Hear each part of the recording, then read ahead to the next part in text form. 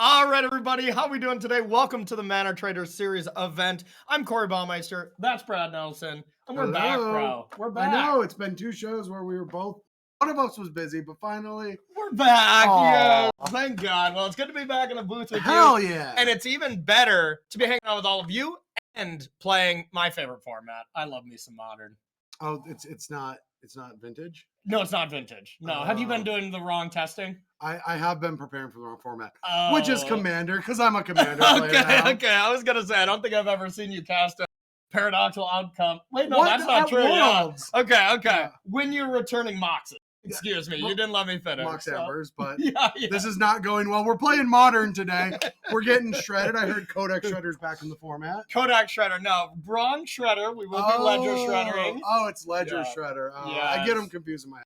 So confused. Yeah, but there's going to be a decent amount of shakeup in Modern because of Ledger Shredder. But outside of that, there isn't any huge surprises that I think we've seen, at least in the metagame. We have a nice metagame breakdown to show you in a second. There's no real huge surprises when it came to Modern. I think the big decks that we expected to see, the Is It Murktides, the 4-color either Elementals or 4-color Money Pile Good stuff, Living End, and maybe some Death Shadow. Those were kind of the 4 decks I expected. Well, I don't think Death Shadow's up there that much, but Yeah. you keep trying. Hey, it's Keep been trying. good. It's been good. We'll see if anybody does well with it. But yeah, so we're just gonna jump right in. We have the metagame breakdown here. Let's check that out and see what we're gonna be expecting today. We are gonna be playing 8 rounds of Modern, and then we're gonna be cutting to the top 8. Those 8 players will be coming back to play at 4 p.m. Eastern tomorrow. But this is really the big thing. And whoa, Murktide. That's a lot of it. A lot of Murktide decks. I like to blame myself as I did help design the card, but Yeah.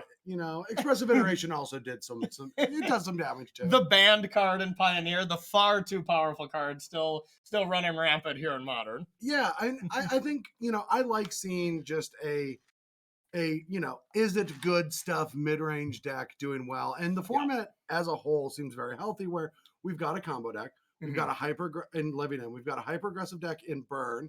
We've got Hammer Time, which effectively I like to think of as it's becoming a much more sophisticated deck with its splash of blue for I believe it's Reality Chip and maybe a little bit of counter magic. Yeah, some Teferis here and there. Yeah. Some Lavinia, I believe it's called.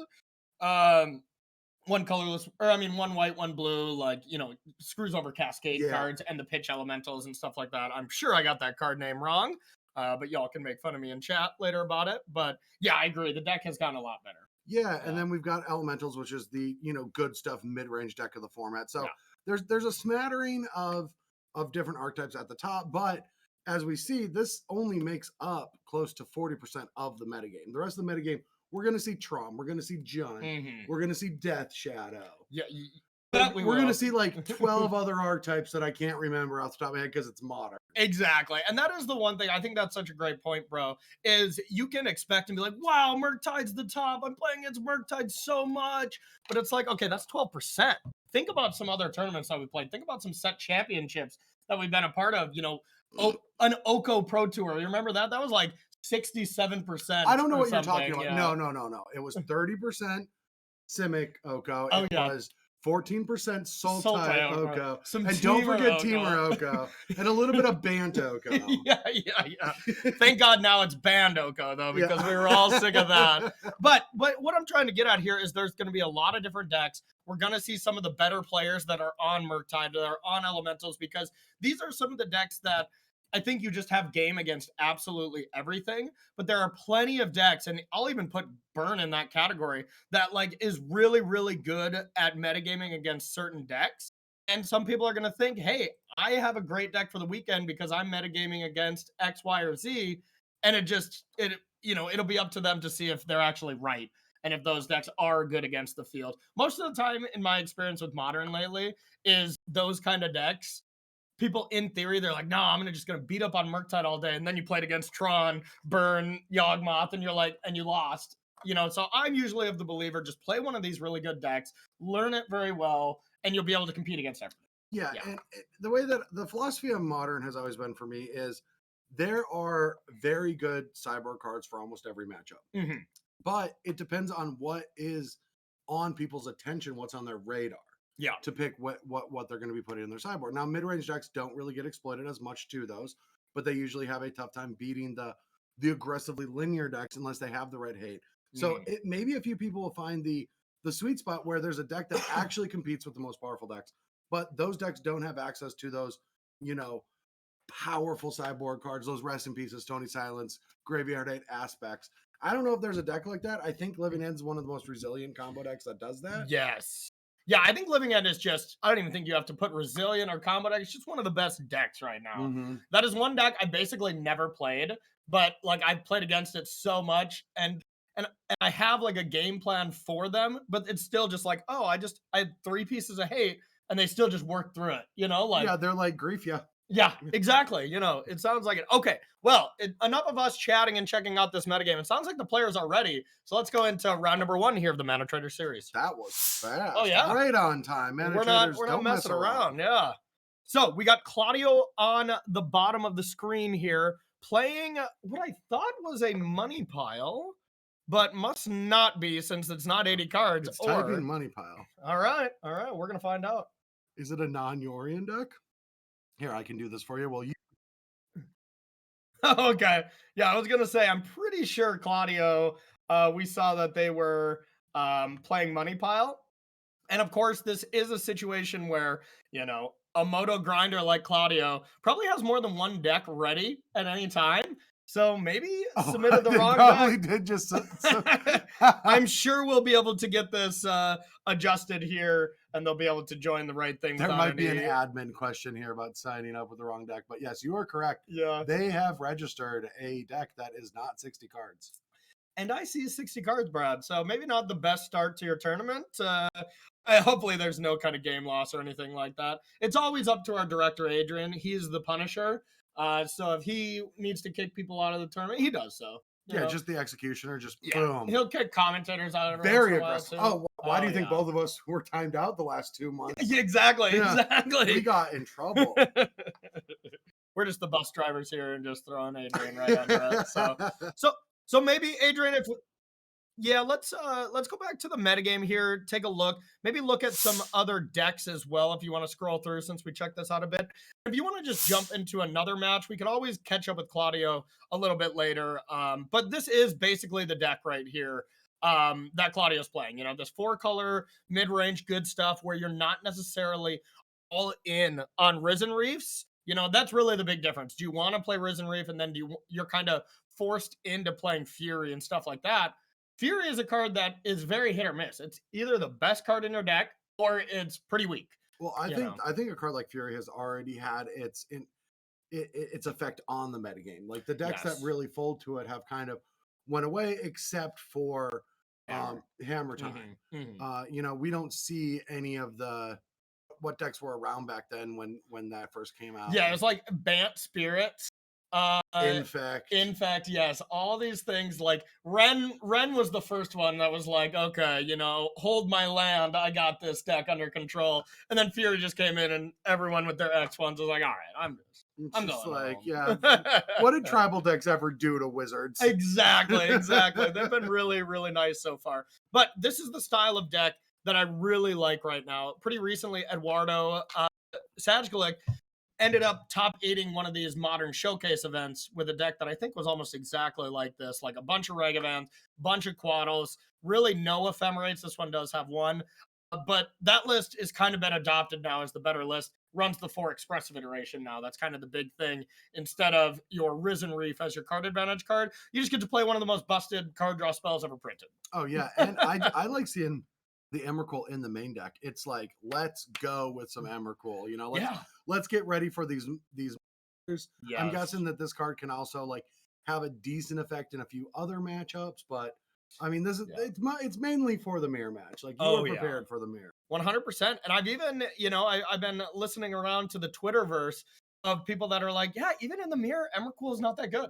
At least I saw one thing, Zach Allen, who's been dominating the NRG series as of late, has, just played Emrakul in the main, was like, I didn't even like it. So I don't know what to believe with that card, but all I know is when Emrakul hits the battlefield, it's always good TV and it's always fun to watch. That's for sure. Yeah. And if I was in the thick of it, preparing for a tournament and trying to figure out all these things, I might have an opinion. When I'm zoomed out a little bit, just here for the entertainment, for the enjoyment of watching a wonderful tournament. I just love seeing on, arguments from Magic players. It's like, yes, everything is going to be discussed. Oh yeah, Everyone believes everything. Exactly. All And I'm opinions just all here the with my time. popcorn and I'm just watching.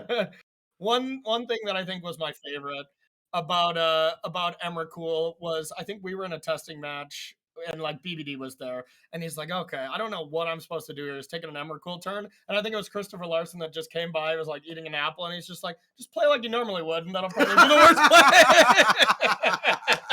And then he just walks by and I was like, oh God. But all right, it sounds like our match is now finally ready. Hopefully they got it all sorted out and there was no game losses or anything like that.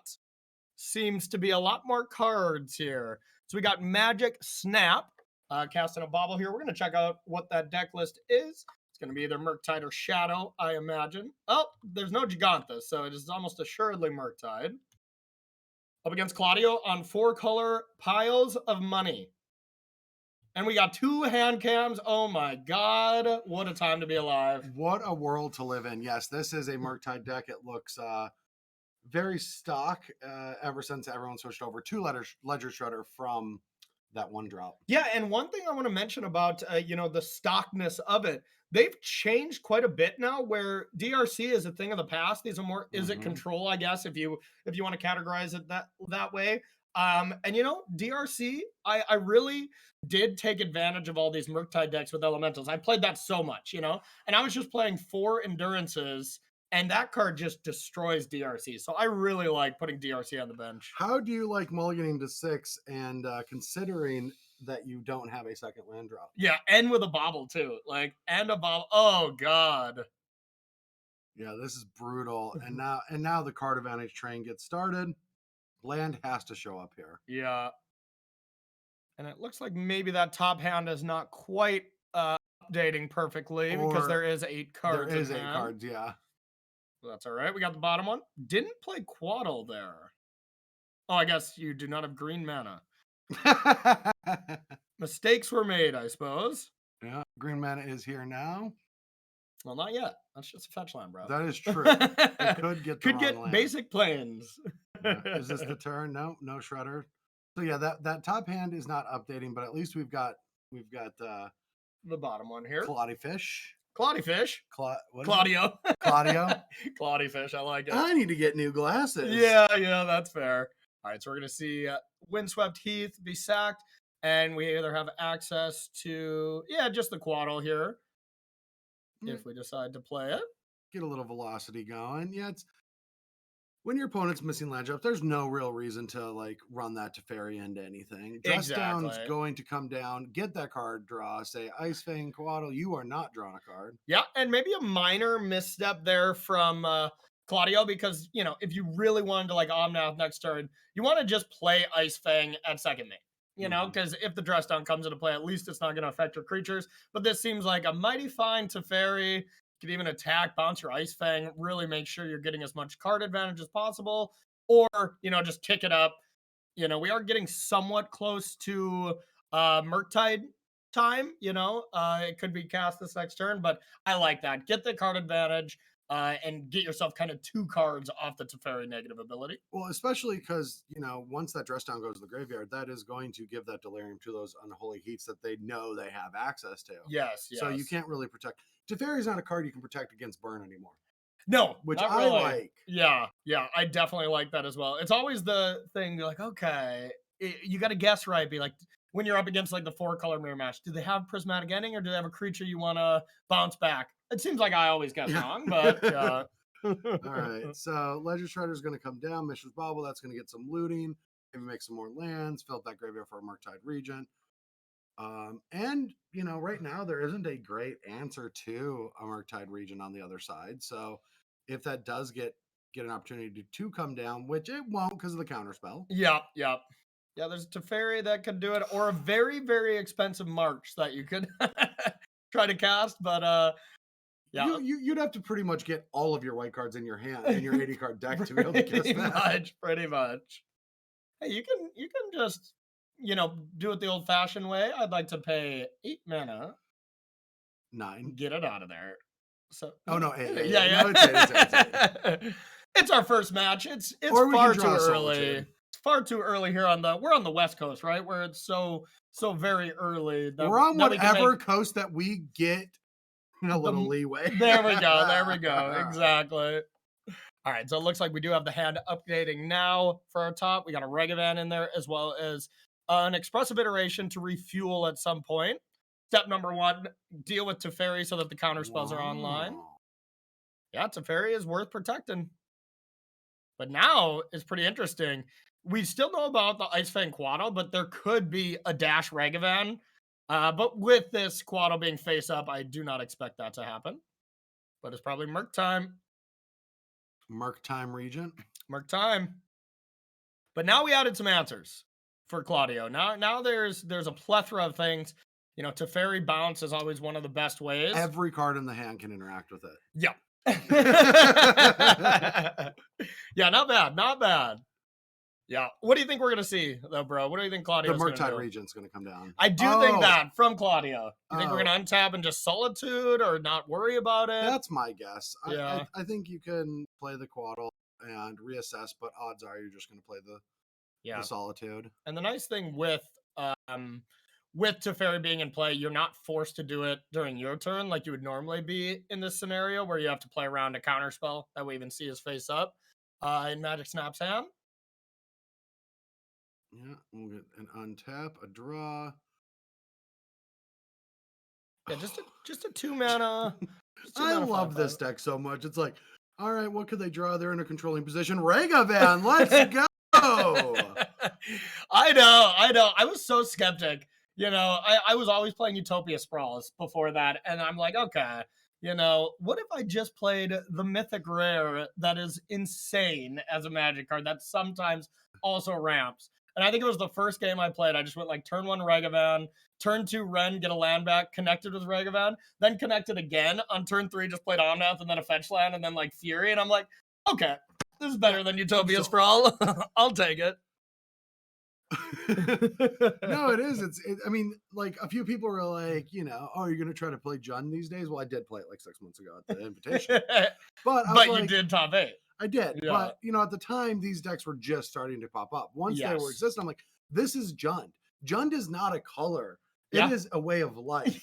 And if your Teferi deck thinks that playing Regavan gives it higher power, that's Jund attitude. Oh yeah, absolutely. Big Jund attitude for sure. Yeah, Regavan's the Tarmogoyf. Teferi's your Lilianas. Yeah. Oh yeah. I just can't wait till someone tries to add a 4th or 5th color to this deck. Why not? Why not? Eventually, I mean, to be fair, Nib Mizzet is the most Jundy deck I've ever seen as well. Nib Mizzet one. I mean, right now, the weird thing about Modern Horizon 2 cards is the 1 color cards are slightly more powerful than the 2 color cards. That is true. That is definitely true. So Nib Mizzet might not want to be slamming down. Yeah, you're probably not getting the most hits out of that one. Mm-hmm. All right, Spell Pierce is going to give a good old tap down, but that's not really getting you far. Yeah, it's definitely like just you have it in your hand, so you want to cast it. I think, yeah, that double attack maybe is a little aggressive. I guess if you just a Regavan connects once at your face, it's not that big of a deal. As long as you're not ticking down Teferi here. Oh, I mean, all of that's probably happening, right? Yeah. Okay, that's decent. Now that does protect you, but now look at this. I mean, this opens the door for Magic Snap to just dash a Regavan, and Claudio's going to be like, wow, I wish this Quaddle was untapped, you know? Well, now we might just see Lightning Bolt take care of it and that Murktide. Yeah, and that Murktide definitely has no answers on the other side of the battlefield. Yeah, just a Verdict. Verdict is one hell of a card against Murktide as well. It's a really tough card to deal with. Now, that was true about Murktide when you were playing a lot more creatures, DRC, all that stuff too, but still pretty strong.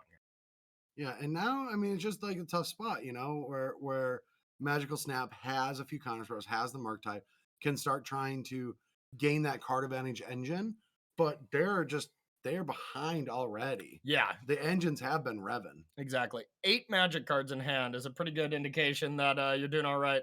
Claudio did just draw probably the worst top deck possible there in Boseiju, just a land you can't cast right now, or the land you can't play.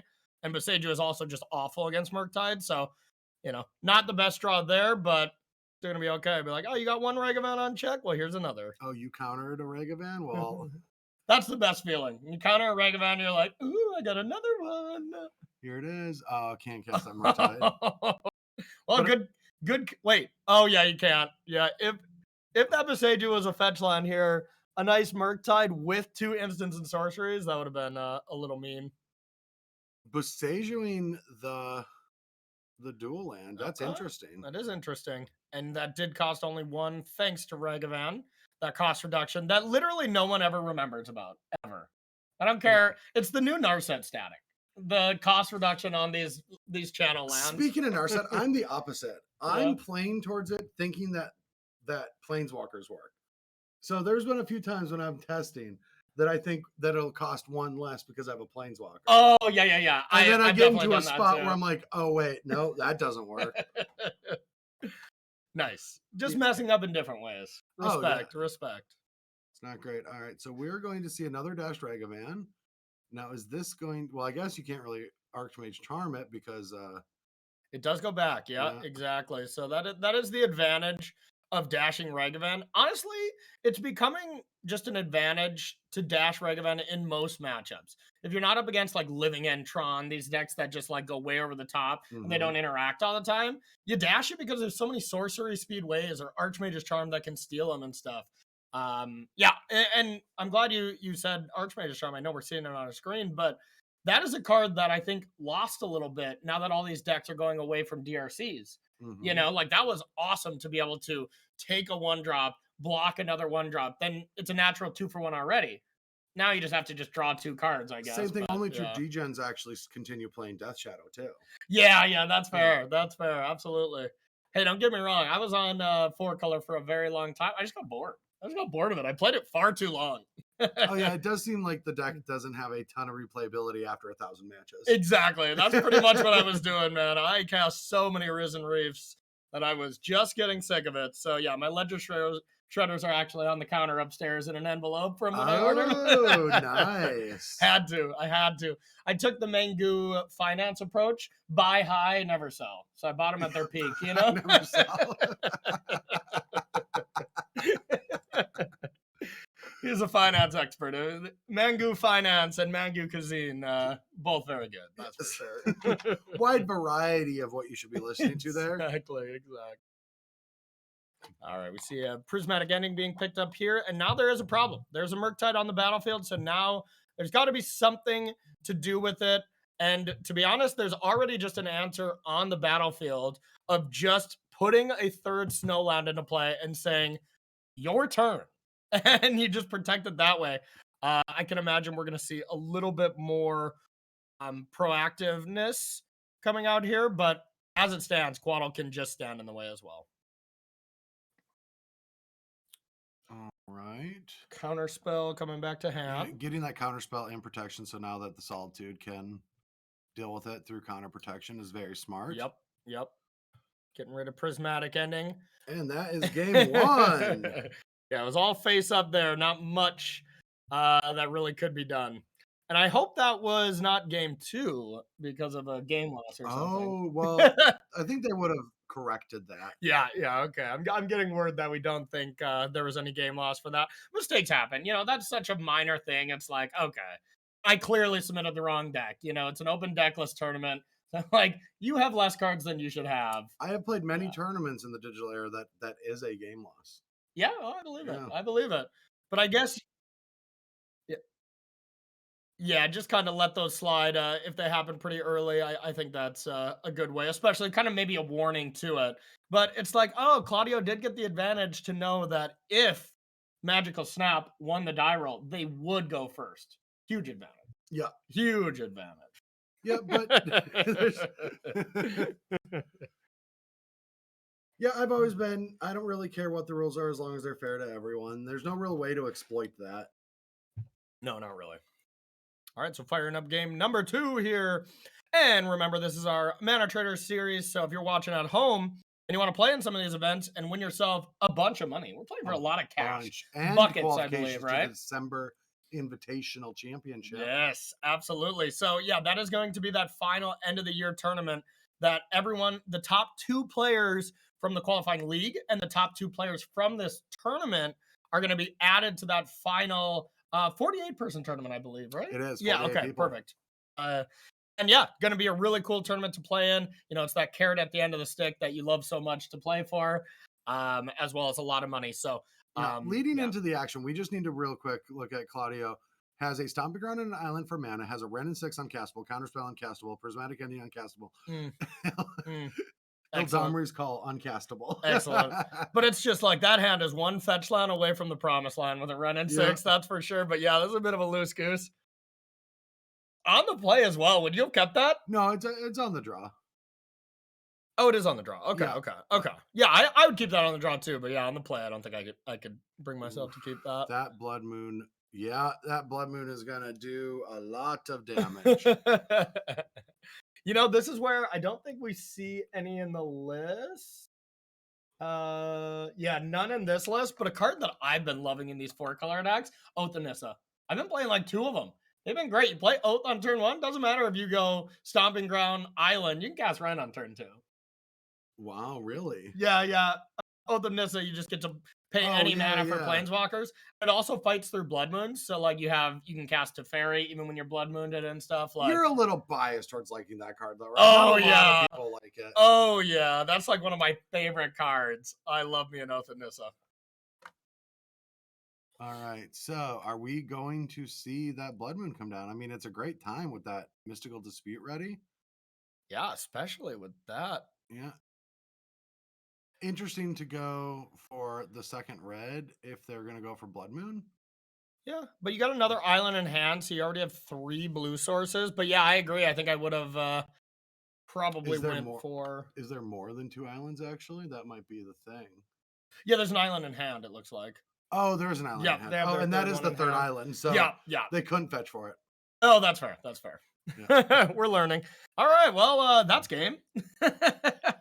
All right, no white source to be able to cast that Prismatic Ending. Yeah, and I mean, more than likely, I'm going to guess there's 1, maybe 2 sources in the whole deck. So at this point, what you really look for is Ragavan to start digging you out of the hole, I guess. Oh, well, sure. I look for things to try to talk about.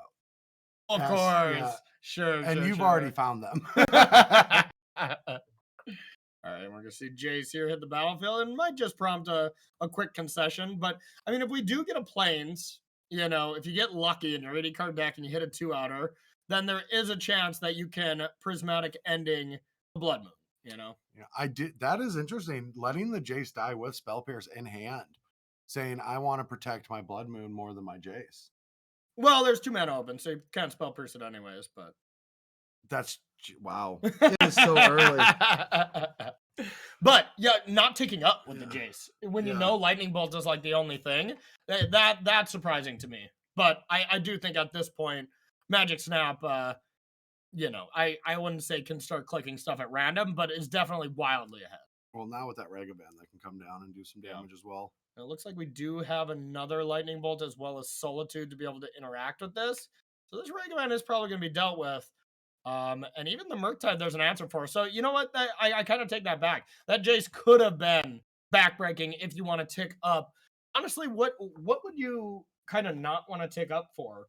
I think Lightning Bolts is the only known card. There's not really Unholy Heats. So maybe a minor misstep. Yeah, I mean they still have the Counterspell and the Dispute backup for that Murktide Regent. Yeah. So and the other Murktide Regent, but not a lot of spells in the graveyard, so it's not going to be too big. Just a 5/5. Yeah. Yeah, Murktide, pretty excellent when you get to cast a ton of spells, but 2 mana 5/5 flyer, still ridiculous. Still, what were you thinking, Brad? But yeah, like. Look, blue has always gotten the worst end of the stick when it comes to Magic. Exactly. White's been overpowered. Have you seen the white cards that have come out? They're way too good. Holy cow. Oh, yeah. Absolutely. Gideon, come Elspeth. on. I mean, they just printed the Wandering Emperor. Flash Gideon. I know. It's absurd. Yeah. Really gotta... Blue really needed a few cards. Agreed. Yeah. Agreed. I'm glad we're on the same page there. Blue gets a bad rap. Yeah. All right, here comes a Solitude. You're probably just going to see Magical Snap not even really caring about this first one since you got a second one. Now, there's not any immediate action that you can cast, but it's a situation like, all right, what are you going to do? Purchase your Yorion? All right. Yeah, not looking great. But hey, with abundant growth in hand, one of the basic forests or basic plains, you now have an out for both of them. Abundant growth onto one of those mountains will be pretty huge, and then you can start casting some spells, but you'll do it eventually here. Yeah, still, even if that comes down, the Blood Moon is not going to leave play. Yeah. There's just too much counter magic going on. Yep, exactly. And now we got Regavan that's going to go at it a few times with an expressive iteration to kind of refuel the hand. And yeah, I think we're kind of in garbage time here for this first match. We have been in garbage time for a long time, but that is a good opportunity for us to say, use exclamation Bash Bros to get our new code for 15% off your next 2 months of Mana Trader service. Yep. So you can join us next month, get qualified for December. Yep, absolutely. And we're going to be announcing the format tomorrow. We can tell you that July 30th and 31st is going to be the final tournament. So if you got a free weekend that weekend, consider qualifying. We're going to tell you the format tomorrow and a little special bonus, bro. What's your special bonus? I every once in a while I get myself a preview card for the new sets. Oh, you do? Yeah, and Double Masters is coming out, so I will be showing off my preview card because it's scheduled for tomorrow. Why not show it off on stream, huh? Don't you get 2 preview cards because it's double? Oh yeah. I'm sure there is an alternate Double art for this trouble? card, to be honest, but I haven't opened the email yet. But yes, I will be showing off that preview card for any Double Masters fans in the chat. It's a spicy one. All right, Regavan coming in. We do have Sukinzen. I'm sure I'm butchering that. That is gas. That is such a fun. It's just like trying to like use a little cup to stop an entire like flooded basement. Yeah. I've got something to help. I do like those style of lands in the deck, though. I don't know. Yeah, it looks like there's an Otawara, there's a couple of Besejus, and a Sokenzen. And those kind of lands, I always figured were too greedy in this deck. But man, when you can get them going with Ren, it gets pretty disgusting. Yeah. Oh yeah, poor Tron. Like already got pushed out in power level, and now there's just the Ren and Boseiju combos against them. Oh, It's disgusting. Oh yeah, and most lists have the 4 Eladamri's Call with a Magus in the sideboard as a good plan for them. And yep, Claudio has that as well. A nice way to shut down Tron. Good riddance, I say.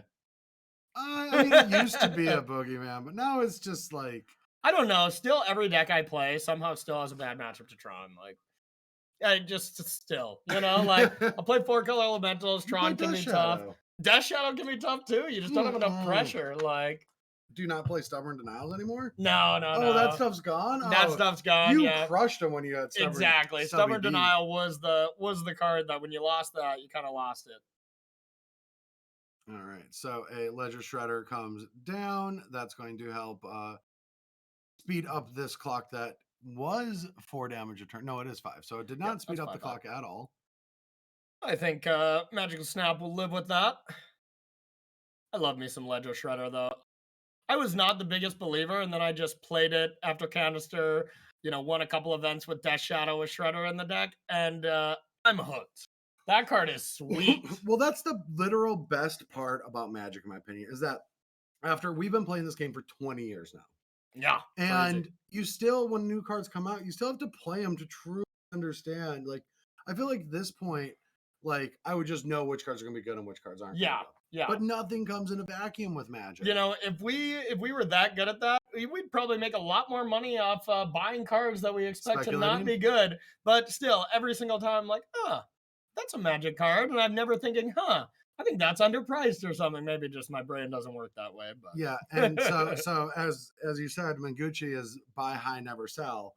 Yes. I'm buy a lot low, never sell until they're even lower. Nice. Speaking of which, yes, I did sell some cards to a local game store, and one of my bulk things that I sold were 40 Elder Deep Fiends,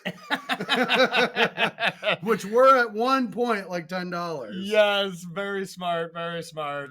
think I did the same for like Elspeth Conquer's Death and Emery's and stuff. Oh, no. Yeah, no, it wasn't great on that. So we're taking a peek at Claudio's list here now while we do some sideboarding here. And bro, in that sideboard, what kind of cards you like?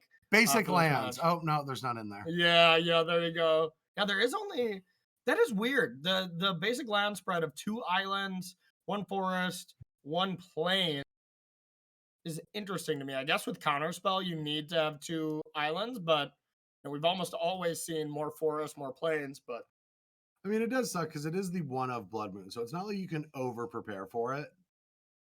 And so, Yeah. I mean, you're just gonna have to hope to not get got again, but you still have to respect. I like just 1 Blood Moon because in this matchup, you have to respect it. You have to fetch out your basics, which is gonna hurt you later on in the game. Yeah, 1 blood moon makes it even more That's what I mean. daggerish. Yeah, it's just a super annoying thing that forces you to play around it, but you don't have to add a bunch to your sideboard Exactly. to get that effect. That's one of those really unique game, open deck list situations and deck building, and it's really How many nice blood to do that. moons are in this deck? 1. There it is again. So might have ourselves another blood moon game, starting off again with that Sacred Foundry. And there's Ragavan. And I like to always look at my hands when I'm in a Ragavan mirror. And if I look at a hand, I was like, this passes the Ragavan test, because Yeah. games just end. If you do, if you have a slowish hand that has a lot of counter spells and stuff, it's over, So this hand did pass the Ragavan test, as well as has Blood Moon and some really good stuff. But Ren and 6. The best start for this deck that Claudio just did is Ragavan into Ren when you're on the play. Like, I guess there's not a fetch land, so that would be the truly best start. But I think you still cast it here. Interesting. Well, you can't because it's Hallowed Fountain Stomping Grounds. That's a big reason to not cast it, Brad. That does add a lot of complexity. It does. If they had Oath of Nissa, though. If they had Oath of Nissa. All right. So they need to draw a land now. Another Blood Moon game. Oh, my. Claudio is just going to be like, are you kidding me? 2 1-0s? Expressive Iteration can find basic, maybe. I mean, you probably got to go for it, right? Oh, yeah, you have to. You're missing land doing drops. nothing? Oh, my God. We're just going to... What year is this that we're just going to see turn 3 Blood Moon win 2 games in a row? I mean, I thought this happened way more in Modern. Does this not happen a lot? Do you not lose to Blood Moon much? Okay, there's Sacred Foundry, and there is Ragavan, though. So Ragavan can help you out. Didn't cast it? Well, I guess you're going to have mountains anyways, but yeah. All right, here is go get Island and slam Blood Moon once again. We do have a little bit more red cards here, and with this Ragavan, you can at least cast a Ren immediately, but I think we just heard Claudio slap his keyboard there in disgust with that Ragavan coming. Yeah, they're not even mic'd up. We just heard that from the distance. Exactly, yeah. All right, 3 damage. And, I mean, to be fair, that drops to 12. 2 lightning bolts at 6. Yeah. Ren can come down and start poking away, too. Subtlety coming down. Nothing great there. Oh, gonna hold on to the treasure, not just slam the Ren. Okay. I think I like that. Try to protect your Ragavan a little bit. Oh, Ledger Shredder. That's pretty good. Oh, now here's the dance. Here is the dance. When do you bolt? Bolt now? Do you wait for your turn? Because if you bolt now, that dress down could come into play, discard a spell, all of a sudden you got a 2/4. Otherwise, you're not being mana efficient, though, so it can be kind of a blowout. You have to bolt on this turn. Yeah, I definitely like waiting. Yeah, bolt it right now. Fetch land there right on time. The power level of the cards nowadays, fetch lands that you don't even have to crack to produce mana with, are just unbelievably I know. overpowered. Can you believe it? Power creep. Okay, here's Dress Down here in response to Ragavan, which is a nice little combo. Takes off the haste. Now the dash for, rules layer 4.7 says Ragavan still goes back to hand. That's my professional valuation of that. I don't know exactly why Ragavan still goes back with the dash, but I know it does. Are you saying that you're not familiar with all the rules when it comes to Magic and layering? Correct. Correct. And people are so shocked when I ask a question round 2 at a bigger tournament. They're like, Like, you're a quote unquote pro. You should know that. I was like, are you kidding me? I do not know all these rules interactions. I ask more judge calls probably than anyone, Like Oh, I like being careful just in case, I think the card was called Mirror Weave. Let me check. Dreamweaver, Mirror Weaver. All right, well, you're checking that out. We got Ragavan coming in here to do some attacking, and now we have 2 treasures. The only other thing we see is Murktide. Now, this is gonna be big, bro. If this endurance gets cast right now while it's wide open and puts Magical Snap's graveyard on the bottom, I mean, it's just going to be the biggest blowout. And you got to know with 1 blue, there's not much you can do except like an evoked subtlety, but you're fine taking a 2-for-1 here. But if not, if this Murktide comes down, I guess you still have a counter spell. So we'll see. If Magic Snap draws a counter spell, this is a very punishing line to wait. Oh, no way. Oh, they're doing it now in draw step? And that was with an evoke? Okay. Okay. Great play. Great play from Claudio. Otherwise, this was going to work out very poorly. Yeah, I wonder why you do it in draw step. Yeah, I'm kind of curious of that as well. That is a rough Mystical Dispute to pay. Well, you don't have to. I mean, you can veil it, but if they have another counter spell, what you thinking they would? Let's go. Yeah, because they have counter spell. Okay. Do get to deal with it now. And that's essentially the same thing, if not better, to just counterspell it, because Endurance doesn't deal with the problem in hand. This deals with it straight away, but wow, this Ragavan game did not go the same way it went on the last one. No. And this is a testament to Ragavan in this deck. Yeah. Oh yeah, absolutely. That is a Utopia Sprawl, and you put it on a forest, or you put it on a stomping ground or whatever, it just falls off when Blood Moon hits. So that is a huge liability, similar to Spreading Seas as well. All right, down to 5, gets another treasure. Okay. Now, and hit the white source, so a call could be cast too. Okay. Gets Yorion. We've got a game. Yep. Big draw step here for Magical Snap, though. Oh, Charm. Okay. Not the worst, not the best. And that fire Islet can't actually be cracked because of the Blood Moon as well. Yep, that's true. So just deciding to draw some cards. Hopefully find some red cards for the turn. Yeah, no kidding. And there it goes. Just kidding. Well, playing the Pluto Delta means we know 2 of the cards. Only one might have had an effect on the game. Yep, exactly. All right, here's another Dash Ragavan. And here it comes. And now at this point, you can just cast Yorion too. And you don't even have to use up all your treasures. Murktide. Wow.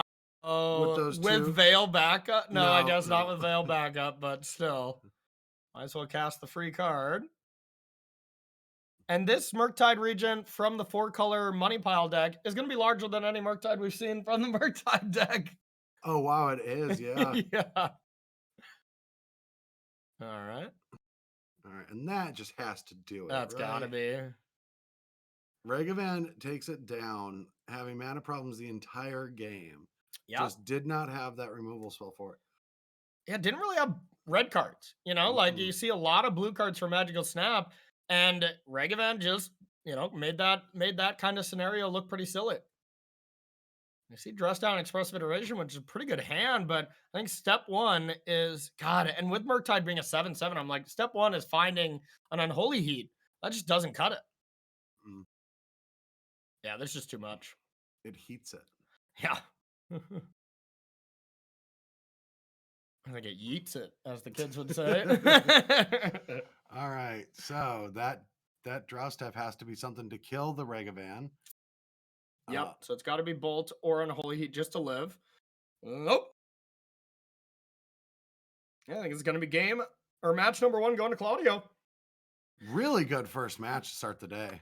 It really was. It really was. Gotta love those Blood Moon games where you really don't get to play Magic at all. Hey, everyone. Welcome back to the booth. Corey and Brad here, bringing you action all day. But you gotta love some of those games when, there's just no Magic to be played.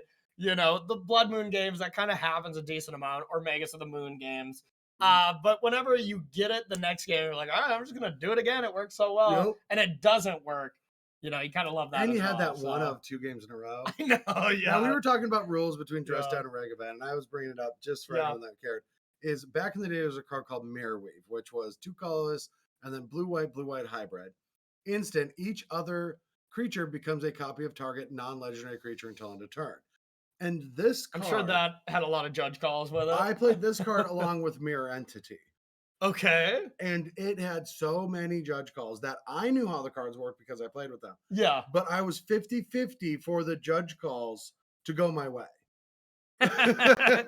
Just had to appeal 50% of the time. No, because we're not talking like Grand Prix. We're talking there is a judge at a store. And if they understand the rules, my deck functions. And if they do not understand the rules, my deck does not have this. That's where you go up to them right away and be like, hey, how do you think this works? And be like, okay, I'm going to call someone if it doesn't. No, because you read it, it's as complicated as the other stuff that I don't understand. Yeah. But yeah, this was what I dealt with back in the day. And it was so much fun. Mine was empty vivid lands and reflection pools. That was like 50-50 with judge calls, Oh, I do remember you having a judge call in round 1 of a tournament at a nationals. Yeah. But my brain can't remember people I met yesterday. Exactly. That sounds about right. So, we'll see. We'll get some word from our director if we want to head to any other matches. If not, we'll end this first round. We're going to be bringing you all 8 rounds today. Me and Bro for the whole thing. It's going to be a fun day. But we're going to bring you all 8 rounds. Then tomorrow we'll be back for the top 8. So anybody who is really excited to see how it ends, well, you got to wait until tomorrow. You got to come back and join us. We've got a lot of fun things going on as well. Yeah, we'll be doing the top 8 before the Game 7 of the NBA Finals. Yeah, exactly. Oh, wait, no, Golden State already wrecked them. It was a fun finals. Yeah, it was a fun finals. It was. Okay, it sounds like we got one last close game we're going to jump into. I heard The Rock, so we're in. Dwayne's playing? Dwayne The Rock Johnson's coming in up against Living End. Looks like these players are more than likely in their 3rd game. Oh, this is like those true old-fashioned rock decks with Elvish Reclaim, or yeah. Can we actually change that deck name to Dwayne The Rock Johnson, or are we gonna get trademarked here? Or? Oh, we would. Okay, perfect. We could get DMCA'd. All right, so looks like we got some big old constructs. Doffy Voidwalker, which pretty good against Living End. That's actually one of the few cards that Living End doesn't have a great answer to. Some petty thefts and stuff here and there, but that's just a card you don't expect to see a lot, so you don't sideboard a lot for. And I don't even know what they could have. I guess Fire Ice. I wonder what they're gonna. I guess they might Living End here. Oh no, they can't do that. So they can't just cast a Living End off of that. I don't think.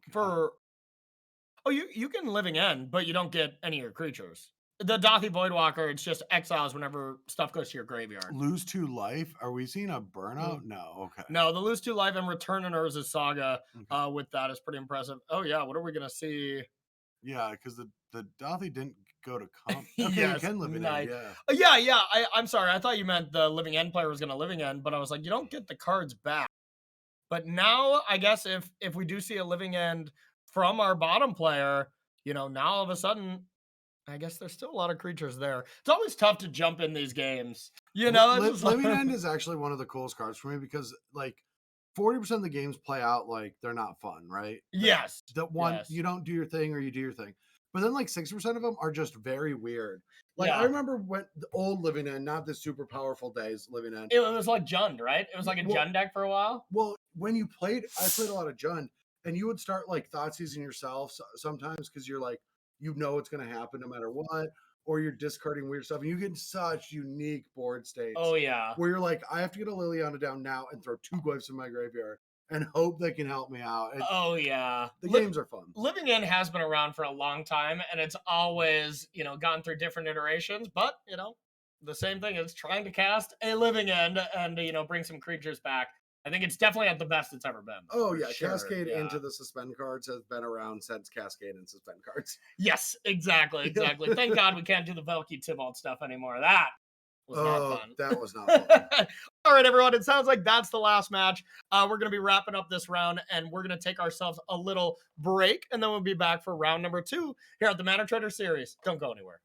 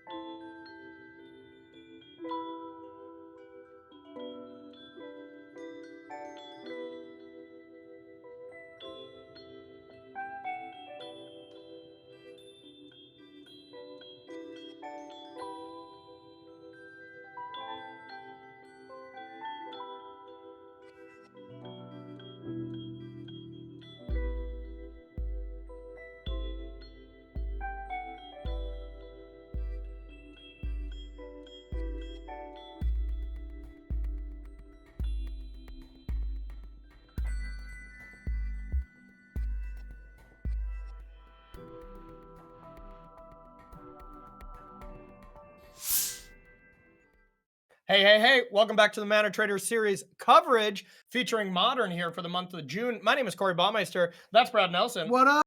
We're going to be bringing you coverage all day here. We're going to be bringing you all 8 rounds, and round number 1 has completed.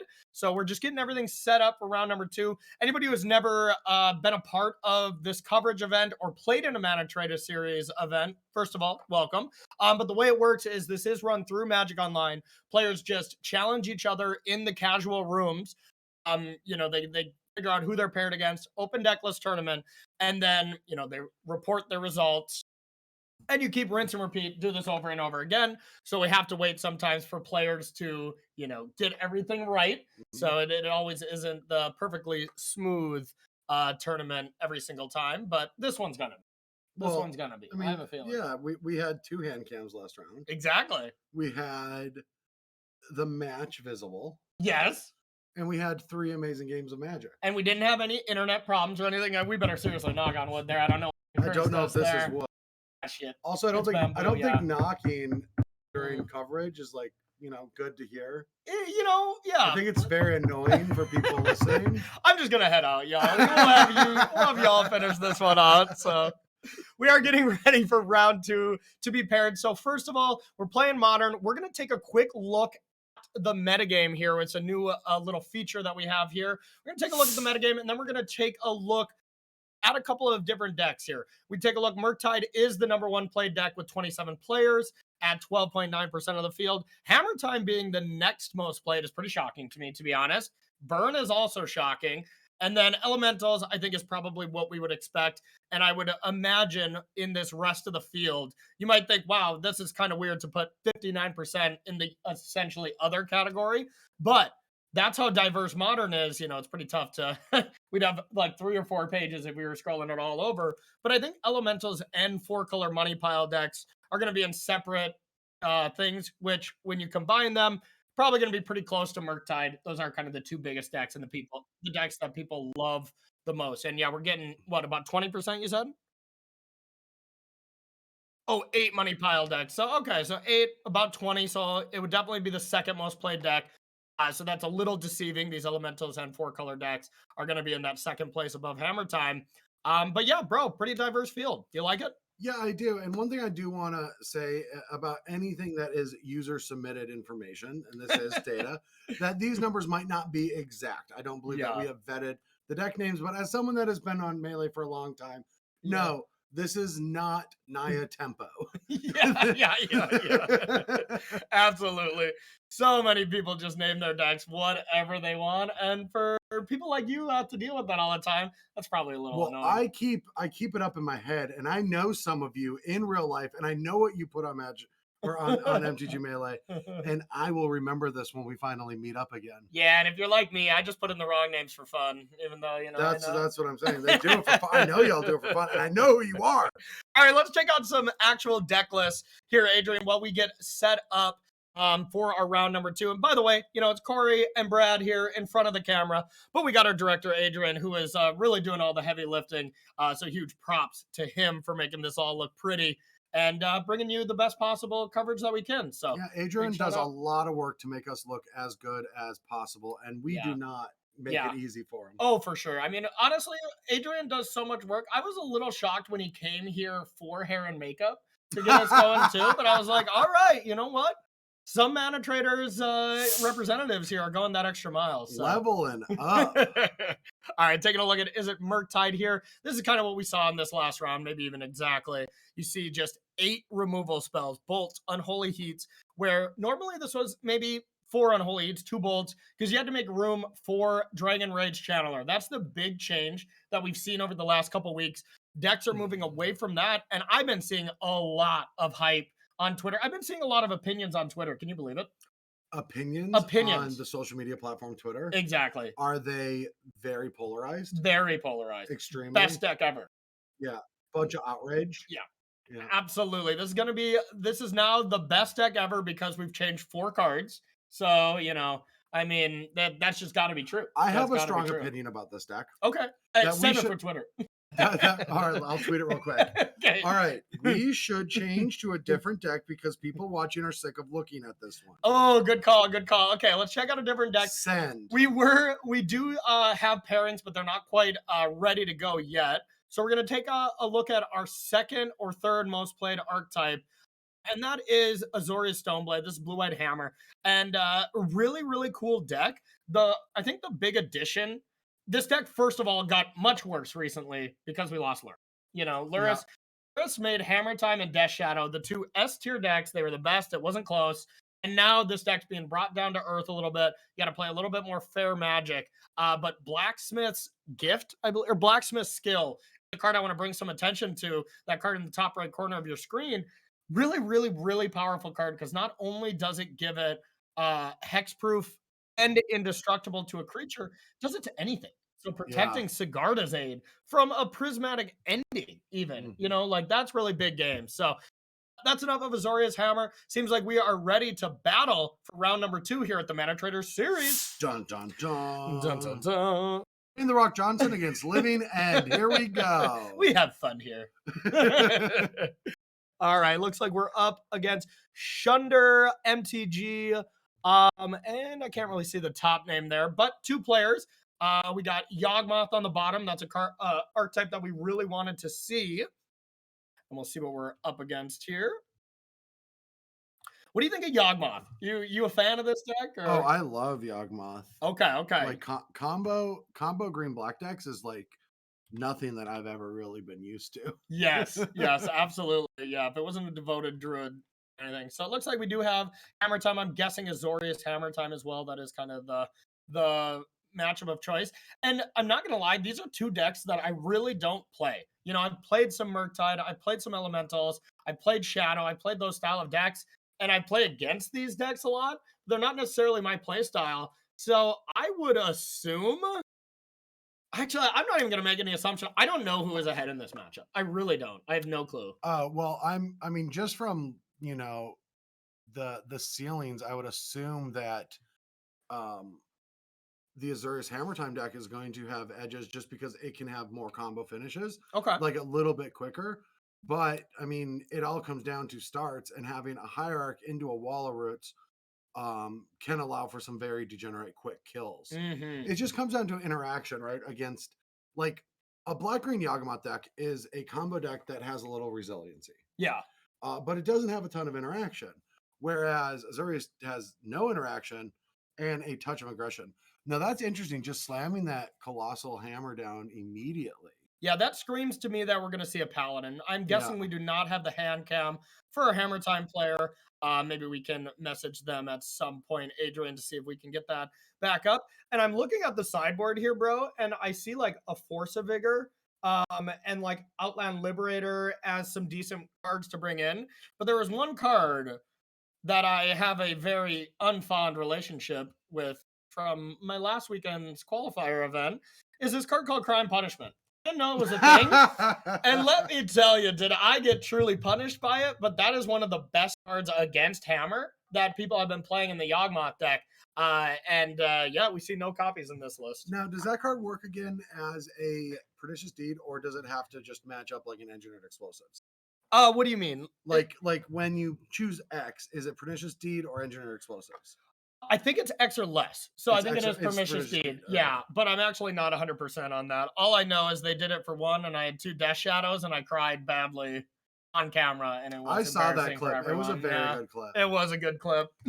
You looked like I know Corey well, and well he enjoys streaming like none other. Once you get to the end of the day, you're like, I want to get this win, take my 16, go make some food, and start relaxing. Exactly. And you were ready. You're like, it's over. It's over. And then, even all on top of that, I took 33rd. Oh wow. A living weapon. Oh, punishment is EE. Our director That's what I Adrian was thought. correcting So us on living that. weapon, and now this is going to come in, but there's this Boseiju that can stop this right now if they want to, and they're going to choose not to. No, I think it is indestructible. No, but the weapon isn't. Yeah, I think it is. Oh, Yeah. but you could still Let's cast it. double check. Yeah, it is. But you could still target it. You could target I it. was correct in that you can target. You're correct. It would just get them a planes, and they would move on with their day, and it would not be destroyed. Or it could get a hollow fountain. That's true. That's true. You're right. You're seeing all the lines now. I am digging myself out of the hole I've put myself in. I truly think everyone has done that at some point, tried to destroy it. You're like, okay, I mean, the creature's indestructible. That makes sense. The equipment, though, like, equipments are not indestructible. How many equipments have we seen that are indestructible?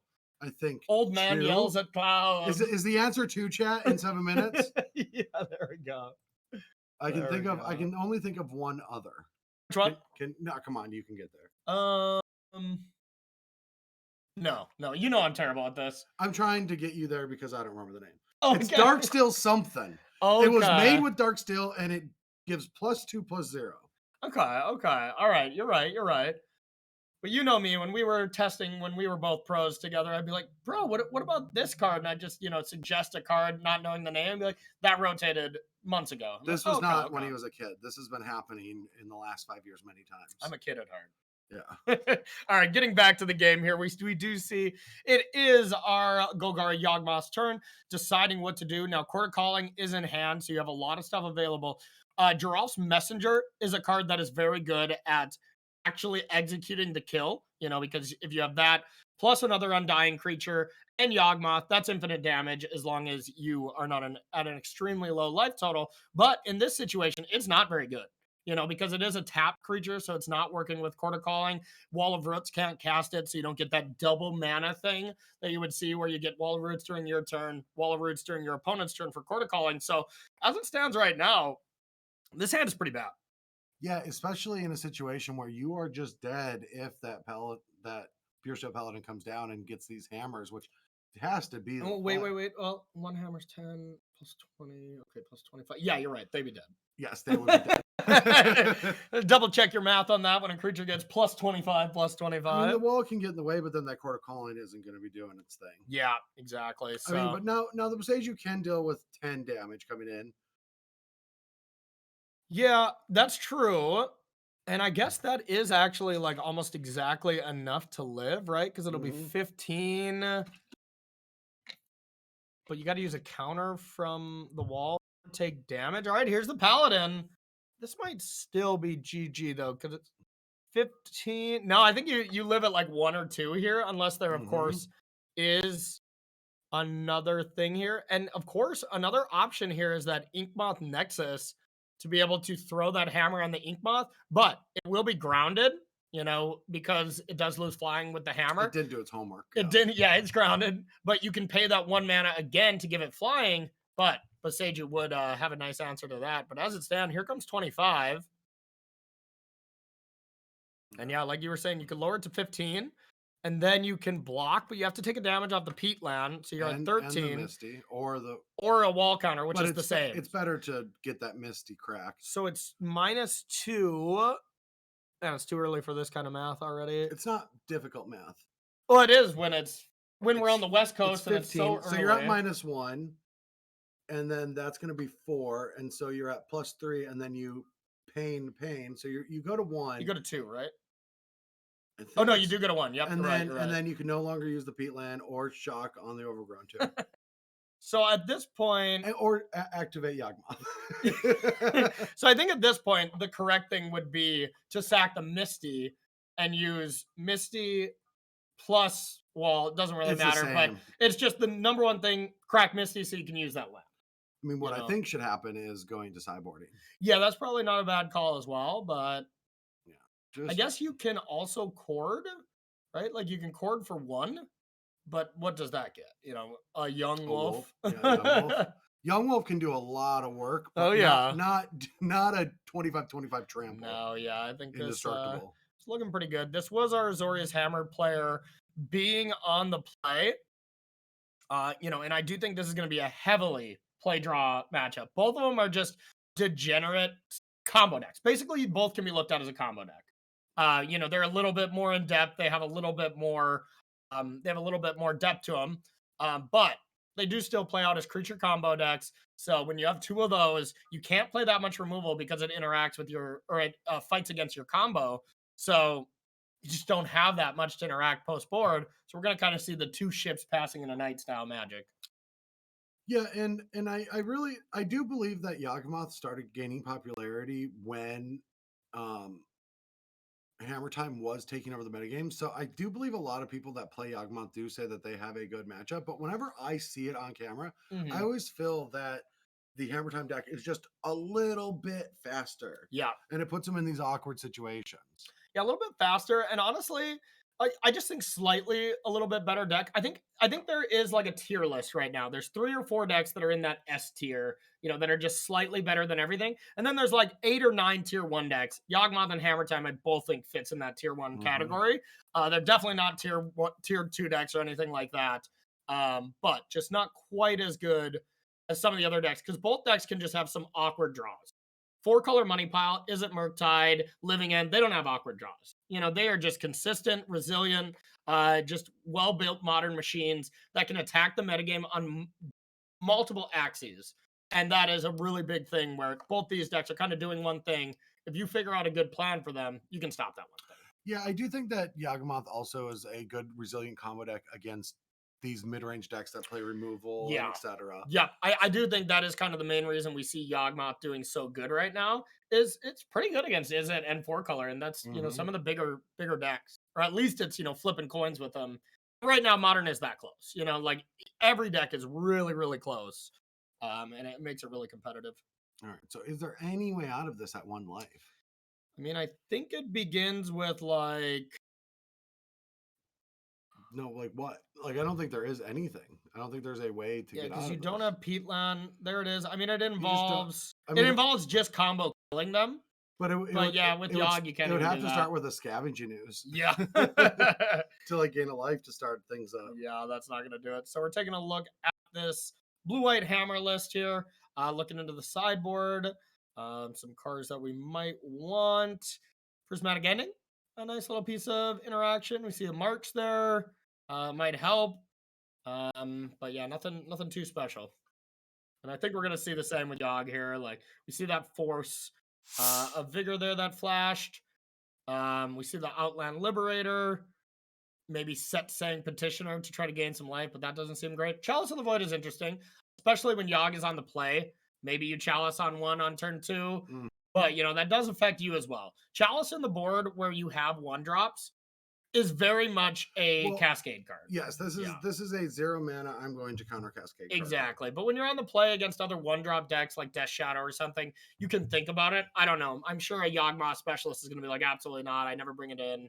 I need to cast my Young Wolves. I have or something, 12 1-drops. Yeah. You insane person. Exactly. And I bring in Veil of Summer against that. Yeah. No, I think we're going to potentially see Thoughtseize, Force of Vigor, that Outland Liberator. These are the cards that I'm looking at. I don't know what you're talking about, though, Brad. Veil of Summer and Chalice combination. Oh, wait, you still need to cast it for 1. I was going to say, cast it, your stuff can't be countered, then play 1-drops into Chalice. Can't be countered. Well, so you go Veil, then play Chalice on 1. And then play 1-drop. And then play a 1-drop. Yeah. And then not draw a card because. Exactly. Yeah. You are. No, the opponent considered during their upkeep. Oh my God. Is that Jason Bourne? All right, and we are, anybody who's wondering why we kind of don't watch them sideboard, it's something that we are definitely trying to work on for Magic Online, for the Mana Trader series, but not exactly an easy fix to get There's no way unless we have the players streaming. Yeah. And one of the things I do like about Magic Online, because there is a spectator mode for the Mana Trader series, as compared to Magic Arena, is now if we both have great rigs. We stream, we do a lot of stuff on our computers. Yes. It's part of our job, right? Absolutely. And so our rigs are compatible for streaming for coverage purposes. Not everyone has that opportunity or has that tech. Yeah. And so here we don't need to worry about that. As long as they can play Magic Online, we can get into spectator mode and we can watch the matches without any problem of getting those pixelated boards or the resolutions. Yes. Like that. Oh yeah, that's huge. Because like it does take away from it when you can't see the board as well. We've always run into that problems with other coverage events that I do. And sometimes it works perfect because you get that in-depth look out of their sideboarding and what they're thinking about, what card they're hovering over. But I'd much rather have this where we for sure have a good product to deliver to you all every single month throughout the Mana Trader series. All right, nice hand. That is a nice hand.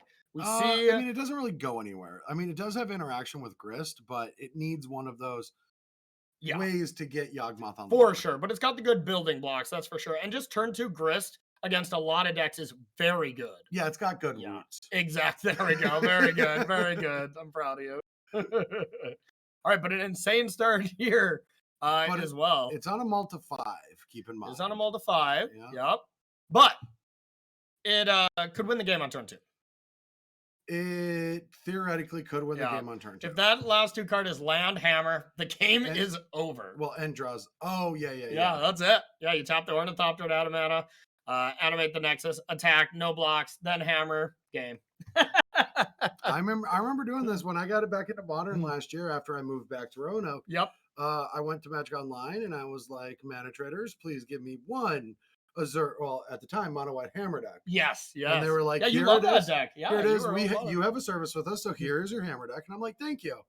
And so then I just started grinding the deck, and I was like, wow, I assumed that this deck was going to get hated out because it's known, and that's my experience in Modern. Yeah. But I was still just pummeling people. Oh, yeah.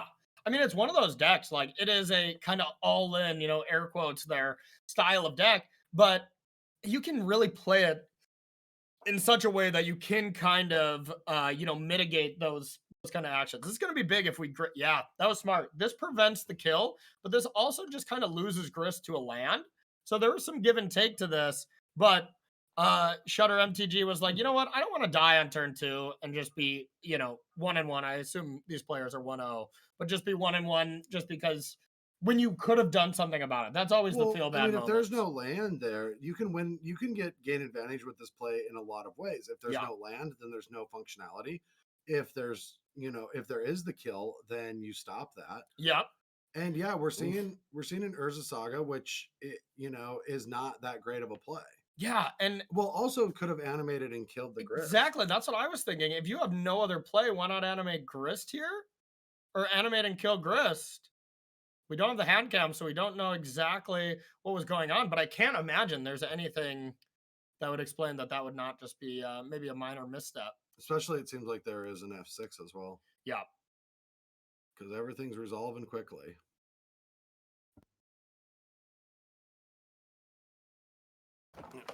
All right, so here we see Urza's Saga going up to 2. And, all right, a white source is here. So this could be the kill right now. All right, yeah. Shutter was trying their best to keep this kill from happening, but if Urza Saga is tapped, animates that Ink Moth, and the swing happens, this game might be over. All right. Since it's not happening, I don't think that is going to be the play. And just a pass after shocking for 2. I guess we're going to be making a Construct. All right. Shutter MTG untaps.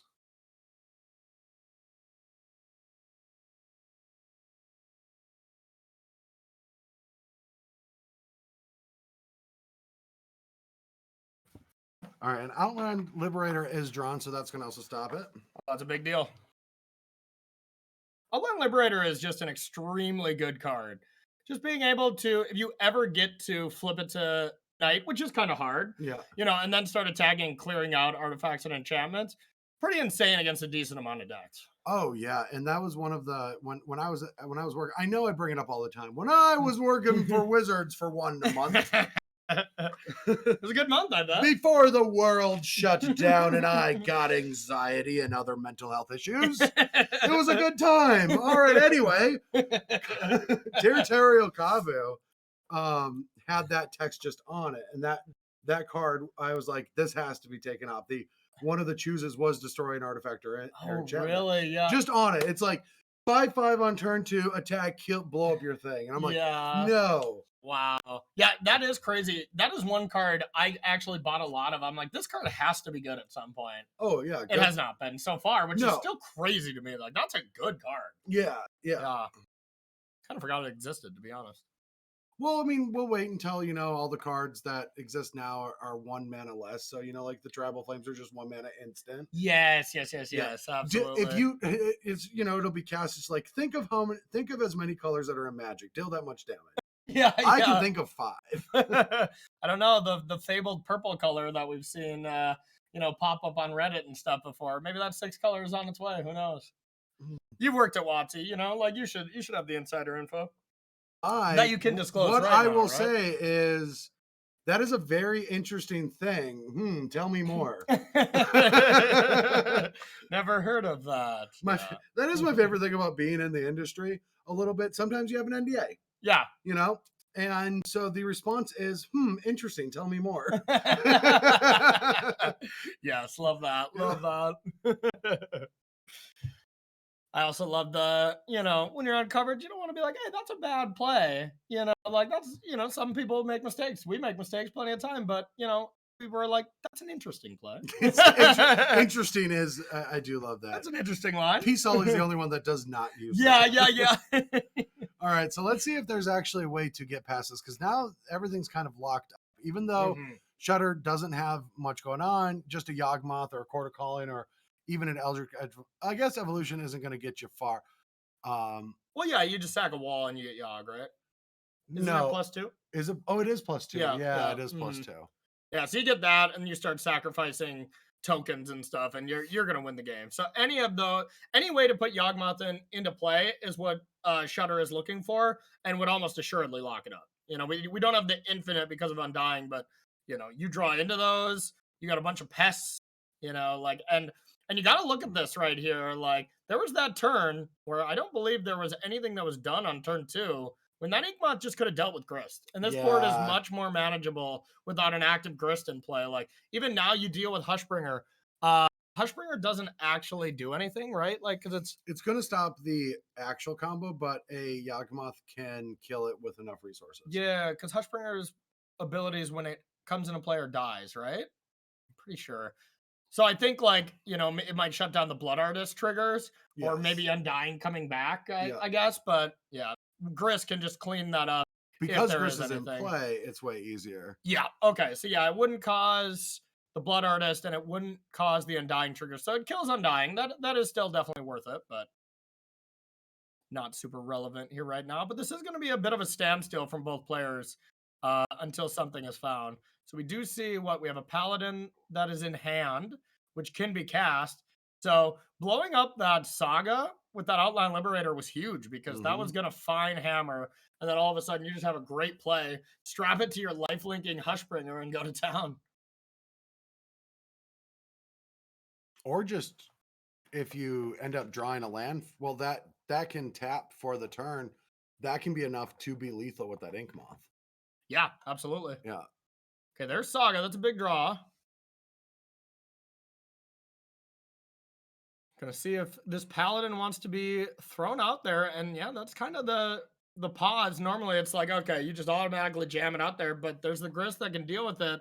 So there's some consideration to holding it until you have something that you can gain some card advantage with. Well, I mean, we're in a 2-card, like Shudder has 2 turns to draw something relevant. Yeah. Yeah, absolutely. Well, poke. Yeah, I suppose, yeah, because you can tap the Saga, animate the Nexus, throw the hammer on it, and then animate Nexus again for flying, and then take it down. So yeah, you're totally right. All right, so yeah, these 2 draw steps are very important. Okay, second Grist, not really ideal. No, should have been there last turn, so it could have got milled and gotten extra. Exactly. Token. Yeah, it looks like we look at Shudder's graveyard as well. There's a Yawgmoth. That's not where you're supposed to be hiding, little bud. Oh, of course, out of order. Of course, Chris does mill a card. Yeah, if I was Shudder MTG, I would have drawn that Yawgmoth, not milled. I think I would have drawn that as well. I think that would have been a little bit better of a play because then it'd be in your hand. Yeah, that was an interesting play. Interesting. Yeah, very interesting play. Actually, I thought it was rather shallow and pedantic. Oh God, we do coverage trying to talk like we actually read books when we were growing up. Yeah. Exactly. This is how we think educated people speak. Exactly. That's how Family Guy taught me that educated people speak. So that's all I know now. I watched the movie version, or I watched some cartoons when I was a kid, and if I didn't learn anything from those, that's all I learned. All right, we see a big swing here coming in for 4 after Grist took down the Paladin. And, we're still in that phase where it's Shudder's hellbent. So if we see a Colossus Hammer off the top this turn, it's game this turn. Yeah, I didn't even see an orange clock. Yeah. Movie was super deceiving. What was that from? Someone will get it and laugh. Okay, good. That's what I like to do when I'm on coverage too, is make some kind of movie reference or song reference that exactly 1 or 2 people are going to get out there. And, then it's all worth it. We'll see in 7 minutes, one person just type HA, enter, and yes, we did it. Oh yeah, when I was with Ross, I kept trying to do really lowbrow jokes that would go under his head, and he kept doing jokes that were going over mine. And it was a lot of fun. Yeah, absolutely. All right, so we see an animated Inkmoth Nexus tapped. What? That is the summoning sick one though, so I don't know. But I mean, one more turn and this could be game over. Yep, absolutely. It was an interesting tap. Yeah, I don't know. Must have just been a misclick. Might have been. So there goes Grist. That was the ink moth animation from turn 2. It's just delayed. Oh, They were on a 7-minute delay as well. Okay, bird does actually keep bird you is alive. the word. Bird is the word. So yeah, that does change a lot. That probably does mean that it's going to be Hushbringer and a bunch of time. Yeah. Well, no, that actually is insane because with the hammer and no paladin, you get to equip it that one time to Nexus. Yeah, you know, you don't that's get to what I mean. re-equip it. You want to equip it to something else, but then that Grist can take it down. Oh, okay. Let's see. I bet Hushbringer is gonna go. Hush, little bringer, don't say a word. It's gonna drain for another one. Yep. Grist is such an interesting card. How it's, I mean, not even mentioning the fact that it's a creature before it's on the stack. I mean, that's the most ridiculous thing. But the fact that the ability goes on the stack and then you sacrifice thing, like it leads for some more blowout plays. I think that was actually put in place to make the card a little bit worse. You know, like that. Otherwise, it's usually you sack something and then the ability goes. You know, so I feel like that was meant to nerf Grist just a little bit. Most of the time, it doesn't matter, but there's definitely been times when my opponent has that one creature, they go negative, I kill it, I don't lose my big threat. You know, those are usually desperation things where my opponent had no choice. But well, it's a benefit because, like, if you, let's say you're like a deadly dispute type of effect, where I target your creature and you make it gone because you use it for value. Yep. Then I don't have to sacrifice a creature. That's true too. Yeah. And I do like. There's a lot of decisions like endurance, for example. The reason it works the way it does is because any other way that you could design that card would create so many more clicks on Magic Online. Yes. And so they like Wizards is thinking about that user experience when they design cards. A lot of the cards that like instead of, are they're like gets +2/+0 when it's attacking, instead of saying when it attacks give it +2/+0, that reduces a trigger. Yeah. And these add up over the course of a game. Definitely. It's less feel bad moments when somebody screws it up kind of thing. Well, this is interesting. We're seeing Shadowsphere go to Ink Moth here instead of on one of these giant constructs. Well, I would have to deal with Grist, huh? I almost would have liked to attack with one of the constructs, because if it gets quad blocked, you can animate and kill all 4 of the tokens, and you'll kill the Grist, leaving the opponent with just Yep. Or are they 5/5s or 4/4s? They're 5/5s. Yeah, I would have attack. They're way both. bigger. Yeah, I would attack with both. Oh! They drew the hammer. Okay. This all makes sense. Yeah. Stop. Have a time. Oh yeah. Okay, that was sweet. Yeah, I didn't see that coming. Wow. I forgot about that. I forgot you can just draw that card instead of tutoring. We talked about it all game and still forgot about it. Yeah, and we're just like, oh my god. We didn't expect that. We've been talking about the whole time. But yeah, Urza Saga there. You draw the card, of course, before Urza Saga goes to chapter 3. Yes. So Drew Hammer is like, oh, I guess I'll get Shadowsphere now. It's one of the reasons why I love Urza Saga. Oh yeah, Urza Saga is one of my favorite cards. It's well designed. It does a lot of cool things. I don't think it's way overpowered. And, there's good answers to it. Like, Dress Down really does mess it up. Spreading Seas. So, yeah, that's one of my favorite cards for the Modern Horizon set. Oh, yeah. And this is going to be a hot take, but I actually think Ragavan is awesome, too. I think it's super good for Modern because it keeps decks more interactive instead of, do you remember Modern at some point? Just degenerate third-turn combo decks all the time. But now if you have Ragavan, you've got to play a little bit more removal in your deck. And that slows down the format and opens it up, in my opinion. I don't know what you're talking about, because everyone that makes cards are dumb and they're killing Magic. Killing them all, yeah. Don't clip that. Don't clip it without context. I know who you are. Brad, remember, you're tweeting IRL again. Yeah, you're awake tweeting. So, all right, so that was our first match. Adrian, do we got any other ones to jump in here? Let's see if we got some good ones. No, I will say, yeah, these are things that like make Modern great. Yeah. Okay, I totally agree. So it sounds like we got some spicy options here. We're gonna bring you some brews. We've been showing you some of these top level decks. Now we're gonna show you a Gyruda deck. You remember that one? What? Like as a companion, Yeah, or is it just a bunch of them? we have no idea, but it is a Garuda deck. They are 1-0, and let's check it out. Okay, so yeah, the Garuda deck is got to be the one up top, right? Of course. Like, come on. Well, Three oh yeah, couple of coffers. I just kept thinking, I was like, Garuda is just always a blue card, but yeah, it's totally a blue-black hybrid.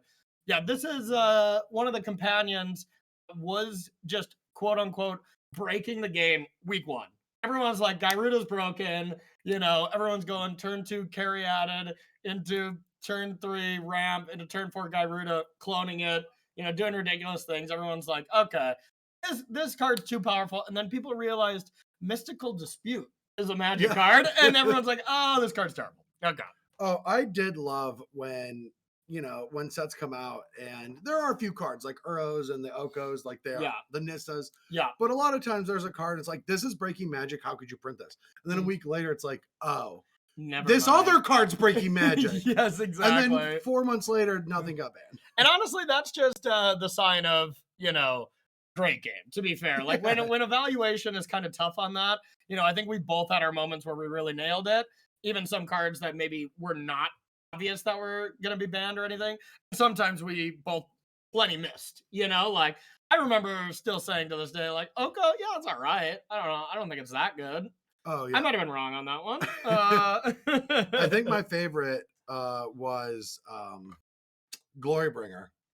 Yeah. Yeah. When Glorybringer came out and every single site had it like posted for like $2, thinking it's just another gold dragon. I was like, buy. Like, oh, yeah. I was like, this is going to be the most messed up card in Standard. Absolutely. Yeah. Flame Tongue Kavu on a stick for 4 damage. Oh, sign me up. And it was. And it's over. That Garuda deck. 1-1. That's about all you can hope for here for a Garuda deck. So it sounds like we had one other spicy brew here, a little Grixis Control. We'll see if we can jump into that one. If not, we'll take a break. Oh, that one just ended too? All right. Oh, just started. Okay, thank God. Thank God. Yeah, because that is some of the troubles with these after our first round is like, we can jump into some matches. We might get a little unlucky and they're just ending right as we jump in. But it happens. Yeah. Luckily, we just get to sit here and say that's why I like this coverage, and I hope that you're enjoying it too. It's very laid back. We just get to hang out, watch some Magic for the day. Exactly. Well, I'm sitting up. I'm not laying. Well, I'm leaning back. Okay. All right, so we're seeing a little bit of a Grixis Control here up against the big bad wolf. Is it Murktide? So one of the more interesting things, we're going to get a little philosophical. Ooh, hit us. So in my opinion, I'm going to talk about Standard for a second while this game develops. So cut me off if I get boring. That seems very topical. Go on. This does it will lead into my point. Okay. So in Standard, there are effectively 4 different formats that happen. There's 5-set Standard, 6-set Standard, 7-set Standard, and 8-set Standard. Okay. And if you are observant and you watch the trends, a lot of times when it's 5-set Standard, that's when the lowest card pool exists. And so decks like Linear Aggro, not all the time, but more often, like that can sometimes play a role, but more often than not, it's like mid-range that leans more controlling, and control decks that's the best time for them. Okay, sure. But as new sets come out and pretty much every single card has card advantage, either in generic or inherent built into them, even like the mono green decks from last season of Standard, every card gained card advantage. Yeah. But my point is, once you get to 8-set Standard, true control is not playable anymore. It's like mid-range decks, it's streamlined combo decks, it's streamlined aggressive decks. And so dedicated true control doesn't exist. Yeah. And so in modern, we also just don't see control anymore like we used to. Blue-white control. Yeah. Like there are the Shaheens out there that still play it. Guillaume will still play that. Guillaume will play it and still do well with it because you can. But for the most part, for us, normals that like can't play at the level of Guillaume with a control deck, it's not going to do as well. And so when you take a control deck, what I'm trying to say is you have a problem in Instant Addiction. Yeah. Anyway, let's see how this Grixis control deck goes. Yeah, I've always, I think that's pretty funny because I was even making fun of Shaheen. We stayed together for SCG Dallas and he took 3rd or whatever in the tournament with blue-white control. And I remember watching one of his games and going up and be like, yeah, you basically have that game locked if you Teferi Bouncer as a Saga. He's like, you can do that? Yeah. and I was like, you know what, dude? Like you and Guillaume, no, it is Matt Young, right? Guillaume Waffataba. Waffataba, yeah, excuse me. I was like, you and Guillaume, kind of always play the same thing. I was like, he's Guillaume, you're Guillaume at home,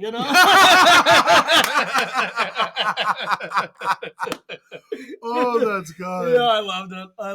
All right, so a new card from Streets of New Capena is Unlicensed Hearse, which is able to eat up graveyards and become a threat eventually. Now, let's grab this Grixis control deck, because I actually have not done that yet. Yeah, I should be doing my job. This feels like this should be a persist list with all those loot effects and shredders. It kind of feels like a Grixis control reanimator. So we're going to pull up this list and see what's going on here. Yeah, because is this a reanimator deck? Yeah, there's the Archon. So this is definitely an Archon deck. So this Unlicensed Hearse is just going to be insane. So that's a card that's going to have to be dealt with. And honestly, looking at ways to deal with artifacts, maybe we can check to see if there's like some Kolaghan's commands. Yeah, we see like one Kolaghan's command in the sideboard as well as an Abrade. So a couple answers, but yeah, this Unlicensed Hearse just goes off. That's an incredibly good card. Yeah, I love that it existed. Oh, another fun fact when I worked at Wizards for a month, Archon had 2 instead of 1 for everything.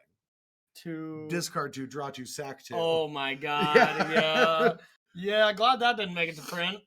I like where the Reanimator cards all landed. They're good. They're not broken, because Reanimator is the type that's a combo control deck if it's very good. Yeah. And combo control always breaks Magic. Yeah, absolutely. 100% of the time, I feel like any deck that I play. Honestly, I look back at my 2 biggest trophies that are in the background, and the only GP ever won, Copycat Combo, totally combo control. And the other big one that I had was the Invitational. I was playing Grixis Death Shadow, which definitely not. That's combo control. You think so? You literally sack all of your life to kill them. That's true. But then the other one was, is it Epiphany? And that is combo control. For sure combo control. So that is my favorite type of decks for sure. And they end up being pretty insane. So getting back to the game here, we got Jace on the battlefield and Akaito Shizuki on the other side for Grixis control. Another really good card when you're looting stuff away. Technically, Corey, it's not on the battlefield. Oh, that's true. That's true. It is phased out. Just like I want to be phasing out from this conversation right now. But much like I'm phasing out in popularity these days. We were at Command Fest Richmond, and I just stood on the sidelines as Corey signed and signed and signed and signed. It was a weird feeling. It was pretty cool. Most of the time, when me and Brad would be hanging around and when we're coming up, I would be just used as the table. People would put playmats on my back, and Brad would sign them. We should have done that. We should have reversed. Next time. All right, one factor we are looking at from this Is It Murktide deck is the clock. We do see that top left corner, where it is 4 minutes compared to 12. So I don't know if there was a lot of time taken for game 1 or anything, but we do abide by the standard arena Magic Online clock. So if that goes to 0, that's game, bro. Oh yeah, I mean, one of the things about even tabletop Magic is you can't really do that with chess clocks. Magic has too much back and forth to have an effective solution that's like, analog style for that. But online, you do have clocks, and it's very easy for the programs to figure out how much time each player is allotted. And I'm very pro. If you run out of time, you lose. Same. I learned this from Rich Hagan a long time ago. Competitive Magic is not looking for the best play. It's looking for the best plays good players can make in an amount of time. Yeah, exactly. Yeah, exactly. We don't get to break for a day and then come back and find the play, right? Yep. Nope. I totally agree with you. And, there's always some people that are like, oh, yeah, they timed out. They were probably going to win. Like, maybe you should have just gave them the win there. It's like, no, this is part of the rules. You go into an event. This is the rules. Like, look, there's only one thing about that rule that should be done, though, is just get rid of Cat Oven in Historic. Oh, thank you. How many times have you had to deal with that? Oh, my God. Yeah. All right. Expressive Iteration is coming down. Don't get me started. Getting Is It Murktide even more card advantage and more. And, I mean, we're at a spot where the Reanimator deck has to find the thing to discard and to bring it back. Exactly. And we did see the Abrade to finally deal with the Hearse and an Unholy Heat to try to, deal with Jace, but with Tormod's Crypt there to take away the Unholy Heat, did not kill it. So, yeah, active Jace dealing with Kaito Shizuki. Everything's coming up Izzet so far. I mean, this makes sense why Izzet is the number one deck. It is just a good deck. A lot of the best players really like to play it because you have agency over your game. Some people just hate that 4-color mirror match. I'm some people. Hi, nice to meet you. It's always a grind. It's always rough. And speaking of clock warfare, that is a match where it very much comes to that. Like, you have to be going constantly. You don't know if that 1 minute that you spent at the first minute of the match to go to the bathroom quick before you play your match, if that adds up, so it also feels like a match, even in paper Magic, that once you reveal the Yorions, you both look at each other and say, we gotta play fast. Exactly. Yes, 100%. And there's no diddling around like, oh, hey, nice play right there. Like, no, we gotta play, gotta kind of keep your opponent on top of it. But overall, though, 4-color elementals is the deck that I played the most, so I can't really speak of the 4-color control with expressive iteration. I would assume it has some similarities, but I always loved my 4-color elemental Murktide matchup. That was like the buy. That was like the easiest matchup for it. Was the best matchup. The list that I played always played in 4 endurance. That card's insane against them when they were playing DRC.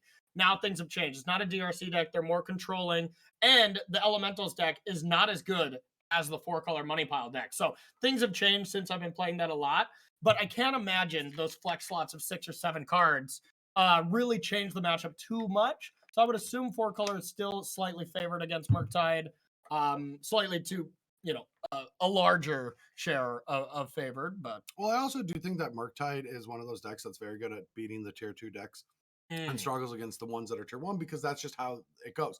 It already changed the metagame. The metagame has warped around it.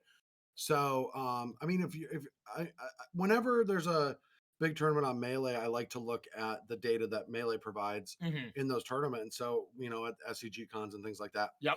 And Murktide never seems impressive. Agreed. It's always around the 50% or lower win percentage. Agreed. I'm never overly hyped about it. It's just kind of okay for me. So we might see an interesting interaction. We'll see if this Unlicensed Hearst actually wants to get activated, because it pumps Murktide. You can all thank me for that piece of text. I literally fought for it. Yeah, did you? People wanted to take it off, and I'm like, I think it's cool. I thought it was going to be Snapcasters. I wasn't thinking about like relics or just second Murktide. No, I wanted it to be second Murktide. Okay. I was like, blue has always been underrepresented in Magic. And yes. Like, what I liked is the combo finish of the second one providing a boost to the first, so you're not always safe with your life totals. Yes. I might have missed blue red. I mean, you did it. You nailed it. Broke it. So with Blood Moon here, shutting off pretty much all interaction, and that didn't work that way, huh? Okay. Well, I thought it does work that way. I thought it did too. Are they putting things on the deck? No. So, well, we knew that from the beginning. Of course, it does not add counters. Instant or sorcery card. Yeah, of course it's instant or sorceries. Yeah. Yeah, maybe don't pick the instant or sorceries with the hearse. Yeah. Yeah, that's a good call. Whenever Adrian's highlighting a card, he's like, you guys are stupid. Here is how it actually works. This is when he's supposed to highlight every card now. Just start highlighting every single card. Just highlight basic always island. Stupid. Yeah. All right, this looks like it's just going to be cleaned up here. We're heading to this final turn, it looks like. Hopefully it's the final turn of the match. I mean, it looks like one card in hand. If they're going to game 3, this would not be... Yeah, that's a good point. I assume not. Yeah, we do think this is game 3, so this should lock it up and sending our Izzet Murktide player to 2-0. Now, it's a long day, 8 rounds. 2-0 is, nothing. You really haven't accomplished anything. Until you're at like 4 or 5, you don't really feel like you're feeling great in any tournament. For top 8ing them, yeah. For top 8ing them, yeah, exactly. All right, and get them out of there. Got to get your camera time on. Not that they even know they're on camera, but still. But you're bringing up a point there with bring it back to me, and then we might have to go on break for round 3. But you're bringing up a huge philosophy of mine where you shouldn't even think like that. Like every match matters. Winning round 2 is the same as winning your win it in, because you needed 3 points from each of those rounds to get there. So like once you get to those round 5 or 6, just play it like round 2 when you cared and focused. They all have to be the same. Exactly. I mean, that was the biggest lesson for me just as a Magic player. And, I still am not fully, I don't fully have this down, but something that from when I was a younger player is when it would come to winning in times or something like that, I would just play worse because I'd get nervous. Well, it's impossible not to. Yeah. It's more of a human thing. Like, oh, for sure. The first time you have an experience is different than the 10th time you have an experience. Exactly. And so it's not easy to control, but it's a life lesson to learn when you make those mistakes that first time to try not to the second time. And that's just how it works. And you see some of the just, the stone cold players that, are about to play a match for $100,000 or whatever. And they're like, yeah, good luck. This is going to be fun. Yeah. Those are the people that they felt those matches where they're in the finals and they're like, okay, good luck, like really nervous and they've gotten past them. But yeah, if you treat every match just like a normal match of Magic, they slowly become that, and you play better, you get better results. So yeah, good life lessons here from the Bash Bros. Bash them, but calmly. Good. All right, everyone. So that's going to be our second round here at the Mana Traders series. Now, remember, if this is something that you're seeing and you're like, I really want to be a part of this, I want Corey and Brad to, talk about my matches. Corey's address is. Yeah. Wow. Oh, sorry. Wrong. Yeah. Send me a gift basket at least if you're going to send me weird stuff. Yeah. So !Bash Bros in the chat. That will give you the highest percentage off of 15% here to be able to join Mana Traders loan program. The first 2 months, you're going to get that discount. You're going to be able to try out all these decks that you're seeing. And we're going to be telling you the format tomorrow, leading into the top 4. We'll be telling you that. And so get ready. If that format is what you really want, the qualifier season will be starting shortly after that. You'll have a decent amount of time to make sure you get yourself into that upper echelon of players. So then you qualify for this tournament. Then if you play in this tournament, you can win a ton of money. You can qualify for that December tournament. And we still don't have the full details on the December tournament, but it's going to be a higher payout than this. That's pretty obvious. And it's going to be one of those small style events, these world style events that it's always been something I've wanted to play. I know you played plenty of Worlds itself, and there's just nothing like those tournaments. There isn't. But so if you want to get involved and learn more and keep up to date, follow Mana Traders on Twitter and get into their Discord. Yeah. And if we don't have links in the Mana Traders Twitch right now for them, Adrian's got 7 minutes to get them before the delay comes up. Good call. And the clock. And if you ever have any questions when you're in that Mana Traders Discord, private message Adrian at all hours of the night. He does not mind. 3 a.m., 4 a.m. You can even Discord call him. Really, really. His phone number is. I'm just getting word that we're going to be heading to break and never coming back from it. Yeah. That phone number is 42. That's I thought we were going to break. Oh, no. That was the. We were setting you up now. So, all right. So there is only a couple matches going here for round number 2. We're going to take a short little break, and it might be a little bit longer on this one because, well, we got to eat some lunch. We got to eat some lunch. So a little bit longer of a break here. We'll be back for round number 3. We won't miss any of that action, though. To bring you all of that sweet action. So don't go anywhere. We'll be right back.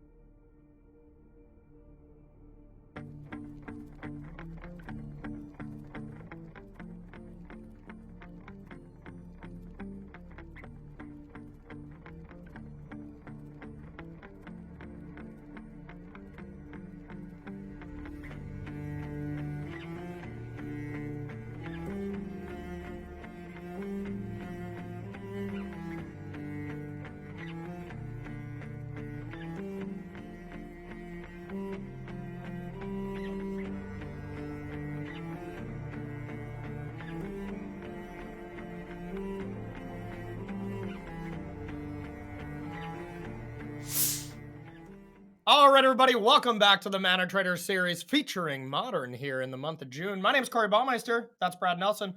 We're going to be bringing you coverage here of round number 3, and we're going to be starting with a treat, an absolute treat. We're going to be playing some Goblins. Goblins at 2-0.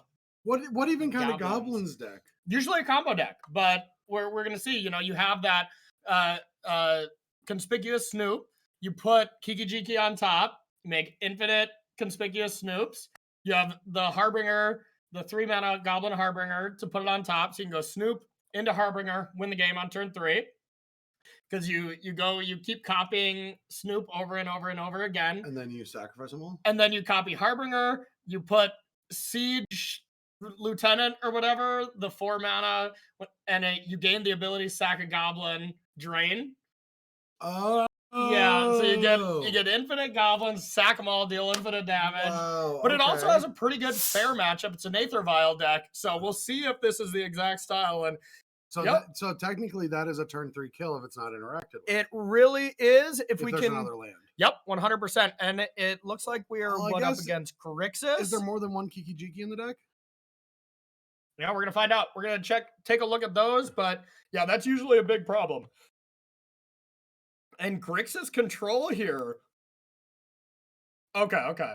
Not Grixis control, but we're gonna figure it out. Probably Rakdos style of deck here from our bottom player, but Ragavan into turn 2 Fable the Mirror Breaker. Fan me down. That's a lot of goblin goodies. Fable the Mirror Breaker is just becoming the best card in that set, and it's starting to just make an impact in every single format, to be honest. Like this card is my new favorite card. Mostly I've been playing a lot of Explorer to get ready for the qualifier that's going on right now. I've been playing a good old Jeskai Luka. Shocked. Turns out every single mode of Fable the Mirror Breaker is very good in that deck. Oh, for sure. It's disgusting. 2 different bodies, looting, fixing. Oh yeah. What more would you want? Well, how about copying Agent of Treachery, Bradley, with the reflection side? Oh. You forgot the most important part. Well, that's just when you have the wealth, right? Like, oh yeah, that's that'll get you over the edge. But yeah, that's some spicy usually stuff. I feel like the token dies and then you use that as your sack. But yeah, so yeah, we've got Rakdos midrange. Really, it looks like a mixture of what you see in Pioneer and Historic, all mixed together with Seasoned Pyromancers, Croxas, these Ragavan, Stotzies, Unlicensed Hearse in the main deck. Just a very mid-rangey deck against Goblin Combo, which is unbelievable to me that this is a deck. Yeah, and I mean it had its time in the sun at some point. It was an extremely good deck. And take a look to see if we have multiple Kiki Jikis. Yeah, Yes, there's two. So just in case you draw one, this combo is all wrapped up for next turn, but the land is on top. Yeah. So this is all wrapped up, but Rakdos midrange probably pretty good at dealing with 1/2/2. Yeah. It is a very vulnerable creature combo. You see Yawgmoth, and that's probably the reason why decks like Yawgmoth are so much more, just performing so much better because it's a resilient creature combo deck. Goblins is a very fragile creature combo deck. Yeah, and now we see an attack gaining 2 treasures. Yep. There goes the land on top too, thanks to Ragavan. So we don't know for sure if we're top decking land number 3, which is pretty needed from our Goblins player. Is this another Fable? Nope, a Seasoned Pyromancer. This Rakdos deck looks sweet. Well, I guess I got to specify. This Rakdos midrange deck looks really sweet right now.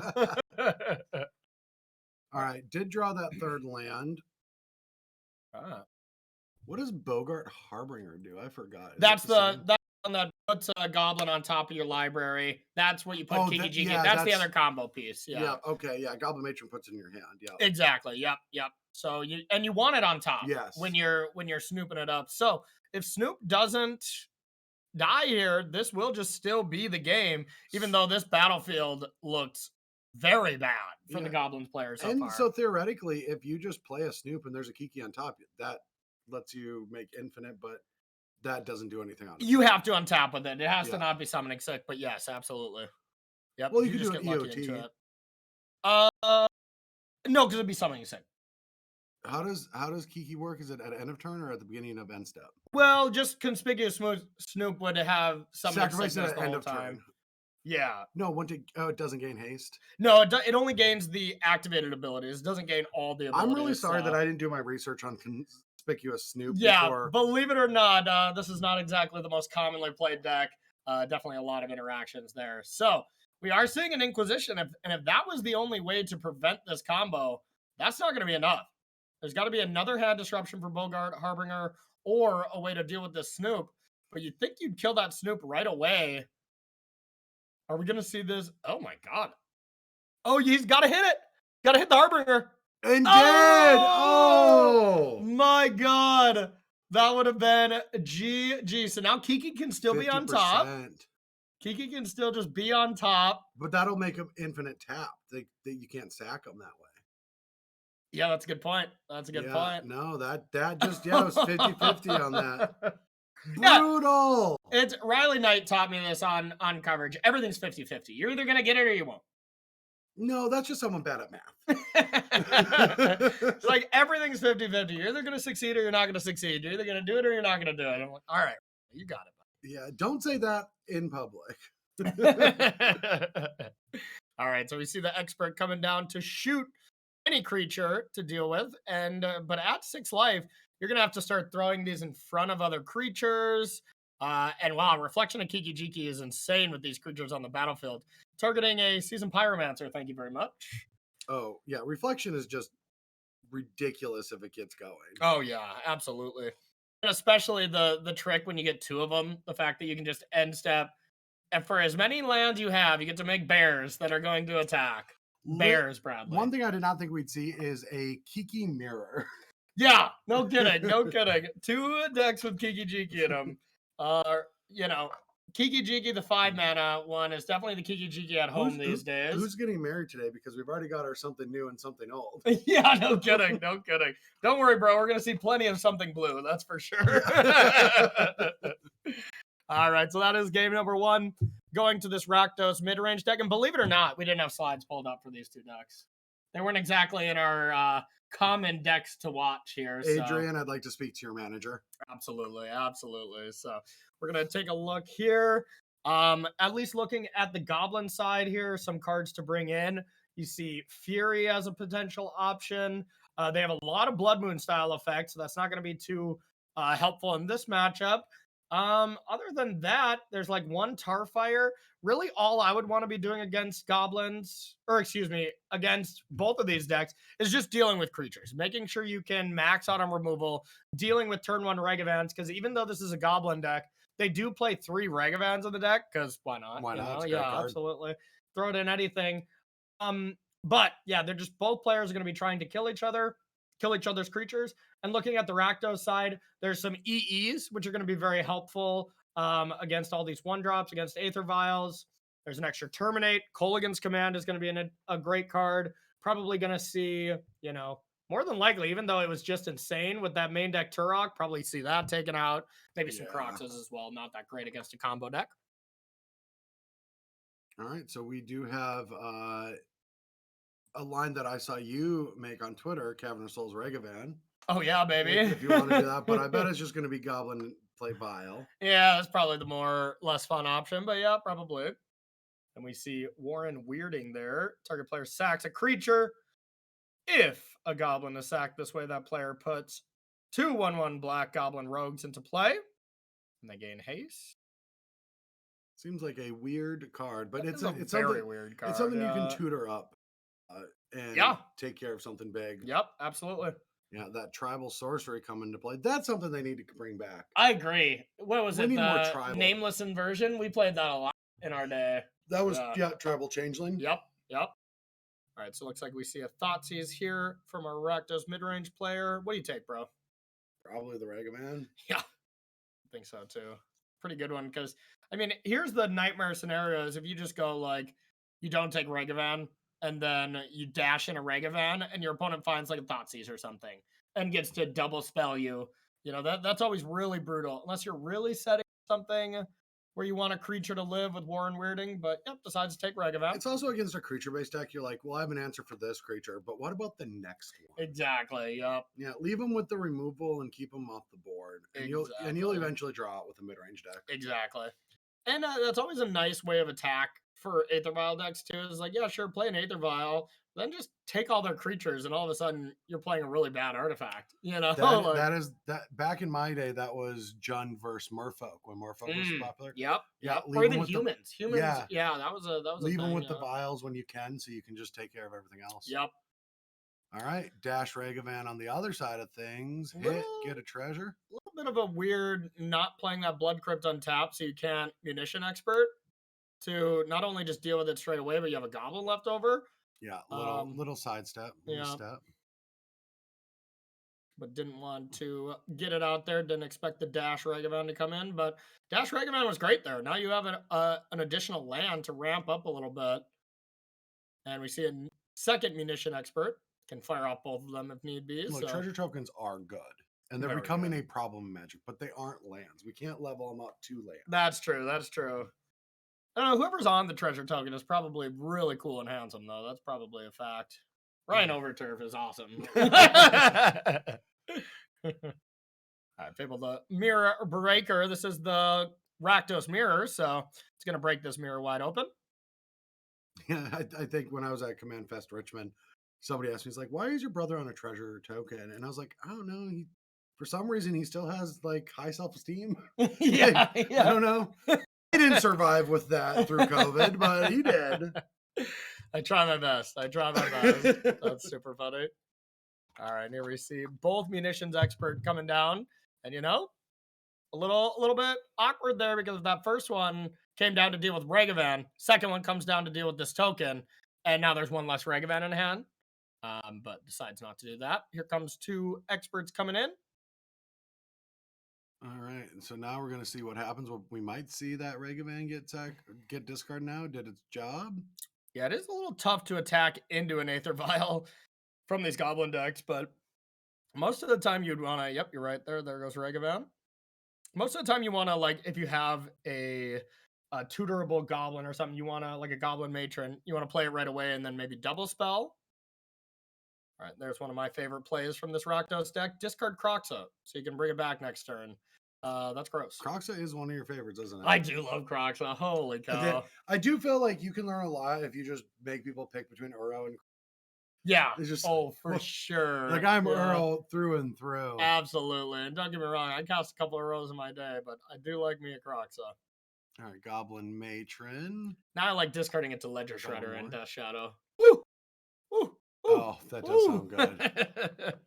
All right, so we got a ringleader coming into play. All right. Collected company for goblins. All right, see what we hit. Looks like we got two. One of them ringleader and a harbinger. Pretty solid hits. Ringleaders are good at finding other ringleaders. Harbinger can also come down, and then you can like guarantee hit off the ringleader too. But I guess that's not that great. Yeah, that's true. That is true. But it is part of your combo.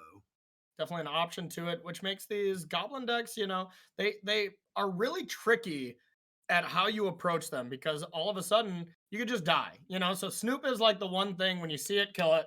You have to, because that card has to untap, it has to not be summoning sick, but then you can just die out of nowhere. And not only that, just casting goblins off the top of the library is just also disgusting. Well, yeah, and that's what these decks can do with these ringleaders, is just try to grind them out. Yep, absolutely. Yes. So it looks like it's Croxa time. Biggest creature on the battlefield. Leave Seasoned Pyromancer to be able to bring it back. All right, so we're going to see a discard of something, probably Tarfire. Maybe not Tarfire, maybe Fury. I mean, Warren Weirding looks pretty bad right now. No, because the Warren Weirding can take down the Croxa. Getting rid of the Harbinger. They get to sacrifice a creature, so they'll just sacrifice an elemental. But the Fury can kill the other two. That's true. That's true. The Fury can take down the two, and then the Warding can take the Croxa. That's fair. You can also Fury. That's a good line, though. You can also Fury this turn and then Tarfire the Croxa to finish it off. That's for one turn. It's not the biggest deal, but I imagine that's what we're going to see. Yeah, taking up to 5 is interesting to me because you have that ringleader. Yeah, exactly. You draw a land. It's kind of brutal, but this play is not possible if you don't do that. Oh, okay. So here's the Warren Weirding. Yeah. Goes with your play. I like that. Sacrifice that. It was not a goblin. Not a goblin. That probably doesn't trigger that often.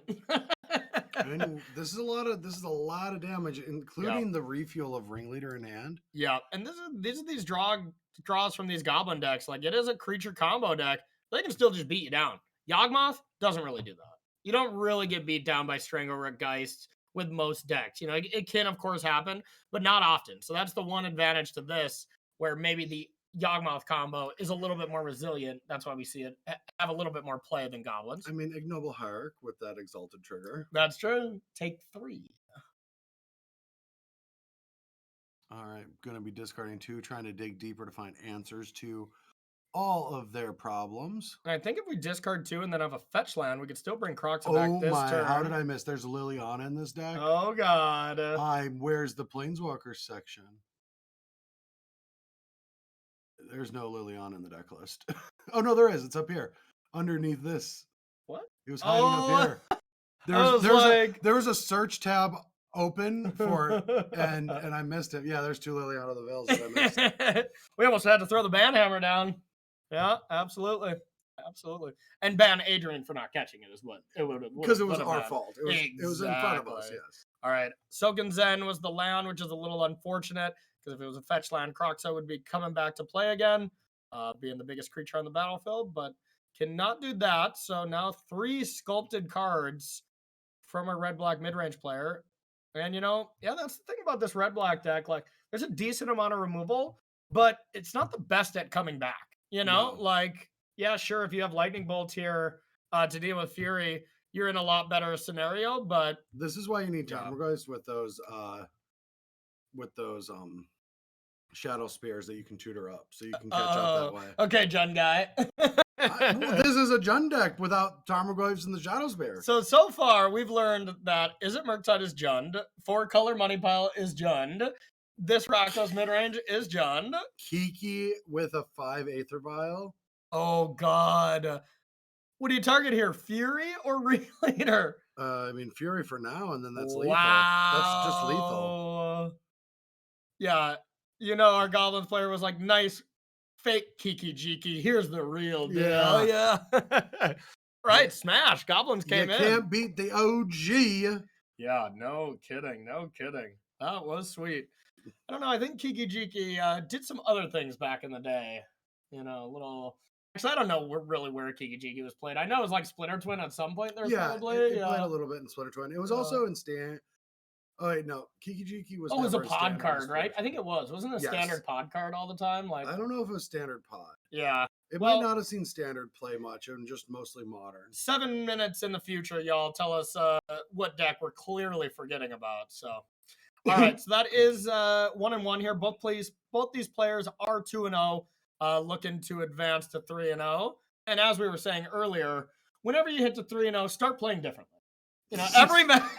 Get very stressed out about your performance. Everyone's judging you if you do badly. Know that everything is getting closer. If you don't top 8, your friends won't respect you. Exactly. Yep. So make sure each round you build up pressure. Yeah. And make sure if you draw a hand where you keep a 2-lander and you never hit your 3rd land, be results oriented the rest of the game. Also, hydration does not help in any way. Stay dehydrated. Make sure to save that meal for a victory meal at the end. Don't eat during the tournament. Yeah, pasta before the day starts. Need that carb. Exactly. Need those carbs. Super. Exactly.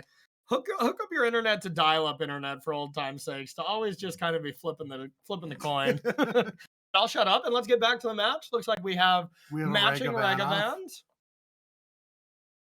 All right, I like the advantage of the person who kills the Regavan and who's on the play. Yeah. Terminate a great target. Obviously, not the biggest deal to terminate a 1-drop, but if it means you get to connect with Regavan, great. And look at that. That would have been Snoop for turn 2 play. That would have been a great top deck. Yeah, into Thoughtseize, no 2-drop either. So yeah, if our Goblins player doesn't find a 2-drop, that Regavan's getting in again. Yeah, or if this Regavan, if our Rakdos midrange player had a 1-drop removal and got to play Snoop. Oh, baby, Snoop, there it is. Here comes Thoughtseize. What do you take here, bro? Took one of the matrons. Okay, makes sense. Oof. Oh, what a top deck. What a top deck. Back-to-back Snoops. Yep. I mean, you know, Some people say Snoop's out of it, but I say Snoop's never left. I mean, he was just at the Super Bowl halftime show, so Snoop's timeless. All right, so Liliana. Speaking of timeless. Yeah, that is a great play. Liliana's Yeah. going to get rid of that Snoop. Ragavan's going to get in, take that land. Yeah, we did see it was a land, right? Yeah, it was a fetch land. There's some consideration, if your opponent was like really out of gas, to not attack there, let him draw the land. But with Matron, with Sling Gang Lieutenant, you already have a lot of action. And what do you know? Snoop's back again. That's the third Snoop. Snoop never leaves. All right, what's Matron going to go get? Maybe a Harbinger here? Maybe a Ringleader?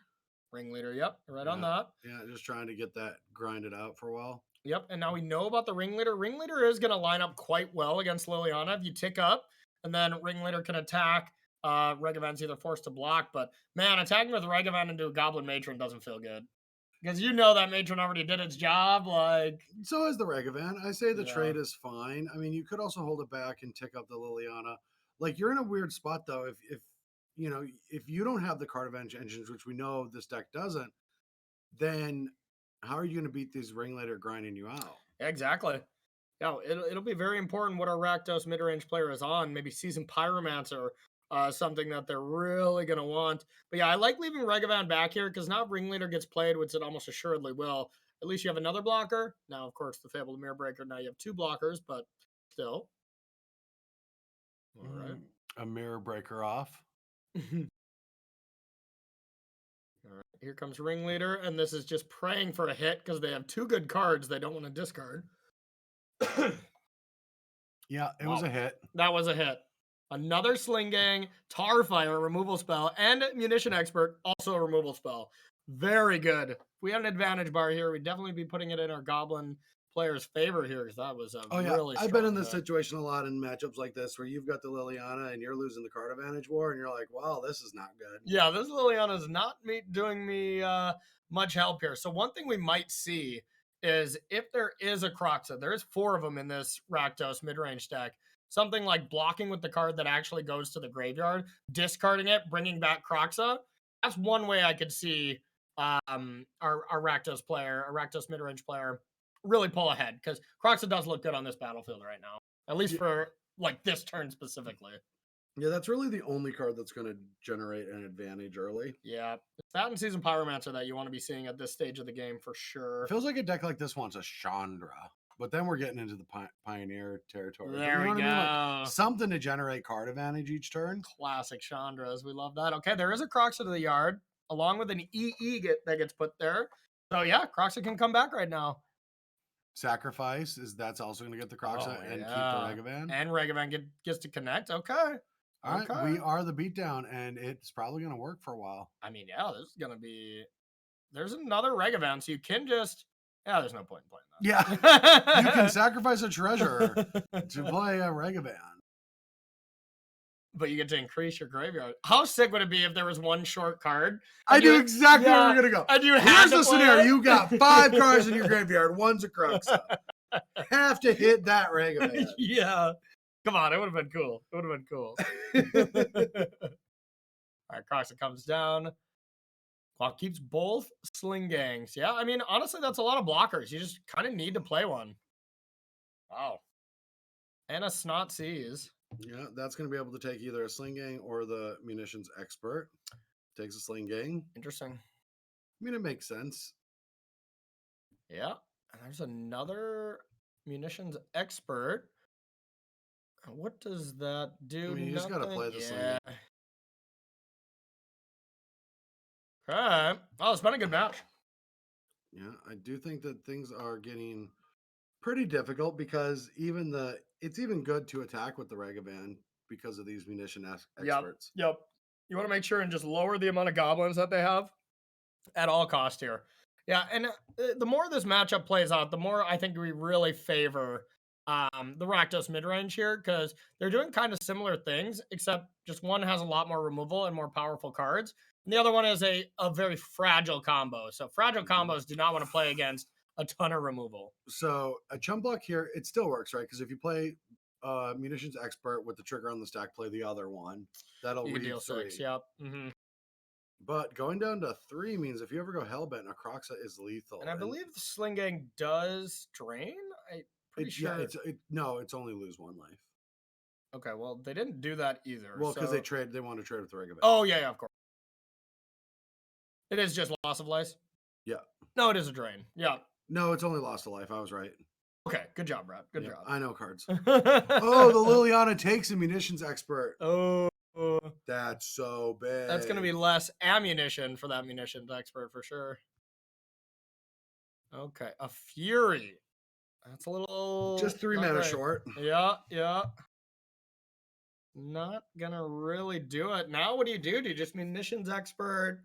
You can munitions expert the Fable and like attack Lily for 2 and then try to chump block, but yeah, this is looking really bad for our Goblins player. I mean, they're just stuck in the abyss losing cards, right? Yeah. Yeah, this Croxa actually did a lot of good work. Just seeing a glorious comment in our chat. All for Jund and Jund for all. The last god. That is a great name. Very good, very good. Great name for that tribute. Yeah. Well, went face. Okay. Hasselhoof 86 in chat says, I remember Jeff Kiki core deck. I too remember that because I teamed in Baltimore with him and he did not win many matches. Really? Okay. Yeah, I actually was the reason why we didn't make day 2. Yeah. Yeah, because I didn't win the 9th round in a row on day 1. Wow, had you considered winning? So did you let the pressure get to you where you won 8 rounds and the 9th round you're like, all right, here's what we got to play for? No, I just flooded out against control. But yeah, I was 8-0 and 4-4 whatever. 5. Yeah, that's always frustrating. Oh wait, no, this is the wrong team. This is when I teamed with Ben as that happened. Okay. Well, Jeff, we also did badly. Great story, Bradley. Yeah. All right. Coming back to us at the booth, I'm Corey. That's Brad. We're going to be bringing you some more coverage here in a second. We're going to line up another backup match, but Goblins couldn't quite get it done. But that Rakdos mid-range deck looks sweet. It looks cool. Now, that is the kind of deck, I'm just going to say it, and I know that if the player playing it comes back here and realizes it, that just looks like the deck that it's like, I know what I like, and I'm going to play what I like. I mean, Rakdos midrange was totally a deck. Of course, this, like every other modern deck, this was an aspiring Spike Brew. Yep. And it was something that it was being played at the same time with Luris alongside Death Shadow. And Death Shadow was just better at that time. It wasn't crazy better, but it played a lot of the same cards. The really big benefit to these Rakdos decks is you get to play a lot of Den of the Bugbear. That land is awesome. That is one of the best creature lands we've really ever seen. So since a Raging Ravine. Well, forget what we were talking about, Brad. We just heard that we got Glimpse of Tomorrow still playing right now. I don't know if you've seen this deck, but it is a treat. So we're gonna head on in. The red cycle deck? Wheel deck? No. Yes, it is. It's the wheel deck. Yep. So it's the one at the bottom here. It's changed a little bit. Now it has an elemental sub theme as well. But yes, this is cascading into Glimpse of Tomorrow. When I was at Wizards for a month we actually tested this deck. Okay. Trying to figure out if it was too. We need to get like a keychain of you saying this. So yeah. But up against Murktide, I bet this is not a bad Murktide matchup. When you have Cavern to add this, this is why Elementals was so good. If I just ever played one of my 3 Caverns and had Endurances or Risen Reefs where they just overloaded their red removal, which there was less of when they were playing DRCs, that's what made it a really, really bad matchup. It's their counter spells are completely dead. You'd be resolving Omnath, and if you Endurance them the turn before, now they have to pair together 2 removals to deal with Omnath that already drew a card, so they're just 3-for-1ing themselves over and over. And can't really do that too often. But I mean, it is interesting, in playing the Wave Sifter to get the 2 tokens over just playing the Omnath. Yeah, I think the 2 Forests is probably a good reason to not play Omnath there, but oh yeah. I was thinking the same too. I was like, that sounds like a perfect Omnath turn. But yeah, this deck's mana base is not as clean as these 4-color decks. It's pretty clunky and awkward. Oh yeah, these Violent Outbursts are uncastable right now. Yeah, but the Omnath is castable and uncounterable next turn, so that's gonna be a nice play. And they find effects, they can actually play Violent Outburst. Yeah, absolutely. If you want to jam it in, we do see 5 cards in hand. No hand cam for the Izzet player. Once again, a reminder to everyone, these hand cams are just based on people downloading the software. You know, if you download the software and you have a hand cam, we love you, first of all. You know, you get to be on coverage a lot more. You get to have us talk about your plays. And, you know, you get a gift basket sent personally from Adrian every single year. Sends it to every. We're just throwing him right under the bus. Oh, all yeah. day. Oh, yeah. We're going to get word from Mana Traders execs later. Stop promising things and just actually talk about the games. Yeah, it sounds overrated, but okay. Absolutely. So getting back to it now, see if there's any follow-up. This feels like with the pause, it sniffs out a Murktide to me. There comes a Murktide Regent with 2 counters on it that Bobble's going to draw an additional card. And we're going to see if anything can get cobbled together for a impressive turn. Now, that Mystical Dispute is not going to have mana open for protection. But Love here this. we go. So, love it. Wow. Yep, doing this. Uncounterable Fury, anyone? Let's go. Clean up that Murktide. I love this getting aggressive play because whenever you look across the table at your Murktide player and they have no graveyard and no threat, that's how you win those games. If you just deal with the threat and they still have a graveyard, they can get another big Murktide, back it up with counter spells, and it's scary. Now they have to rebuild Expressive Iterations, Considers, then Murktide, so they usually have to take a turn off to just set up their graveyard. Or, you know, these decks don't really win with Ragavan. You know, it's the card that sets the tilt of your other player to kind of be off pitching balance. for it. Oh, I mean, with Mystical Dispute here, you can back it up pretty easily. But here's the thing: if you do this and now you dispute, now you're in the same spot. You can't cast Omnath. I didn't like that. I just want to cast Fury there, uncounterable it, get it out of there, because now you don't have a play. You don't have the pressure. I mean, you can sack a clue and try to hit it, and yeah, that would be insane if you hit a fetch land here or something. But yeah, look at that. I mean, that was a weird play to me. Yeah, just put the 3/3 in play. Put the 3/3 in play. Now, the one thing that it was playing around, which easily could have been true, is Dress Down. I always forget about Dress Down. Dress Down is so good. So it was just saying I need to get rid of it. So all right, as I'm saying it out loud, that was probably a good play. So if you want to be on the Mana Trader series, have us butcher your calls over your matches, come on down to the qualifiers. Yeah, use what's the code again? Let's throw it up in chat. !Bash Bros. Exclamation code Bash Bros. And use code Bash Bros _36K. You too can win 36K. Yeah, absolutely. And they'll see that in 7 minutes. But you know, whatever. No, they see it now. Well, they see it now. They hear what we're doing. Exactly. In 7 minutes, they'll be able to connect the dots from when Corey B _MTG did this. All right, so now we're going to see a cast Fury off the top that's going to kill this Ragavan. Unless Dress Down occurs. I think this might be from the... Oh, no. Okay. Sorry. Blacked out there for a second. Fury coming to kill this. And 3 damage in. Dropping... Or is it player 2? Yep, 4 life. Yeah, this is going to be troublesome. Still interesting to not cast Omnath here at any point, but playing around Dress Down. Here comes Mr. Shredder. I know you're a huge Ninja Turtle fan, so you gotta love some Shredder references. I was trying to think of good Teenage Mutant Ninja Turtle jokes. Absolutely. On the way over, but I can see you failed. I went with the Codex. Okay. I went with the Codex joke. Okay. Bold. Very bold. Yeah. It's a bold strategy, Brad. We'll see how that works out. I'll start, Ninja Turtling once we get that secret layer. Oh, of course. Yeah, you can't give that free advertisement. That's for sure. All right, so going to and we do know that these players are in game 3, I believe. And here we go. That's big. The fetch, so we can do Omnath. Yeah, I mean now each fetch land represents 5 mana. When you brutal. Okay, but that's okay because we can still, and we're gonna see some blocks here, so we're gonna lose this Fury, which will be pretty powerful. But and yeah, only the Ragavan will die here. But you can go fetch land and Violent Outburst here in Glimpse. If you played the fetch land first, there was the opportunity of actually just casting Violent Outburst for lethal. Yeah. Oh yeah. Just for the +1. Yeah, just +1. Yeah, absolutely. Yeah. Okay, so now we're seeing a vanilla Omnath that will not draw cards, but it does gain life. and it does add mana.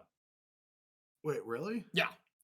Wait. Why No. would it? Okay, I was No, it like, does not. It whoa, does is not. this a layering thing again? No. Sorry, it doesn't do that. But you can, after Dress Down goes away, you'll have a fetch land in play. Then you can gain life or whatever. But yeah. How does that actually work? Your first land. So if you played a fetch land now and then let's say explored and played it, I'm pretty sure if you cracked it, you deal 4 damage after it goes away. Well, When a no, the land 4 enters damage is the battlefield third under one. Is your the third control. mode. You would add mana if Oh, anything. Omnath checks the land drops, or the game checks the land drops. I'm glad it didn't come up because I think if they sack Misty there at the end step, I would think it still just gains you 4 life, but it could be adds you mana because it was the second land.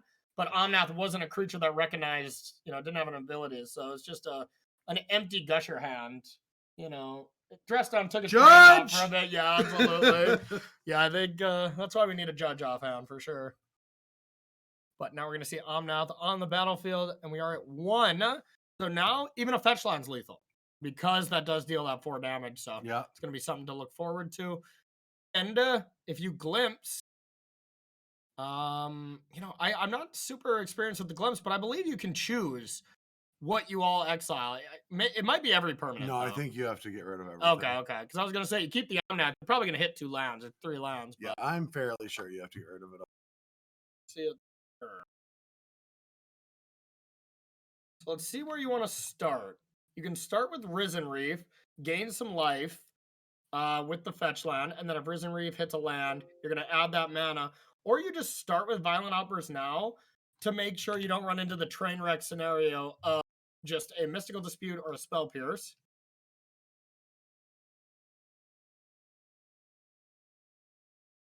All right. So taking a look, I just want to actually read Glimpse, shuffle all permanents you own. Okay, yep. Perfect. Yeah, not a deck we see a lot of here. So all right, here it is. Is this the big one? That's okay. it? No, yep. No, it needed to be another. No, that was perfect. They did draw land. Okay, yeah, that was perfect. Because now the only thing that really messed up our Glimpse player here is a Spell Pierce to counter that. But now we have 4 mana on the stack, so you can safely Violent Outburst now, float some mana if you want. If they want to get a little greedy, they play Fable first, but then that runs afoul of running into a Spell Pierce. Exactly, Spell Pierce. Exactly. It cannot be worth the 2 permanents. It can't be worth it. I would float 4 mana. I would cast Violent Outburst. The odds that you don't win in that scenario are pretty low. But not impossible. Yeah, I'm just looking at the deck just to see what could be possible. All right, here we go. Here we go. We're going to see the spin here. Ledger Shredder gets that activation. Floating 4 mana. And man, do I love me a good just spin it. Wheel of Fortune. Here we go. Will they be fortunate? Glimpse of Tomorrow. Oh, what? That's game. That's game. Take 12. I would imagine that's how that works. Stack them correctly so you don't deck. Yeah, good call. I got 39. I think you're good there. Look at all those different Omnath triggers. And that's the merch. That deck is awesome. And I want to get some confirmation from our director. That Glimpse deck is 3-0. Okay, maybe we need to start with that next round. That looks cool. Can we please? Yeah. Pretty please? Did they have their hand? They did have their hand cam, right? Yeah. Okay, we're going to have to check that one out in more They're depth. a good Mana Trader citizen, and we should reward that behavior. Exactly. That deck, honestly, could be a glimpse into tomorrow's top 8. It really could be. Oh, that was in the high five? No. Oh, I read that signal wrong. Okay, so welcome back to the booth, y'all. We are here into round number 3 out of 8. This is a very high 8-rounder, and draws are not allowed. So, this is one of those events when you look at it, of course, as a player, we don't really look at, I got to win every round. We've been joking about it, but of course, you just play every round. Yeah. And especially when you can't draw, I don't even look at standings. I'm just like, I'm going to play. Yeah, play it out. At the end, maybe I'll sweat the breakers or whatever. But with a high 8-rounder like this, it's 7-1, you're in. If it's 8-2, or if it's 6-2, you got to have those breakers. If it's 8-2, you lost in the semis. Absolutely. But if it's 6-2, you really have to win early and then lose some, That's always pretty tough. So, you put a lot of high equity on winning these first few rounds. and then Tiebreakers are lose some. relevant. Yeah. Exactly. So it sounds like we were about to head to break here. It sounds like we have, 3 or 4 matches still going, but it looks like they're kind of at the end. So we're not going to jump into some last minute ones. But before we head to break, y'all, exclamation point Bash Bros in chat if you want to save yourself some cashola and play some of these decks. I mean, if I just saw that glimpse of Tomorrow deck and I had never seen that before, that sounds sign it like up. once I'm done with today, I'm going to go home, pour me a cold wine, and spin some wheels. That seems like a And fun spin day. some wheels. We know you're a big fan of spinning the wheels with your GP win with Aetherworks Marvel, right? I didn't know where we were going, but it's about me winning. I like that. Gotta like that. Back Gotta in like my that. day when I used to win tournaments. Absolutely. All right, everyone. So yeah, exclamation point Bash Bros in chat if you wanted to rent some decks and be a part of these Mana Trader series in the following months. Those qualifier seasons are coming up pretty soon. Adrian, I think you might know. It's always like the second Wednesday. I'm putting you on the spot here just in case. Second Monday. Okay. I knew it was a day. That's for sure. So one of the days. So the qualification seasons will be starting, pretty soon. You got a couple weeks here to get ready, and we'll tell you that format tomorrow. What you got to start practicing. But for now, we're going to take ourselves a short little break, and we'll be right back with round number 4 here on the Mana Trader series featuring Modern.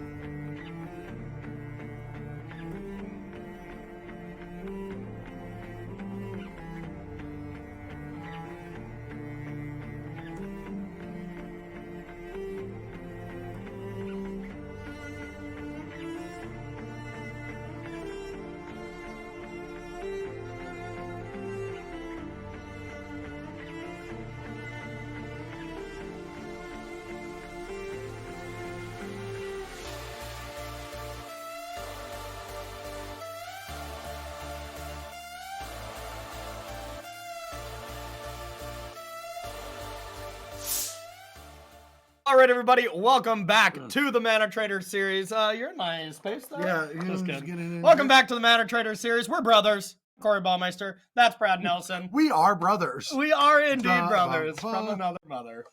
We are about to bring you round number 4 here. Round number 3 is still finishing up, but most of the games are in what we like to call in the business the garbage phase. Well, we don't know if the games are in the garbage phase. They're in the we're in the end game now. The end game, absolutely. Yeah. They've commenced the end game. So we're going to chat with you a little bit here about what we're going to expect. And round number 4 is going to be a spicy one here. So we can confirm for sure that we have the 3-0 player for the glimpse of tomorrow. Yep. You know, that we just saw that take it down there against Murktide, against the big deck, which I think is really a shining endorsement for the deck.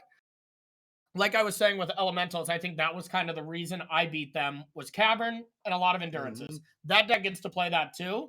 You just don't get to play as much cheap removal because, well, by design, you can't cascade into 1 or 2 drops. Yep. So that's where you miss out. But I do think it has a pretty good matchup against the Murktide decks, and it just goes way over the top of some other decks.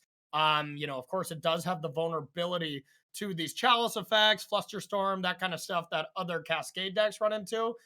But it has that way to sidestep with the Elementals. So, yeah, that's a cool one. We're going to see that as our backup match. I lied to you a little bit earlier because, well, we got a sweeter one. We found something even sweeter. Another 3-0 player is going to be a little Calibrated Blast. You know anything about this deck, bro? I know what Calibrated Blast does. I don't know how it deals adequate damage, though. Yeah. Doesn't it need to deal effectively 20 when it only does 15? Yeah, it deals 15. You know, we are in Modern where players deal themselves a little bit of damage here and there. You know, there's ways that their lands deal a little bit extra damage. They have Scorching Desert, you know, when it comes to play deal damage. Some Ramunak Ruins. You get to play Sedexen, the red channel land, to deal some extra damage. And of course, you can just Calibrated Blast them twice. But yes, it is. You're flipping over 12 drops. You're flipping over 15 drops. You can also just play Scion of Draco. I know you. Is this how it works? Like, does the deck not run ways to put things on top? No. So sometimes you Calibrated Blast into Calibrated Blast. I don't have a clue. I'm just looking forward to seeing it. Yeah, like it's nice. This is what I enjoy about a format like Modern in these early rounds, where you're usually trying to get these weird, unique decks on camera before they're losing, but they're not losing. They're not losing. They're still doing good. You know, Calibrated Blast won a challenge at some point. Wow. And then it just got picked up by everyone. I was playing a deck. My first experience with a Calibrated Blast deck, I was playing Elementals, and I had a card called Meddling Mage in my deck, and it won the game on the spot every time. Was you just Eladavri's call for Meddling Mage and then Calibrated Blast, and they just can't do anything. They do have some Automaras, usually was the only thing. Yeah. But yeah, it's an interesting deck to say the least. So that's what we're going to be starting with when the players are ready. But first, we're going to be checking out a little bit of a little slide about the players to keep an eye on in this tournament. Some of the bigger names. Some of the grinders of the series. So we're looking at it. Yeah. Maybe not the best here. We see Tiago Saporito at one point, a Platinum Pro. You know, I know you two spent plenty of times hanging out because, he's a nice guy. You both like to smoke, so you both get to hang out outside all the time. Let's not promote that, but Tiago Saporito is a wonderful guy. That's fair. And we got Claudio on that 4-color money pile that we saw for round number 1, going up to 3-0. And we have an Elementals deck, Murktide at a drop. And then Will Pulliam fighting back from that 0-1 to be 2-1 with Yawgmoth. And yeah, just overall, the good player, still doing pretty good, realistically. Yeah, you know, and it's cool, still some good records. It's cool to see a grinder now. Nathan B. 1992 is qualified for the December tournament twice. Really? Has qualified twice. That is one of the reasons to open up a slot for more points at the end at the large slots. But playing a deck how do you qualify again? That was the one grinder I actually didn't know a lot about. So maybe I missed this. Top 2ing a tournament and top 2ing the qualification rounds. League. Okay, which tournament did he top 2? Must have been one where you and Ross. It was actually last season. Went 19-1 in the Swiss for Popper of Popper, and then finals the tournament as well. So Nathan is hoping for Popper for this December tournament, huh? Did very well with it, but yeah, is playing a deck that I thought, had a lot of popularity for a while, but has been lowering since the hate, which is Cascade Rhinos. I haven't seen it played a ton lately, right? Yeah, I mean, I think you're sugarcoating. I think this deck is just bad. Like, I really do. I think it is the worst Cascade deck. And it's a deck that even when your Cascade thing goes off and you accomplish, quote unquote, your Cascade, these elemental decks and stuff just, go like Fury Ephemerate and stuff. Like, you just get beat on the fair game plan as well. So I'm happy to be proven wrong that, Cascading Rhinos is doing well with the 2-1. But yeah, I'm totally with you. Not a deck that I put very highly in my metagame now. And I know there's so many people out there where Cascade Team of Rhinos is just their baby. So I'm sorry to all of you, because I know a lot of y'all just never put that deck down, just love it to death. But yeah, I don't see it. And of course, it can steal some games. Like, you can have some draws where you get those Rhinos on turn 3, backed up with a force. You get to fire their creature on 2, and it can look pretty good. Oh no, I agree with everything you're saying, and I was sugarcoating it because it's awful. Anyone that plays it is just crazy. No, I'm kidding. I just like that with Mana Traders coverage, we can be a little open about things. Absolutely. Oh, I'm just getting word from Mana Traders. You're actually fired. All right, we'll see y'all. Thank you so much for the half year. It's been a pleasure. All right, so these are the players to watch. Let's take another look at that metagame here, showing the decks for anybody who just got here. If you just got here, first of all, thank you for joining us. Appreciate you joining and stopping by. Second of all, why weren't you here earlier? Exactly. You're tardy. It's Saturday. You're not working. If you were sleeping instead of hanging out, not cool. But looking at the top, Murktide is the highest represented deck, followed by, realistically, some of these 4-color concoctions meshed together, elementals and 4-color, then Hammer Time, Burn, Living End, and then just the rest. And we have very much seen rest of the field so far, a lot of different decks. And that's the one thing about modern coverage and why it's my favorite, because there are just so many other rest of the field decks that can compete. Like, there's an advantage to not being Murktide, Hammer, or Elementals or Living End.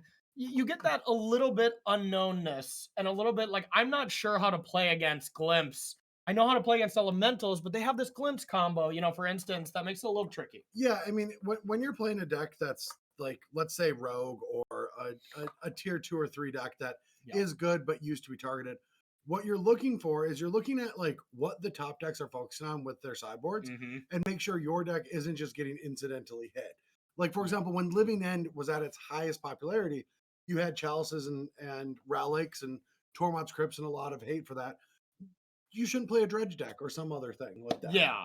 No, I'm totally with you. And that's even why when we were talking about Rhinos, that like it's playing into the hate of Living End right now. Like Living End is being targeted, so there's a lot of Chalices. There's a lot of Fluster Storms and stuff, so that makes it a little more iffy as well. Oh, yeah. So sorry to interrupt you there, bro. It sounds like with this match is dragging on a little bit for our third round. We might jump into that match and just check the end of it, because, well, it sounds like we might have just started game 3, if I heard our director right. Okay. Yeah, we're gonna peek in on that, and then the next round will be paired immediately after. That's the one thing I love too. Is like, you don't wait. It's like, it's not the 15 minutes after the round's done to get everything paired up. But all right, so here's the last round of the tournament for round 3. For round 3, yeah, and it looks like maybe they started a little late or something, because they will still have a lot of time on their clock. There must have been a restart. Yeah, absolutely. But first of all, got to give the advantage to our player up top. They have the John Avon lands, and they are very correct on that. Second of all, you got to give the advantage on the bottom with the Culture Complete Batterskull combination. I looked at that second, admittedly. Those planes are just so beautiful that, you got to highlight the planes too. I mean, come on, you got to give them all the, oh yeah. Nice. Okay, well, there's that reality check. Now, there is an 11-11 holding the fort. Do you think they're going to pay for the Esper Sentinel next turn? I think they might. Look at this weird interaction, bro. Normally, with Sigarda's Aid in play, you can strap that reality chip right away, but with Hushbringer stopping the come into play ability, it's technically a creature. So that shuts that off right there. I was like, why would we not strap that? Okay, but here comes big old bad germ here. Yeah, just to gain 9 life, can throw that 11/11 in the way. Oh, take what? I'm at 1. Why would you take it? Well, why not? All right, I probably wouldn't have taken it. Couldn't you block it? What is there death touch somehow? It's trample, first strike, dies to everything. Culture complete, just any ability you think Whenever it this has, creature it has it. Yeah. Oh, whenever it deals damage to a creature, exile that creature. Yeah, exactly. So Oh. it's first strike and banishes it. I didn't even know it had that other piece of text. Yeah, it's a silly one, that's for sure. So see Hushbringer being strapped up with reality chip, trying to find anything off the top that'll save our hammer player. And now we're probably going to see that Esper Sentinel get in the way, at least for this turn. And it won't trample over or anything, but it will just straight kill Esper Sentinel. But now everything has to be blocked. Well, I guess you can leave 1 now that you gained at least 1 point. But I mean, this does leave an opening to if there's another hammer found off the top somehow. Yeah, that Ink Moth can still do lethal. Or yeah, that would be great. A Paladin, it looks like we might be. Nope, Paladin would do it as well. 1 mana, no, 1 mana short. No, right? you play Paladin, you animate, and then you equip it for free. But then you can block. Flying, yeah, that's a good point. That's a good point. Okay, so now Paladin would be lethal or hammer, if of course our Orzhov Stoneblade player does not have a piece of removal. There's one card. If they had a piece of removal last turn, they could have used it for trample. Yeah, that's a good point. That's a good point. Right? Yeah, it does have trample. Yeah. And yeah, with only having white, no, I guess they're all godless shrines with that Urborg. Mm-hmm. We'll get there eventually. Oh yeah. We figure things out, most things. Eventually. Maybe not right away, but with enough time. Exactly. I blame us jumping into the match. It's impossible to gauge it right away. Of course, we'll never actually take full blame for anything. Smart. All right, so deep in the tank here, trying to piece something together. Yeah, it doesn't seem like they have any actual of just another Hushbringer. So if there's nothing else, this is lethal. Yeah, you would think that you would. Yeah, it would have to be some type of removal spell. Yeah, and that's it. That is not game 3 though. Unless they had a weird restart. Yeah, it must have been some kind of weird restart. I assume we're probably going to 3 at this point. But we'll just bring you the match as normal. But yeah, Orzhov Stoneblade versus Hammer Time. So the one thing that these Orzhov Stoneblades came out, and you'll probably remember this time, bro, right when Modern Horizon, the pitch elementals were 1, right? Modern Horizon 1? Or were they 2? No, pitch elementals were MH2. Okay, so right when Modern Horizon 2 came out, everyone's like, oh my God, Grief Ephemerate. Oh, everyone talked about Ephemerate. It's going to be so good. But this is the one deck that still plays Grief Ephemerate that can utilize it because you do play enough black cards, enough Stoneblade cards to make it a functional deck. Now, I don't know if it's necessarily great. Yeah. If you get the absolute nut draw of Grief, Plains, Ephemerate, another black card, yeah, it can set them off balance, but I've lost games when I've done that. We've all tried this kind of package and still lost when this happens. So I mean, you also get to like 3-for-3 parity your opponents even because you play like Solitude. Yeah, yeah, exactly. Like it's not the best. Here it is. We've got. This looks like just a Grief though. Yeah. Okay, gets the Gardazaid. So, I mean, like right there, you look at Grief. I think a lot of people were thinking this was going to be the best pitch elemental. And I mean, at a time, probably me too, but like this was just a 2-for-1 to deal with a 1-drop, Prismatic Ending would have been much better, Oh yeah. When it was so much fun to watch everyone's interactions when the incarnations came out. Yeah. Because I played enough of them to where your time at Wizards for the month. Right? Well, when I worked at Wizards for a month, can't let you miss that golden opportunity. Like I've always been most afraid of Fury because Fury was the only one that like truly could be card advantage without any manipulation. Yes, because it can kill 4 creatures. Yes. Yeah, exactly. Yeah, no, that card is quite strong. So jumping back into this though, we did see the Stoneforge Mystic search up Cauldron Complete, but then not immediately put it into play. Didn't make a land drop either, so Cauldron Complete is going to hit play now because Pithy Needle could come off of that Urza Saga. And another thing that's kind of awkward is the card Pitch to Grief was a land, you know? So like, of course, the Sigarda's Aid would prevent a hammer literally coming down and being equipped though, so that was a big deal to get rid of it. But it was definitely card disadvantage to do so. Yeah, the game would be over. Because it would have been on the Ink Moth track. Yep, absolutely.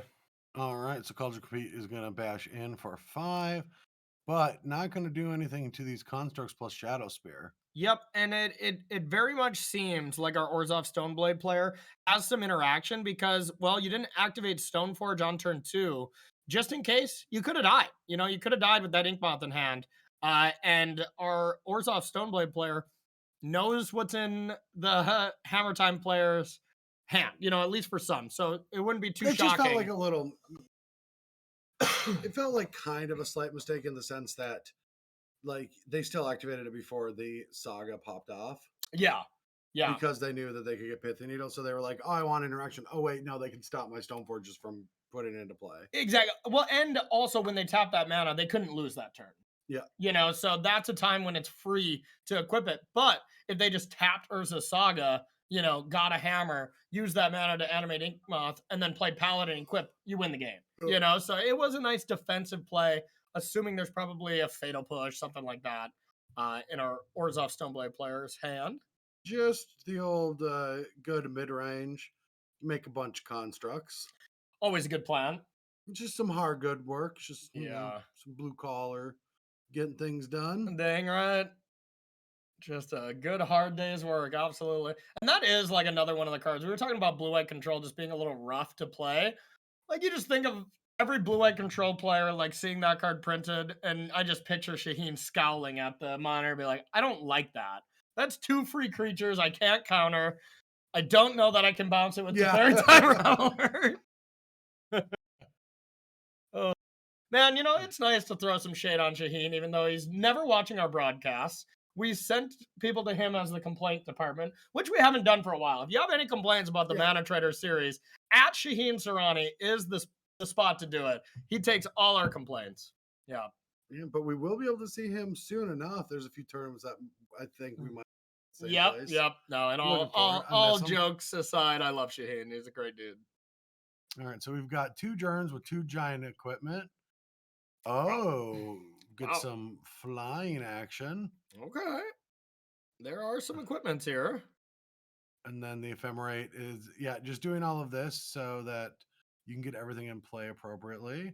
This Sword of Fire and Ice. This is just a real, like, let's keep all the equipments, all of them. All right, just going to attack for 6 vigilance, gain some life, be more defensive. And you kind of have to be because these constructs are going to get an additional +2 if they want. Yeah. At a minimum. Absolutely. And Cauldron Complete is an insane blocker as much as it is an insane attacker. First strike, get it out of there. It doesn't matter if it's a 10-10, 20-20. You'll be able to deal with that. It's also, you got to keep in mind that these 5/5 constructs can get up to 6 so that Cauldron Complete Germ doesn't even get through. Oh, wait, but it would exile it. Yeah, exactly. Cauldron Complete is the most confusing card ever. It's like anything you think like you can interact with it in combat. No, you can't. We just have to look at all the different pieces of Cauldra, and all those abilities are on there. Yeah. You know the flavor of that, right? No. Okay, there's 3 different equipment called like Caldra's Helm, Caldra's something, Caldra's something. It's Exodia from Yu-Gi-Oh, huh? Effectively. Okay. Yeah, but there's 3 of them. They're old. They were like in Scars or Mirrodin or something. Okay. And then this is the Cauldron Complete, like all 3 of them together as one. Okay.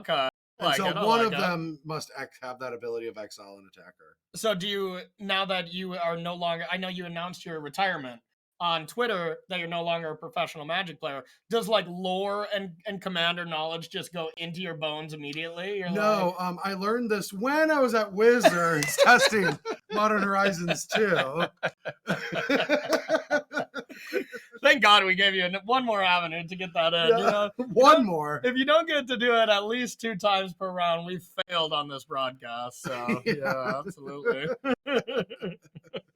Brad once worked at Wizards Nelson here. Oh, but I am going to become a very filthy casual. I like it. Last night I built 2.5 commander decks. Commander's pretty fun, isn't it? I'm I've been enjoying really it. enjoying it. I'm enjoying it. Man. Yeah, it's awesome. You know, we used to play so much just casual Magic, you know, just when we were learning the game, playing at the kitchen table, playing at FNMs and stuff like that. But it wasn't casual, I guess, for us for FNMs. Like that was our competitive. That was serious. Oh yeah. Yeah, good times. All right, getting back to the game here. Looks like we are getting another construct on the battlefield. These are up to 6/6s, about to be 7/7s with whatever we get. With the potential of an 8/8 with that ink moth. And with the potential of a clock coming into play here from Mario up top. Going down to 5 minutes. Should be plenty if this is indeed game 3. Oh, it's already, they've used too much time already. This is still round 3. I know. Don't they know? So this is a really, really interesting turn of events because usually Shadow Sphere at this point, you're like, I don't really care what my opponent's doing if they're attacking me for a lot. Eventually, I'm going to attack with a big construct, gain some life, but Cauldron Complete shuts that down completely. Why? Whatever creature they equip it to, first strike damage deals it, and they don't gain any life. Is that... Yeah. Go over Cauldron Complete one more time. Yeah. First, Adrian. Yeah. So it's whenever this creature deals combat damage to a creature. Exile. So first strike, exiles, then they don't deal Oh. damage. So Shadow Sphere is completely shut down if it's on a ground creature right now, which is just insane. Like, all these 7/7s are really cool, and this game would almost assuredly go to our Hammer Time player if they could just gain 8 life, 9 life a turn with Shadow Sphere. Like, you can just take this 6 with Batterskull, even if they're gaining life, you just don't really care. Yeah, like, how do you beat Cauldron Complete unless they have, like, Prismatic Ending? You know, Prismatic Ending is what you really need. Just get that germ out of there. Yeah, you just got to go super wide. Yep. Teferi, another great answer if Mario is playing that. But you got to do it quick, and now you're getting to the point where you can't Teferi bounce and equip. You know, unless you can play land 4, equip, and then Teferi next turn or something. But there's also still 4 cards in our Orzhov Stoneblade's hand. Who's to say one of them is in a Solitude with a white card? You know, so sometimes not having hand cams is kind of fun because you kind of get to do a little guesswork. But all right, so what are we gonna see? No equip even? No, just want to be able to pump them all to 8. Oh, here they go. Yeah, here they come. One of them has to be blocked. Yep, to not die. Cauldron Complete gets that free block.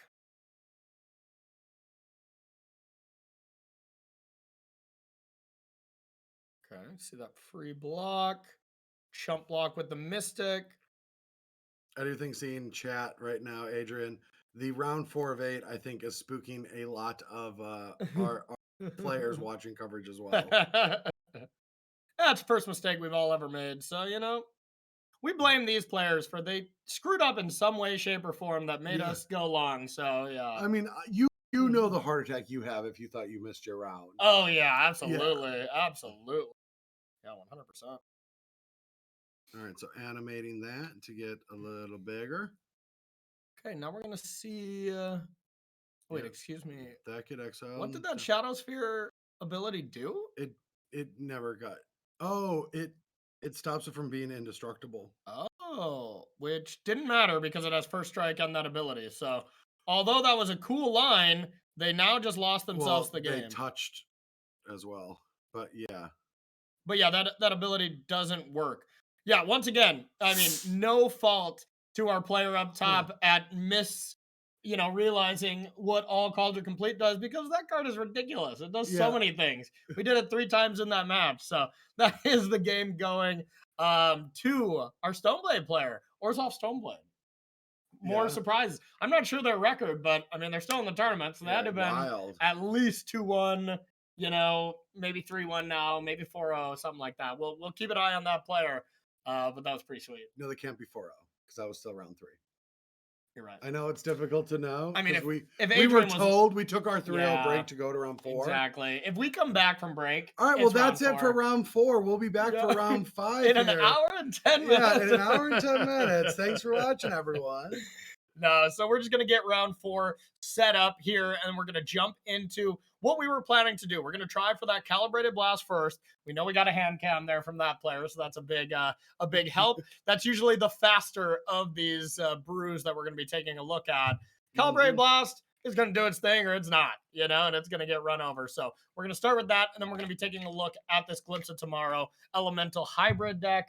That also won a challenge pretty recently as well. I like all these fun decks. I mean, my problem though is when I agreed to do this coverage, I spoke to Adrian. I was like, "You gotta get Jund up," and knowing Jund as a Jund aficionado myself, there's probably none left in. That is crazy to me about like Jund Saga. It's wild that it doesn't see more play. So I still think that's such a good deck. There was 2 that top 8'd some tournament on the West Coast that mattered. I don't remember. There's so many different tournaments and tournament series. I don't remember, but I remember there was 2 in the top 8. Like one took second and one top 8, but I don't remember what tournament where. I want to say Vegas, but I'm just throwing it out because most tournaments are in Vegas. Yes, that makes sense. So like I just like you just throw on the dartboard and the magnet takes you to Vegas. It's like that's where the next tournament is. Pretty much, absolutely, yeah. But I still think Jund Sagavan is just a good deck. Tarmogoyf and Shadowsphere is ridiculous, and that's like wins half your matches right there.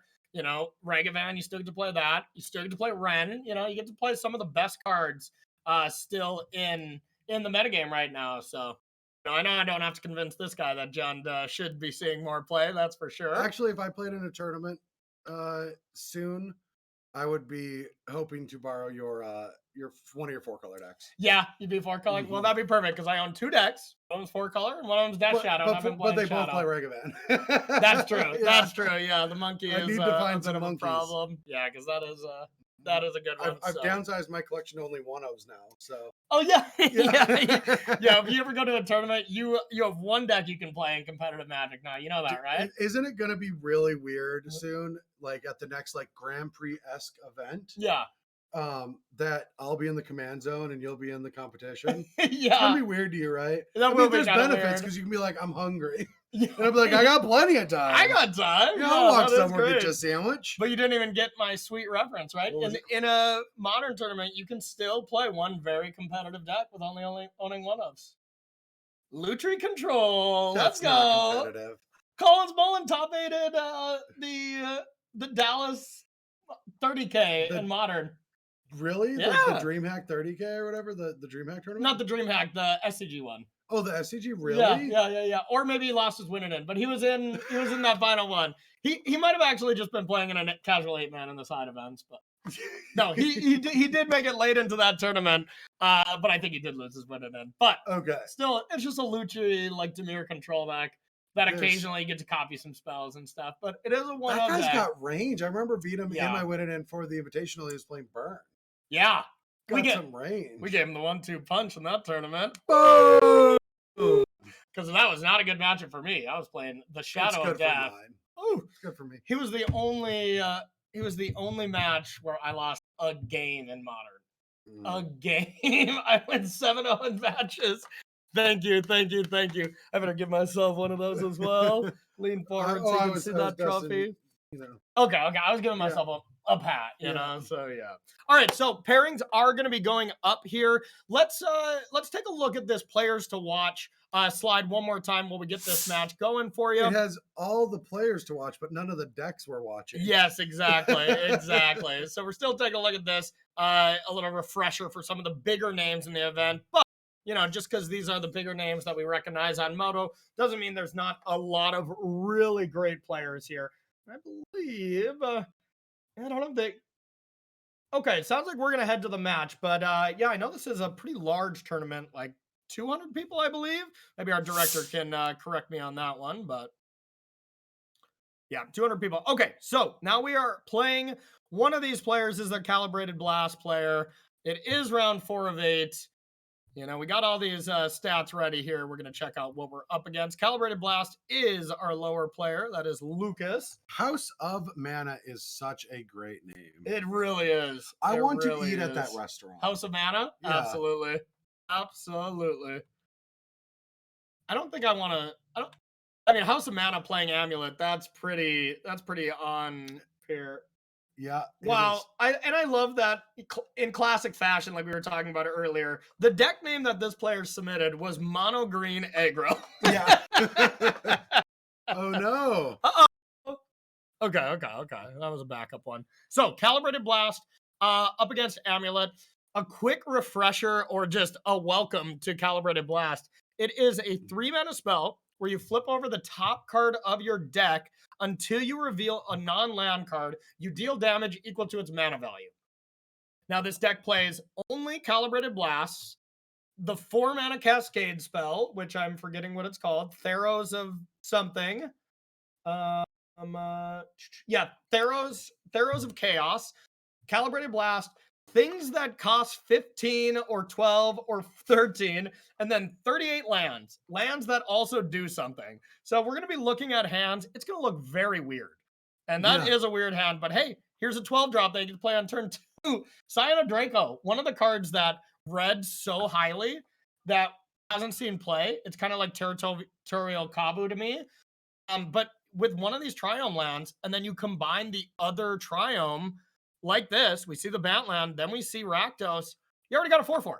You got a 4-4 that does a lot of different abilities. And if we thought we got Cauldron Complete wrong, I'm not even going to try to tell you all the abilities on Scion of Draco. So I actually don't remember what the final product was because that was one of the cards that we had to Was this a your... lot. When I was at Wizards working on MH2, yeah, it's so crazy how many MH2 cards have been played though, to be honest. Yeah, it's like there's been a lot of unique ones. Yeah, no kidding. It's like they wanted these cards to make it into Modern. Yeah. So, all right, so we are taking a quick stop from what we were chatting about because, well, here's Summoner's Pact.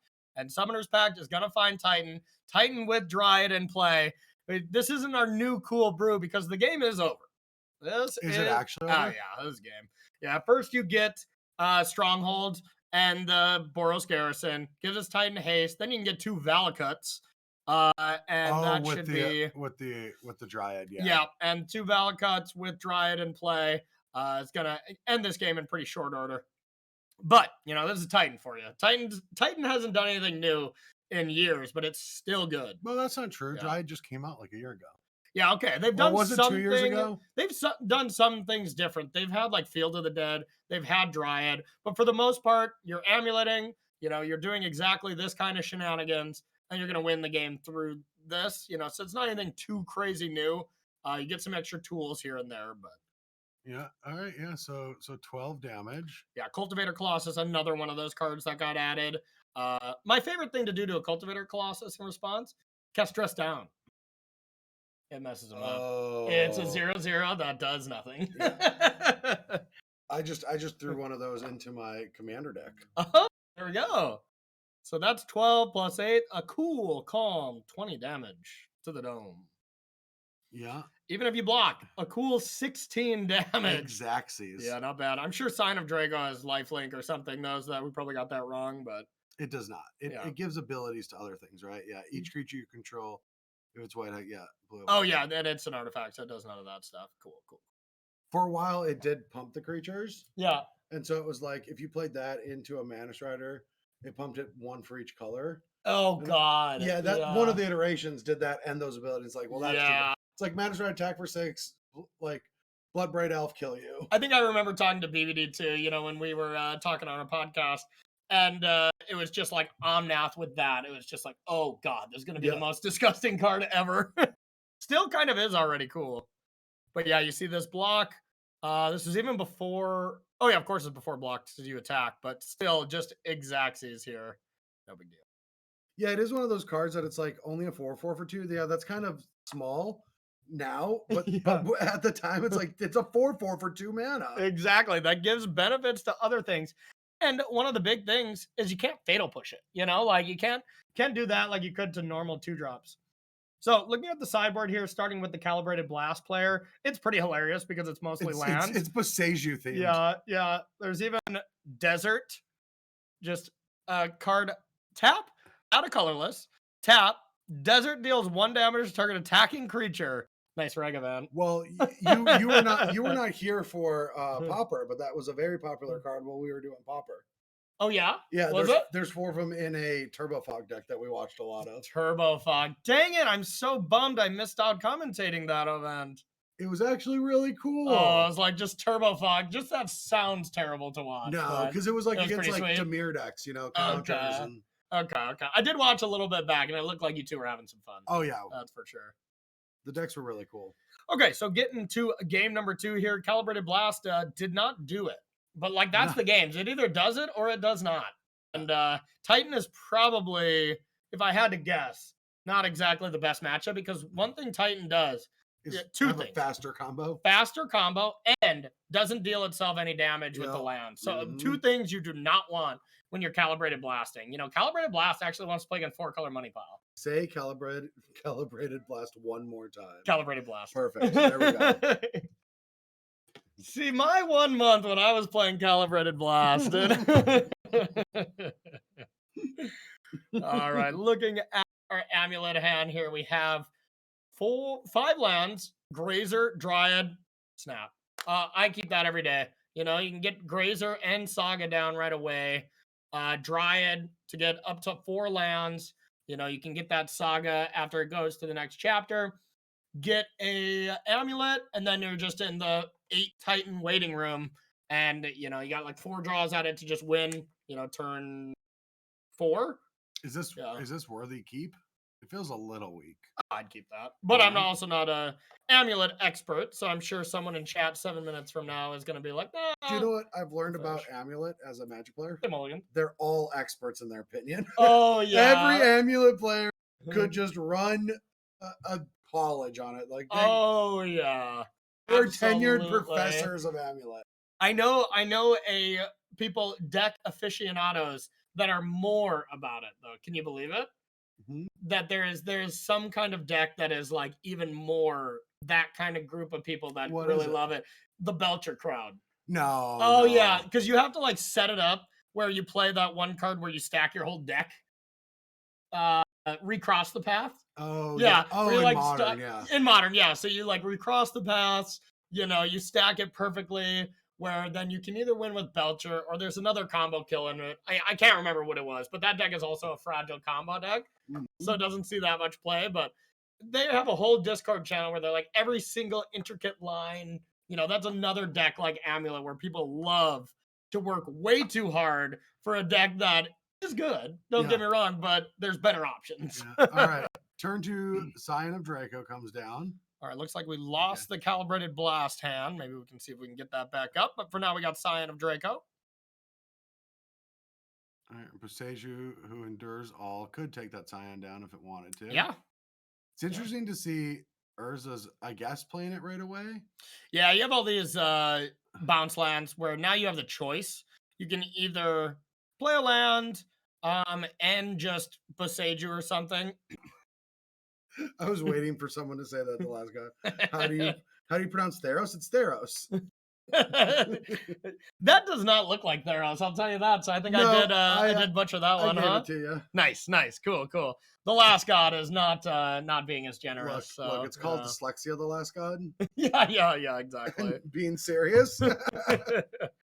But yeah, what I was saying is Urza Saga now has the option to like play a Sanctuary or just go to chapter 3 and get Amulet, because it'll still speed you up. You know, and that'll happen next turn. Exactly. With being able to play Dryad, now you have an Amulet. Mm-hmm. And then you can play Sanctuary, add mana, play Dryad, play another Sanctuary, add 2 more. Can't really do anything with that. So it's not like you're going to win next turn, but this is definitely set up to win in 2 turns with that Summoner's Pact off the top. Yep. So we gotta get blasting. All right. Well, right now, your opponent is going down to 15. I wonder if there's are they going to Boseiju here? I mean, I think you have to at this point. I was going to say, if this connected, who or what way could we think to deal 15 damage? Well, I think it's called Calibrated Blast. You nailed it. Are they going to slam it now? No. Oh, maybe it doesn't have it. All right, so here we are going to get an Urza Saga trigger. Oh, where is one?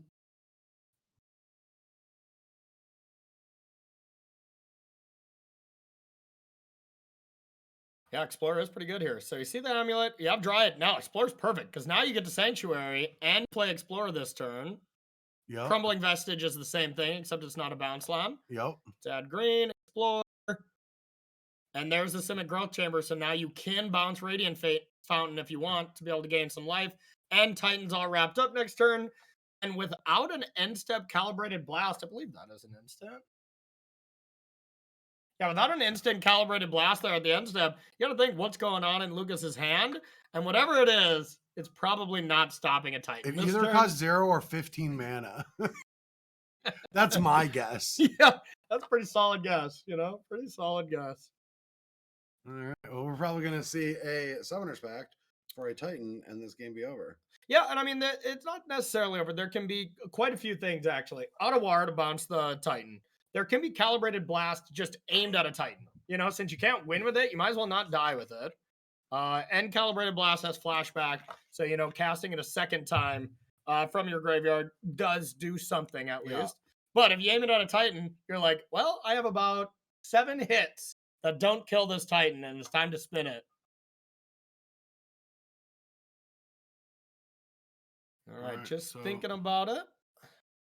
Yeah, I'm curious what the decision tree is right now. Probably just counting their money at the table, No, probably had to serve someone at their House of Mana restaurant. Oh, of course, yeah. Had to serve out some delicious forests, absolutely, some nice salads. We're going to see land number 1, land number 2. Speaking of House of Mana, did you watch House of Gucci yet? I did. Yeah, I really liked it. We watched half of it, and then we rented it. Yeah. And then got halfway through, and I fell asleep, and then we didn't get back to it. So oh, no. I don't know how it ends. Yeah, no. I guess I can just Wikipedia it. I think we watched it on a plane when we were on our way to somewhere. Me and Tori did. And I liked it. I was on Manguchi's. All right, House of Mana takes it out. That's it. Gives it up. Oh, that cool Calibrated Blast deck. We really saw it in action. Was impressive. I mean, maybe next round they'll be calibrated. They might be calibrated. Yeah, that was an uncalibrated blast so far, so maybe they'll be getting it together there. But we are going to have plenty more Magic here in round number 4, as well as through the whole weekend. Yeah, so we're going to be doing a little glimpsing into tomorrow here. We got that on game number 2. I want to see this more in action. So we're going to show you a little bit more of this sweet glimpse deck here on game number 2. So let's check it out. All right, it is up against, oh God. If Shadow's about to lose, cut the feed, Adrian, okay? This is not a Shadow hating stream. But hey, actually, I'm very excited to see this because I do think, right now my hot take, at least you may think it's a hot take, but Grixis Shadow has been doing good. Canister won a Modern Challenge with it a couple weeks ago, and then took second in the one the following day. Wow! So he went 1-2 with a list that was playing 3 Death Shadow, so it was controversial. Wait, so he won 1 and lost 2 games? Won 1 and then took second. Yeah, so he went 1-2 and he dropped after round 3. Sure. But no, it picked up steam there, and then every Grixis player, including myself, is like, okay, I got to try this. You know, and I did pick it up. I lost my win in it. Was probably gonna be win to 16, top 16 in it, and I've been doing decent with it. I know other players have been top 8ing with it. I don't think it's at its form that it used to be by any means. Luris was the biggest hit for Grixis Shadow, but I do think it is still one of the 4 S tier decks. I think, I think it's Shadow, Living End, 4-color concoctions, and Murktide are at the deck that's just slightly above tier 1. And then there's a ton of other stuff, but it's also one of the toughest deck to play too. So, it's easy to make some mistakes with these decks. I do agree. Yeah, Death Shadow decks were always like pretty complex for me to play when I was. And now they're even tougher with Shredder because you really got to think about sequencing for that. You got to think, do I want to play this 1-drop on 1, or do I want to wait to on 3 go Shredder thing to discard Croxa? It added complexity and it was already tough. All right, well, this is going to be using the 1 counterspell, so that's going to open the path up for the Omnath if they end up drawing on the lock, which I feel like you have to. It's just too much value. Yeah, 100%. So drawing the lock gone. We do have Dress Down to be able to interact with Omnath for a little bit at least. But big draw there. Even only at 1 life, just a threat right now for Shadow is really important, and also having Dress Down up. And now one cute little interaction for anybody who doesn't know, hasn't seen a lot of Shadow stuff. Death Shadow with Dress Down, works pretty cutely. Loses that whole pesky -X ability and just turns it into a 1-mana 13/13. No matter So, what life total you're at. exactly. It's Teamer Battle Rage, but a little bit better. A little bit of an upgrade. All right, so what are we going to see here? Is it just going to be the Omnath get dressed down? I guess so. Yep.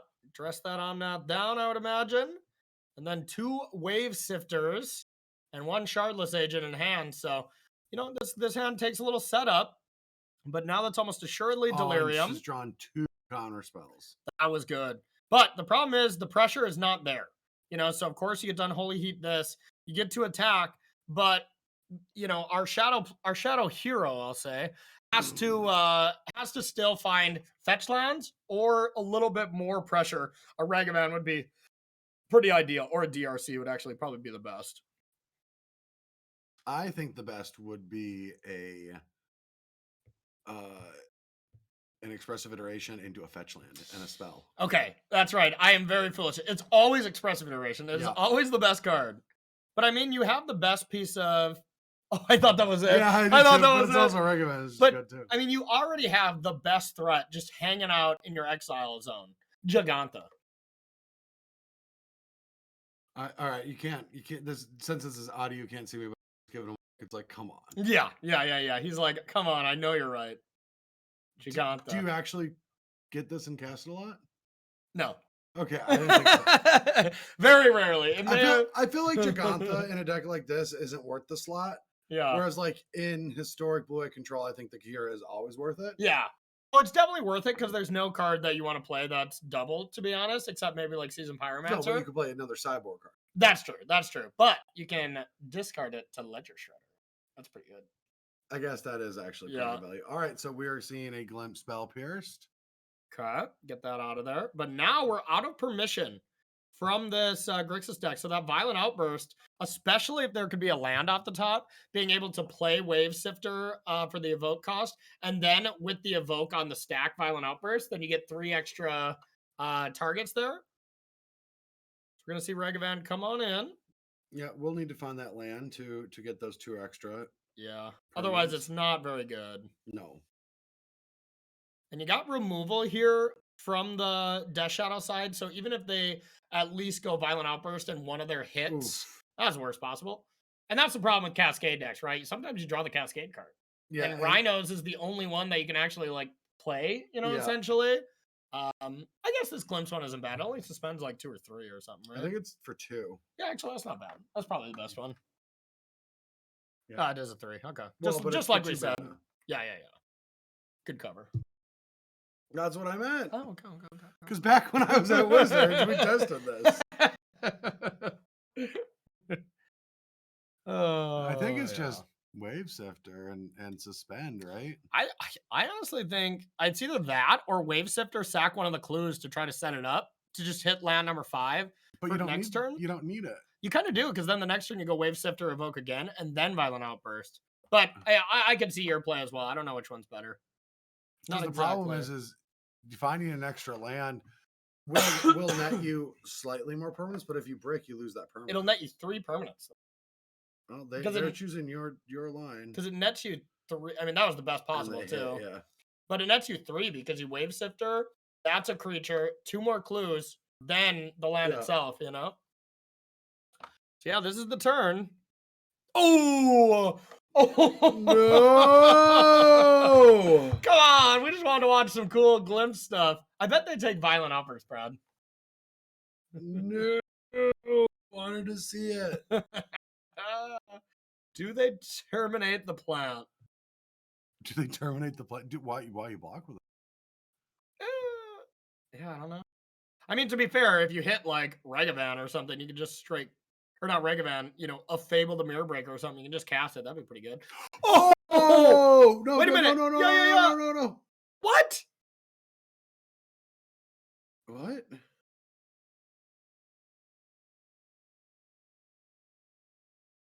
I don't know what just happened. Are they out? Oh, they could be out. Let's do a glimpse check here, Adrian. I'm sure they only play like 3. Let's just see their graveyard in exile. Maybe we can see if they have 3 of them here. There's one. There's two. And the third is in the hand. They're out. Oh, no. Oh. We just saw a nice little comment from Lucas, who was playing our last round. Sorry, guys. Uncalibrated last round. That was definitely not calibrated. We feel you, Lucas. We like your deck choice, though. Very good. Very good work. Hey, you know what? I think this is how we look at Twitch chat. And by the way, this is a little unfortunate. We don't get to interact with Twitch chat. But for anybody who is wondering why we do this, it's for tournament integrity. You know, let's say our opponent wants to log in and try to do some shady stuff. Not that we're saying any of these players would do it, but we prevent that in any way, shape, or form. Make sure the tournament is as fair as possible. But we don't get to interact with you as much. But the one way we know how we made it as a coverage team is when we get these spam this X to vote for X things. You know, that's how we really know that we made it. Well, we know we made it when everyone drops some bomb emotes. There we go. No one's got my emotes anymore. I haven't streamed in 2 months. Okay, that probably makes that's a lie. EK spams them all the time. Oh, really? Your cute little, EK, cute little, beautiful baby D. All right, so taking a look at some of these lists here. There's only one that matters. It's not this. That's not Shadow. But... What? This is Glimpse. Guy here. Yeah, that was karma. Whatever cough that was karma. The magic gods don't want that. Exactly. I got so excited there. This sideboard is so funny to me. I haven't seen a 4-4-3 in Modern, and I don't even know how long. No kidding. Yeah, subtlety. I mean, to be fair, these kind of linear combo decks, especially like Living End, you know, like you have a very specific sideboard cards that you want, you know, like it is Foundation Breakers to break up stuff, Disputes to counter it, because that's the only counter spell you can play in a Cascade deck. You know, and Chalices. Sniper is a cool way to get rid of Meddling Mage. I'm not gonna lie, I don't know what that does. It evokes to deal 2 damage. Or whatever that ability was from that set. Okay. Discard to deal 2 damage. Yeah, I suppose. I bet that's not even the biggest problem. Meddling Mage, you can still Fury. It's Lavinia. Can't beat that card. Why can't you Fury it? Oh, you have to hard cast it. Yeah. So you have to hard cast it. That just makes it way worse. But I would imagine that's what it's for. But we'll see. All right. Game number 2 here with Grixis Ledger Shredder. People call it GLS now instead of GDS. I hate it. It's Grixis Death Shadow. Of course it's Grixis Death Shadow. No, that you talk to the Twitterverse right now. You're gonna get yelled at, and in 7 minutes we're gonna get yelled at. I don't care what they think. I get to make the names on Melee. It's Grixis Death Shadow. Okay. Yeah, it's Grixis Ledger Shadow is what they say. Grixis Ledger Shadow? Yes. That's a terrible name. Agreed. Grixis Death Shadow forever, and anybody who disagrees, well, we're not going to do anything about it. And you're arguing, and if you want to argue with me, I'm going to just point it out right now. If you think that that's the better name, then it would be Grixis Monkey Ledger Shadow, and that's a ridiculously stupid name. And honestly, if we're getting technical about it, Expressive Iteration is the best card, so it'd be Grixis Monkey Expressive Iteration Ledger Shadow. So. Yeah, just not good. Yeah, let's get that trending. I'm gonna change that on Melee. I'm gonna log into your account from here. We have 2-factor authentication, sir. Okay. So we are we very much appreciate and respect everyone's personal data. Okay, you need 2-factor authentication. I got your thumb right here in my hand. That's not how it works. That's not one of the factors? No. Okay. Nice. Okay, we got Grixis Monkey Ledger. You got to throw Expressive Iteration in there too. Come on. That's perfect. Grixis Monkey Ledger. Here is my favorite play of this deck. I mean, obviously, turn 1 Regavan messed up, but Ledger Shredder into Bobble. That's the reason to hold Bobble till turn 2, which they probably had. You know, so being able to do this, you get that loot effect, get an extra card out of there. Now all of a sudden you have a 2-mana 2/4 that's only going up from there. I appreciate how you have such a high integrity for the keeping everyone updated with the game. But I just need to point out, Adrian, you fixed Grixis Monkey Ledger Shadow, but didn't give them a game win. There it is. Wait, they didn't win. Yeah, it is. It's 1-1. Oh, it is 1-1. Okay. Yeah, that was less important though. I like where your head's at, Adrian. That's the priorities we need. Oh man, that's so good. Oh, too funny. All right, so what can we actually do here? We got to start getting permanents on the board. Yeah. So it's either Fable or Endurance, but it's an uncounterable Endurance for what it's worth with Cavern, so that's not bad. But the Endurance isn't good yet. I mean, I guess it blocks everything. Yeah, it's not good yet. I feel like it's just get that Fable though. That's what I would do while we're tapped out. But yeah, of course I'm you have also the fine option with for this. Fury. Yep. And you want to start with this if you're going to kill Ledger Shredder, so they don't get that draw ability when they play their second card. And now it actually is kind of a choice because, like, maybe you want to just make sure you block Regavan. Fable, almost assuredly that token's going to go away. But yeah, I guess you do this. Well, they couldn't cast. There's only 4 cards. Yeah, it could have been a sneaky endurance. I guess on Holy Heat, maybe they had Delirium. Because with the Oh, ability yeah. on the stack, you could hit that. Because this is honestly exactly how my recipe to beat is it Murktide is you stick an endurance, and now with the 4 toughness, you can't bolt it. You know, you can't unholy heat it. Now you have to 2-for-1 yourself to beat this 3-4 body that already kind of messed with your things. Now it's not as good against Shadow because Shadow's not as reliant on the graveyard, but it's still good. Yeah. And when you're, this is why I take out DRC against anything that has Cavern and Endurance. You just can't run the risk of attacking with their 3/3. They play an uncounterable Endurance, get rid of the graveyard, you block their 1/1. That's just too big of a blowout. So I take DRC out. I actually think it's the worst creature in the deck now. With Ragavan, Death Shadow, and Ledger Well, it's Shredder not even being in the better deck ones. anymore. Well, at this point. Yeah. It is in Shadow, though. Oh, some people still play it in Shadow? All of them. It's a stock 4 of. The creatures in Shadow are 4 DRC, 4 Ragavan, 4 Ledger Shredder, 3 Shadow is the stock. Oh, does this deck have DRC in it? I would imagine. Yeah, it has 3. Oh, okay. Yep. Wait a minute. I need to check out this list. This might be mine. What is this player's name? ARS, right? Anson. Okay. ANC. There you go. You got it. Yeah. I'll do my job. There we go. All right, just taking a peek at this. I don't think this is right. What's that? Ironic that it is Shadow, but let me check. It should be there. ANS, I believe. Yeah, there it is. All right. Sorry for struggling through that. We're just taking a look at the deck list so Corey can pat himself on the back again. Nope, not mine. Not mine. Better or worse, go. Well, I mean, there is one card in there that I am a huge proponent of not playing, and that is Lightning Bolt. I don't think Lightning Bolt is as good of a removal spell as Fatal Push in this deck. So, that's the only minor change. They're playing 19 lands. But yeah, this creature sweep is just very similar, except it is 3 DRC instead of 3 Shadow. I like that. That's what I changed to as well. And then the 2 Croxa as well. You don't have to play 3 anymore because Ledger Shredder churns through your deck so much. Yeah. And your Croxas are even better. So, all right. Sorry, y'all. We'll get back into this here. We are seeing end step here. Another Endurance, just really holding down the fort. And this Drown in the Lock just not being able to do anything right now but kill a plant, which is pretty sad. And Flusterstorm also just instant and sorceries. So it's not even going to be able to deal with Fable the Mirror Breaker. So, I mean, it's good if they go for a Cascade. Then it'll actually have something to cast, and then you can start Drowning the Locking these Endurances. But as it stands right now, Anson's hand is bad. Yeah. Oh, there is the flip. Okay, I mean, if they went for Shardless Agent, that Flusterstorm would have actually been online, but even if they draw land, that Flusterstorm is going to be online. Also, that Drown in the Lock can take care of the spell as well. That's true. That's true. Yep. So yeah, they got some. It's going to be a little bit of a standstill, but the top decks really favor this elemental deck. You just imagine. Obviously, they can't cast it quite yet, but you could attack with Goblin Shaman. But then just casting an Omnath right now, it's just so good. I think the other way. I think that Grixis Death Shadow deck. Well, sorry, excuse me, Grixis Monkey Ledger Shadow. Of course, yes.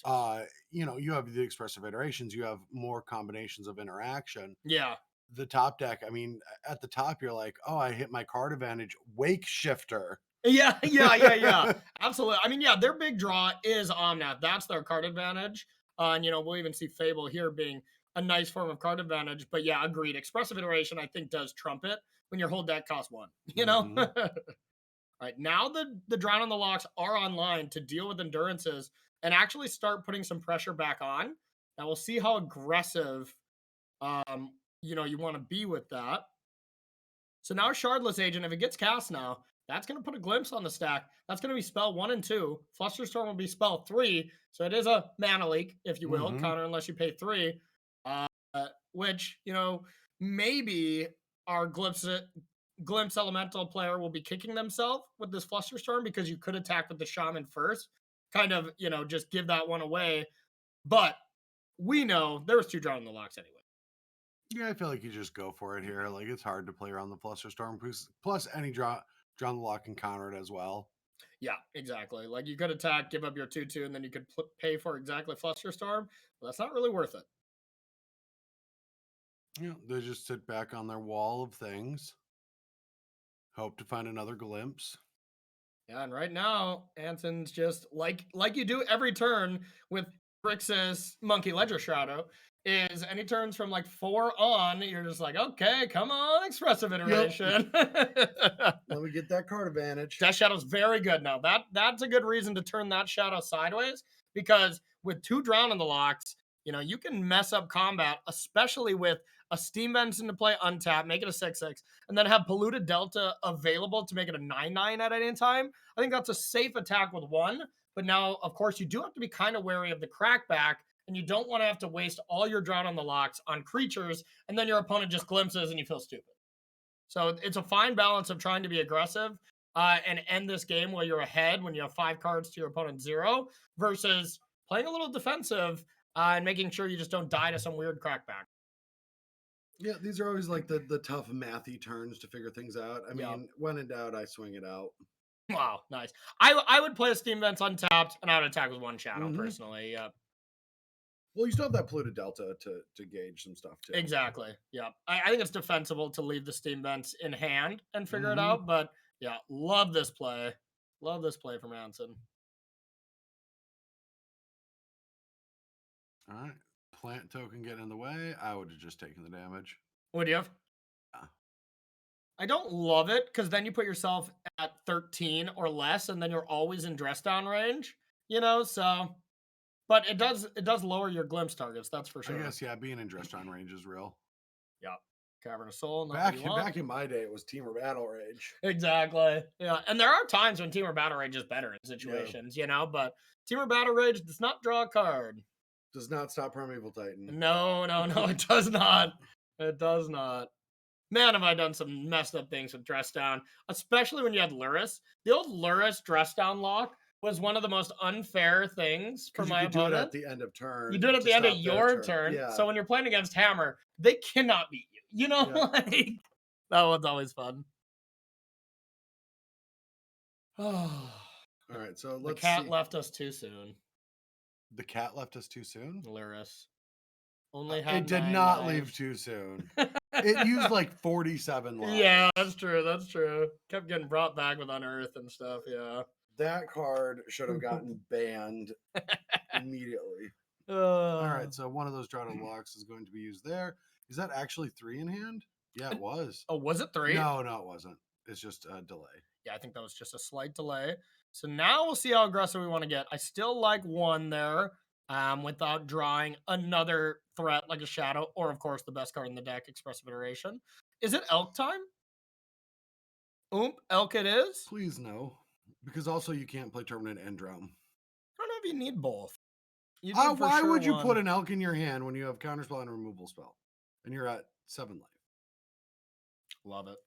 Wow. I really am out of touch. Yeah, I would have did that too for sure. I would have put the Alkin on. Because, I mean, now, especially if you draw another land, playing a 5/5 here and being able to attack with 2 shadows is pretty good. Draw. Uncounterable. So this is going to have to eat up that Terminate. Likely with the ability on the stack. Yep, so they can't gain 4 life. Okay, there we go. I was like, I thought that was a click through, but yeah, there's no threat of of a Cascade this turn, so that was a safe Terminate. There was the fetch land that was going to gain some life at least. Now, if that card actually was Violent Outburst, then that would be lethal. Oh yeah, we have the Goblin Shaman. Yeah, Yeah. it would have actually been a lethal Then draw. Giganta would have cost them the game. Yeah. I would have really loved it. Yeah, me too, actually. They'll be elking around. All right, but instead, just a pass. Got to be a big sigh for Anson here. All right, what is the top deck? If it's a land, we do get to play Giganta and attack with both shadows. If it's expressive iteration, we get to do a dance, of course, because it's the best card in the deck. Thoughtseize, that was the worst card. That's the only one that doesn't really unlock any cool plays. But now it's a consideration. It's a small consideration to attack with both shadows, but because you do get to represent dress down at this point. You have 4 cards. There might be a scenario where you abyss your opponent. And when I say that, it's just like the sacrifice a creature every turn because you have to chump log each turn, just out of fear of just being like, okay, you have dress down, that's game. So if you're feeling really, I don't know, kind of, if you're going to make that play, I think you snap attack. And if you think about it for a little bit too much, there's a lot more incentive to only attack with one because, some people look into that going into the mind much. games? Yeah, because I used to do that stuff. I used to get the win in hand and then think just a little bit too long and get free wins that way because I would think just a little too long, even though I'm not thinking. Yeah. And then send it so they don't think I can kill. Yeah. Yep. Exactly. And then team or battle rage them, Yep. Exactly. There's definitely some advantages to, thinking at times when, most players would jam in because people are like, if they had it, they would have attacked right away. A lot of people think that way. So I love this attack. It's kind of like when I used to play Legacy, no matter what on turn 1, I would take a card to the front of my hand and think if I on a force of will situation. Oh yeah. Whether I had the force or not. Yeah. And then people would be like, well, doesn't that just give away information or what's the relevance? And it's like, there's no real relevance. It's just, I'm putting it on the map for them to think about it. Yeah, exactly. I'm allowing them to think if I have force or not. It doesn't matter if I have force or not. Yep, exactly. You open up the door for your opponent to kind of make a mistake. So here is 2 shadows coming in. And we think about this if our opponent had perfect information, they would chump block with just the Shardless Agent and then take it. And then all of a sudden you're at a spot where maybe if you top deck like a Fury, you could deal with that last Ragavan, attack for 8 and hope there's no removal on the other side. That's an option. But if you're afraid of dress down, which I think you just kind of have to be at this point, now you start thinking of weird double, triple blocks, or you're just double chump. And, all of them are kind of bad options, to be honest. But, yeah, they're all terrible options. Yeah. Shadow is so hard to block, and it's so hard to attack into. The amount of times I get people with, them attacking with 2 creatures, I'll block with my 3/3 Shadow to their 4/4, take 2, and it lives. And they're like, what? Yeah. There's also, even if the Shadow's not even in play yet, if you're against a Shadow deck, and they're at 17, and you're not thinking about dealing less damage than you're attacking for, then you need to level up as a modern player. Honestly. Yes. Like there's been times where my opponent's at 17 and I don't attack with my free attack creature. For sure. And it's 100% the right decision. Absolutely. Yeah. Because if you just, open up the option where they now get to fetch land down to 12, play 2 shadows and have 1 removal, and all of a sudden you just time locked for them. Yeah. Yeah. Absolutely. I also think there are plenty of players that take that too much to the extreme and just never attack with their aggro deck. Oh yeah, and it costs them the game. So it's an incredibly hard card to play against. It's mostly if you it's mostly if you want them to not be able to cast them next turn. Exactly. Yeah, you always got to think 1 turn ahead, but you got to really make sure you're not leveling yourself, kind of thing. So really contemplating this block, this is polluted Delta. I think. Yep. Oh no, they are still debating on blocks. Yep. Yeah. Yep. Just decide to play around dress down. Just thought if you got it, you could easily have it. You haven't cast one. You bring them in against elementals. It's a great card against elementals. Made the quote unquote scared block, but I think I would have made the same. It's either that or you triple block one, you chump the other, and it's too tough. So. Yeah, I don't think there's anything they can really draw. Omnath would be the best draw again, since you already have a fetch land in play. I bet they're yes, but that's still not that good of a draw. Yep. But we're going to see Shardless Agent. You got to try it. It's going to get drowned. And then maybe our glimpse player could survive to live to top deck another day. You know, like try to get one more look at Shardless Glimpse. Which day? Hopefully tomorrow, Yeah. but but that also might be the last glimpse. Is there one in exile there, Adrian? I know we see one in the graveyard, but no. Okay. All right. So it looks like there is 2 in the deck. All right, here comes a glimpse. What do they use the extra mana for? I guess Omnath draws. Omnath And draws cards, treasures. and then they just keep looping glimpses, and that's how you win on the spot with this deck. You Oh. loop glimpses and you endurance yourself, so that you keep getting more glimpses into the deck. Because the cards go to your hand, right? What? The non-permanents. How do you loop glimpses? Okay, so you draw cards off Omnaths, and then you endurance yourself to make sure you have more copies of them. And then you usually draw so many cards when you combo that then you do it again. Omnath triggers 3 times each time, so it deals 4 each time, and just kind of goes off like that. It's one of the combo ways. You know, if you don't have any cards, you got to still try to hit it. But that's a way to combo win. Usually you just bury your opponent in so many permanents. Yeah, it's non-deterministic. Exactly. Yeah.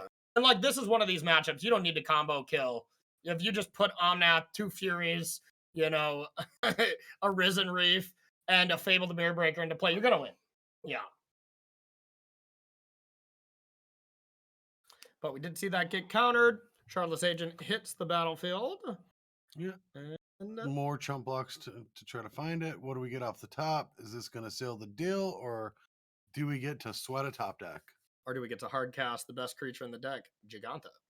Well, it might get hard cast this turn, honestly. Yeah, with a Scalding Tarn, yeah, you're slamming that 5/5 into play. Yeah, there's no point in playing the Scalding Tarn. There's some scenarios where if your opponent's at 12 here, you try to get yourself within range of going to 1 to force the double chump. But hey, this turn's open. This turn's open for a glimpse player. They're gonna have 1 turn to find a Violent Outburst or find another Shardless Agent, and it will work.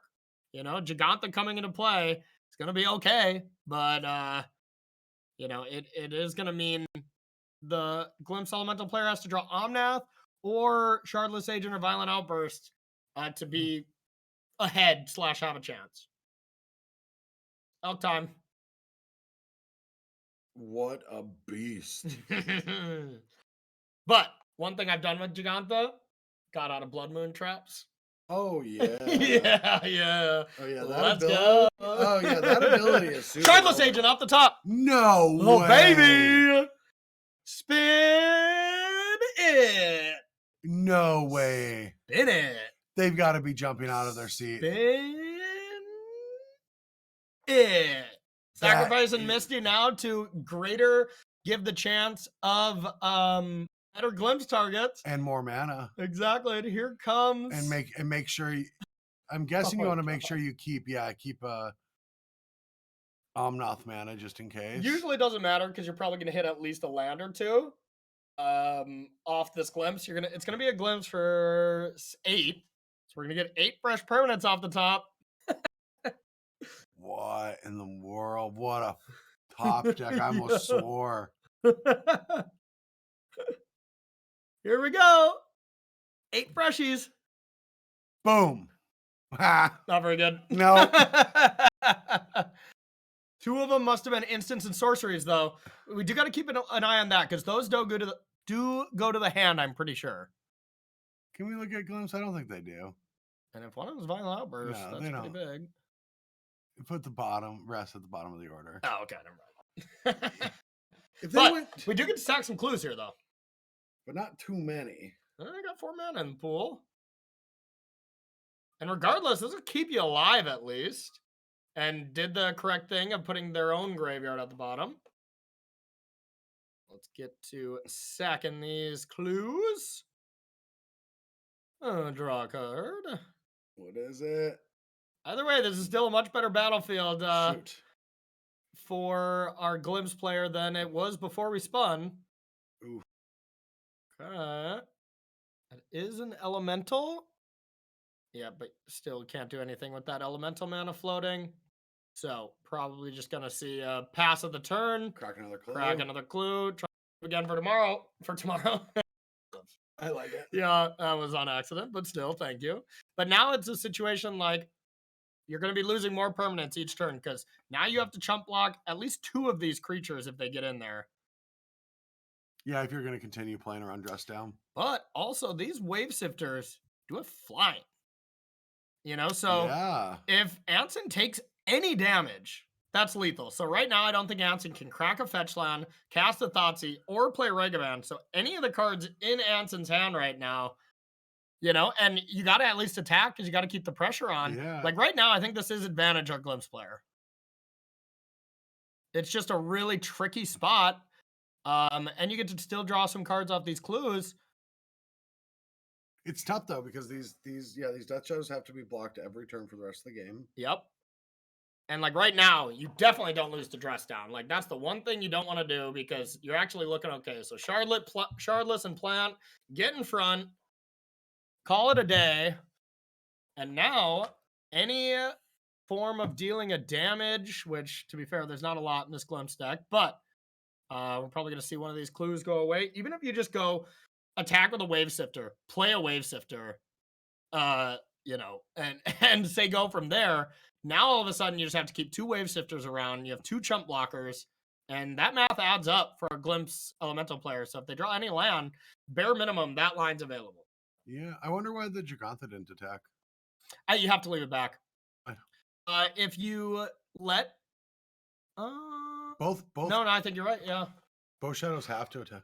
that's Fury. That's not game. No, not game, but still not a bad draw. Not a bad draw. I mean, not it at least does we let got the some options. Yeah, you still can't really get too aggressive. Yeah. Oh man.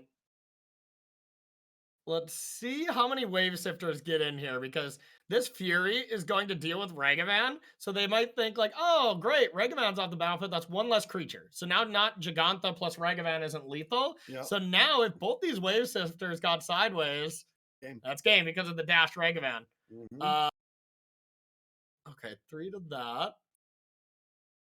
But that is a pretty aggressive attack. There's no point at really putting a Shadow player at 1. You know, like the threats are already lethal. Like I like 1 Sifter attack here, and if it's 2, it's game over. Big attack. 1 Sifter is a great attack.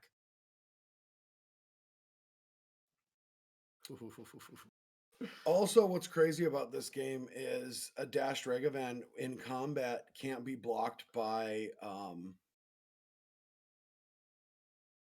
or I guess it could be blocked by the Fury. And they could go to 1, and so then that would be lethal on the way back. Yep. Yeah, right now a Shadow player has to draw something, and what is it? Oh no, just so many bricks in a row from this Grixis Monkey Ledger Shadow. Exactly. Deck. Like now if you dash Regavan, you force 2 block, you force 3 blocks, you force everything to block at someone. So Wave Sifter will go away, but the Fury lives. Exactly. Yeah, and they'll drop to 1 life. Yep. Exactly 1. So I guess you have to attack with. I just don't see it. I think it's over. I think it's over. This is actually over. This was a sick. This was game. an absurd game of. This is the game of the tournament so far by a lot. This was incredible, and honestly, it really came down to Anson drew 5 bricks in a row. 5 ham sandwiches off the top, 2 fetch lands, Thoughtseize, second Regavan, and you know right at the beginning, drew drown, terminate. Great. That's awesome. Didn't have any card advantage. All right, here they go. And I like to think what you were saying too, bro. That Jugantha getting in there the turn before maybe would have changed this math. Yeah, it could have attacked. Yeah, I think so. I think you're right. Here's these blocks. That's the correct blocks. Yeah. Our Glimpse Elemental player played insane. Yes, they played very well. So good. They played very well. That was awesome. Down to dealing exactly enough, being at 1 life. Just incredible. Just incredible.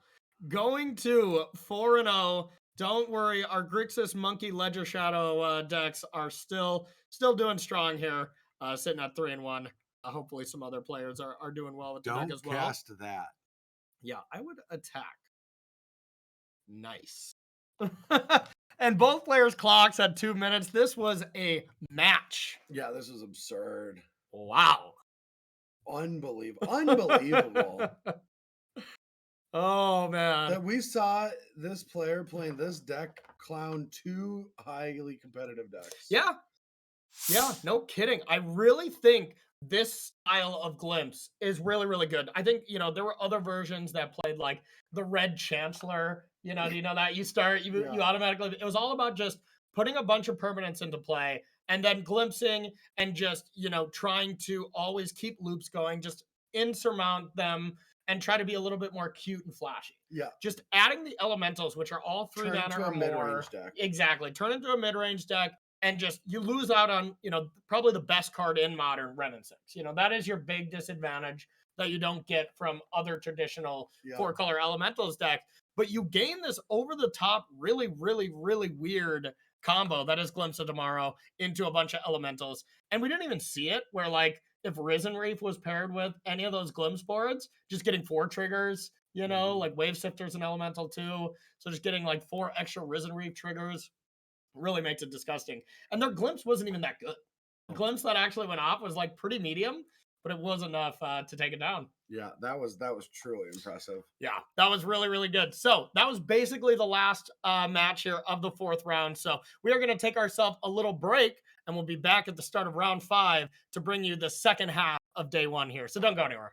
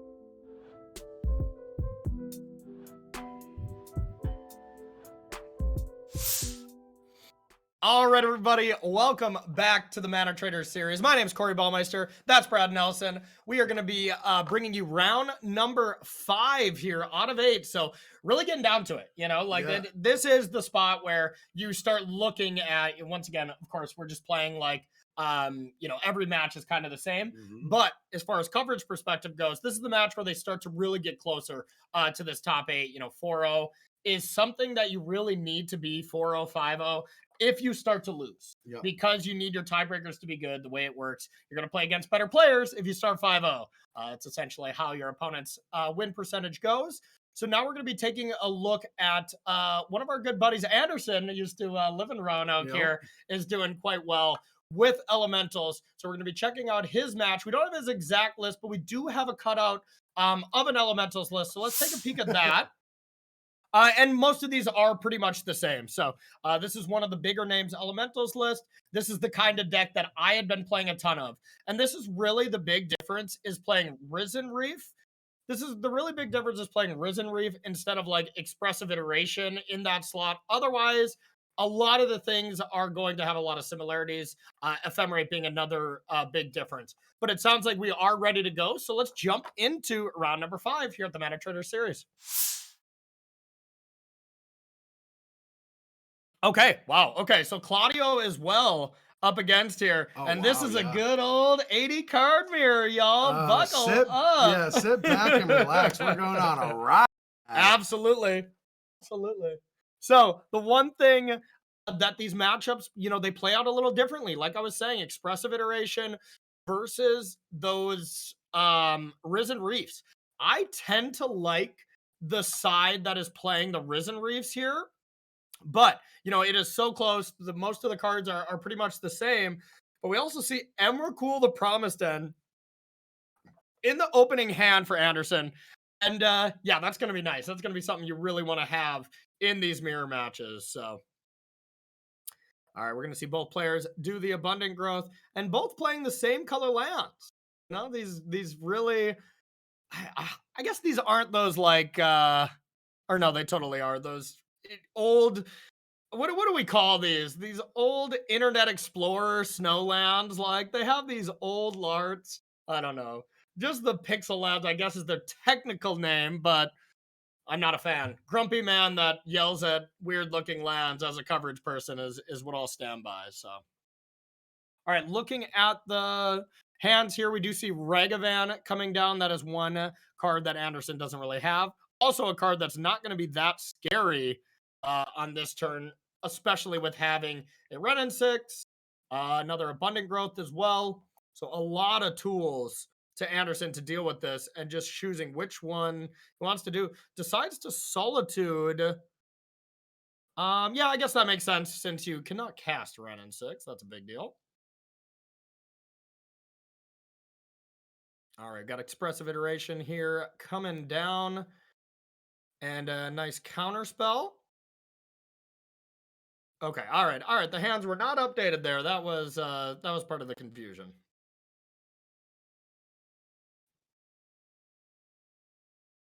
All right, we're gonna see Expressive Iteration here come down for Anderson. Running 6 to hand. Prismatic Ending into exile, able to deal with that.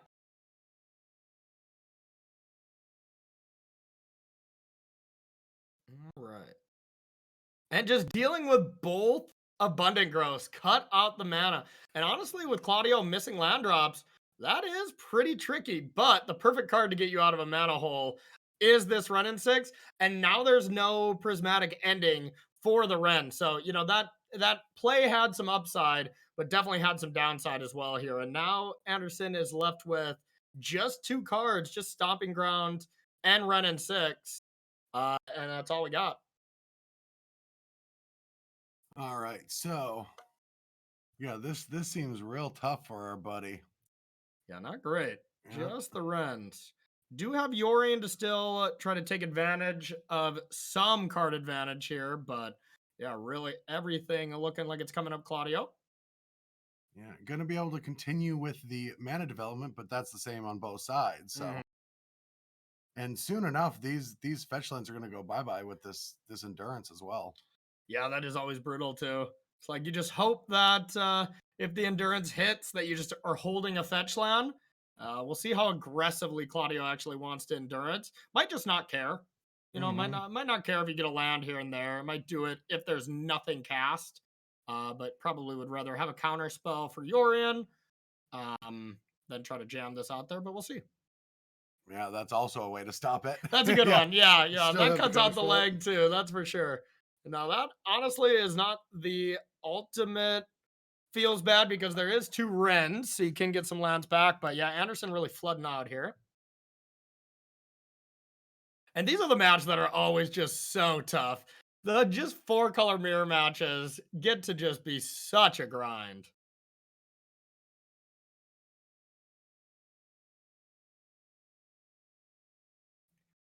All right, gets back another land here.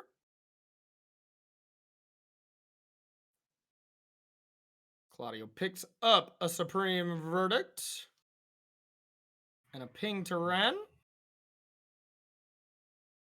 All right, Lightning Bolt takes down the second Ren.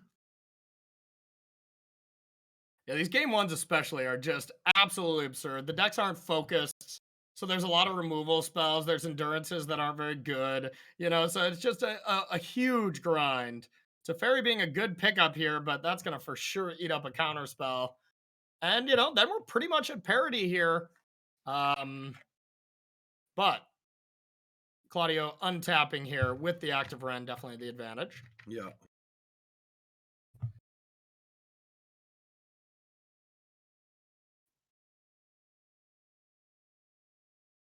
All right. Gets that Bantrium. Picks up another land. And if Claudio still had these 3 abundant growths, this Yorion play would just be insane. But since Anderson did do a good job of controlling the amount of growths, that explosiveness of Yorion is not going to be as devastating.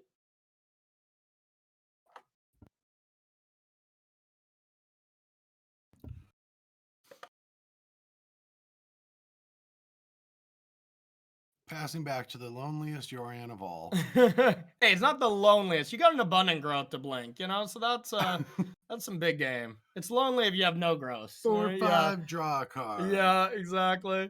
And you're at that situation of the game, like you just gotta play it. Gotta play it. It's actually gonna resolve. You're gonna get a draw step out of it. And then it's really gonna come down to, what these can turn into. What these top decks are. Suppose we can pull up these lists too. Some play the main deck Emrakul. And that is okay. Claudio does have the main deck Emrakul. And Anderson doesn't. That is gonna adjust the percentages pretty heavily. Like just that one card. These games go so long, you see so many cards. No threats really stand up because, well, they just all keep dying to Solitude's verdicts. These 4-color decks are more answers than they are threats. All right, so there we go. That takes that down. Yeah, Anderson actually doesn't even have it in the sideboard. And, I don't know. I don't know how to feel about that. I actually think the card is just meh sometimes, but it can also be the only card that gets you out of situations. But sometimes it is just absurd.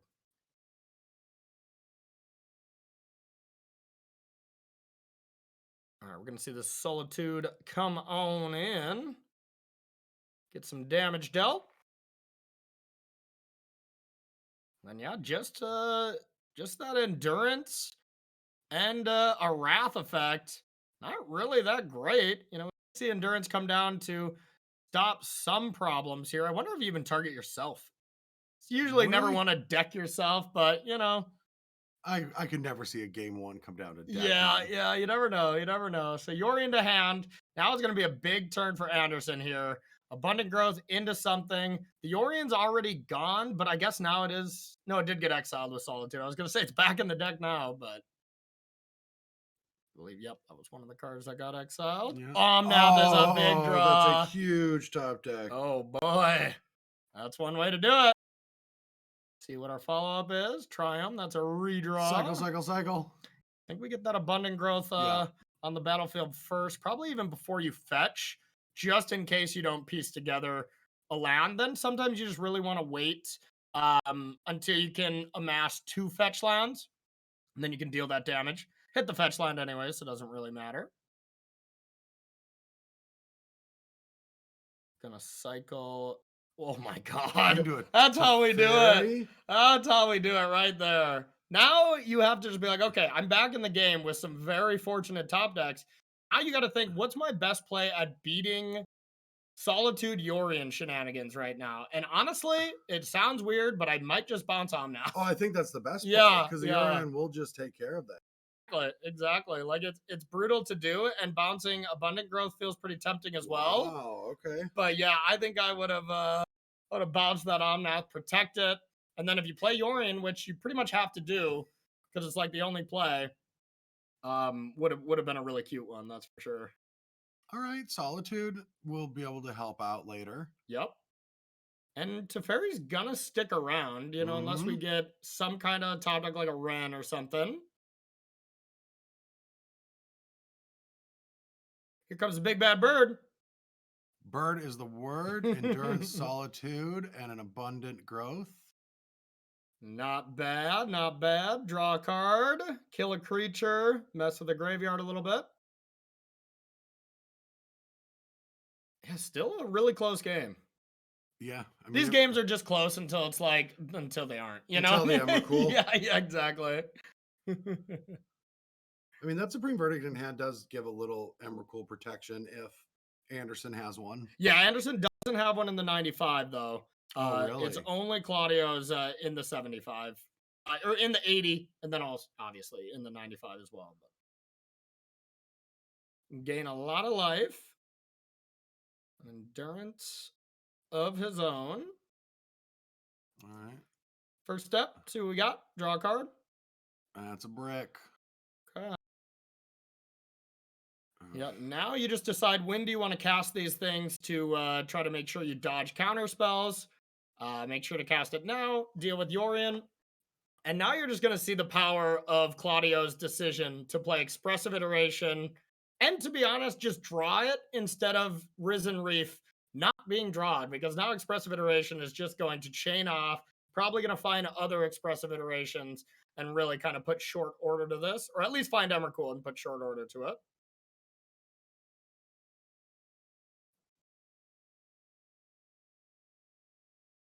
Durance coming down here as a nice blocker, a nice ambush blocker. Yeah, gets to eat that solitude. It feels good so far. I guess they could just go like this to keep the Teferi alive. Yeah, I suppose Teferi is pretty important here. It's the only source of potential card advantage later on. Exactly, yep. But now we see Expressive Iteration probably about to do its thing. Win you the game. They're pretty good at finding friends. Other iterations. If they're gonna put the Rega Man in hand, oh, do they change it up? Didn't even know you could do that. I thought once you click them, you'd get automatically locked into it. So I learned. No, they changed that. Regavan and Exiles, they're going to be able to be cast that and cast Solitude if need be as well. And leave Anderson with nothing but a Teferi that's going to tick up to certain death. Decides to I don't go know for if this line. I don't know if the Solitude could be used but different spot. Yeah, definitely waiting on it now. Ooh, little punish for not dashing Regavan. I know it was second main, but there is a lot of ways to deal with Regavan when it's in play. But in these 4-color mirror matches, unless I have 2, I never dash. Ever. Like almost never. If I'm on the play, and I don't have a second one and I know I'm going to play Ren in 6, that's the only time I play it on turn 1. But if I'm on the draw, never. Because you're going to get Rend. You could get Prismatic Ending. And even that scenario there, I just dash, bring it back to your hand. The mana is so valuable in the mirror, I'm guessing. Yeah, well, and just hitting a spell off your opponent's deck is the most just absurd thing. Hit an Omnath after the Regavan, just right click, get out of there. Just main phasing the Solitude, huh? Yeah, just main phasing it now. Less chance of having counter spell, I guess. Could always do that during their upkeep. It's also what we were talking about, F6 value. You got to play fast in these mirror matches. Fair, you can't mess around. Sometimes bluffing just isn't worth it when this could easily come down to clock. We keep an eye on these clocks. That's going to be something to very much consider as who's winning. If we go down to game 3 and Claudio has 5 minutes, or if we go to game 2 and Claudio's up a game with 5 minutes left, I favor Anderson. If Anderson's got more. Counterspell picked up. All right. Big draw. I mean, there's 3 value cards in there. Yeah. I guess Wasager doesn't do much in the mirror. No, it does nothing. No, really does nothing. But maybe you could run him out of lands. Yeah, probably not. Yeah, having that extra counterspell is so big. Yeah, 100%. See that counterspell to protect. Omnath? No, just let's get her done. Two at a time. Get some attacks in there. 2 at a time. Let's go, baby. The decklist thing anymore? No, you deleted it. Oh, good job, Corey. Good job, Corey. It's in our main chat. One of those. Yeah. All right, I'm going to pull up these deck lists. I know they are very similar. See that Risen Reef being the big difference for Anderson.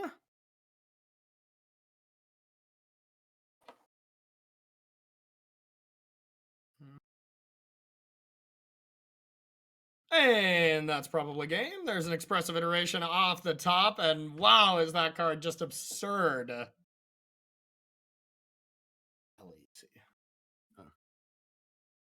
Another expressive iteration? Yeah.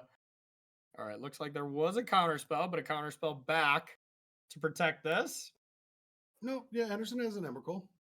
Oh, yeah. I thought so. Yeah, Anderson has an Emrakul as well. Okay, so that's big. They're both drawing to that.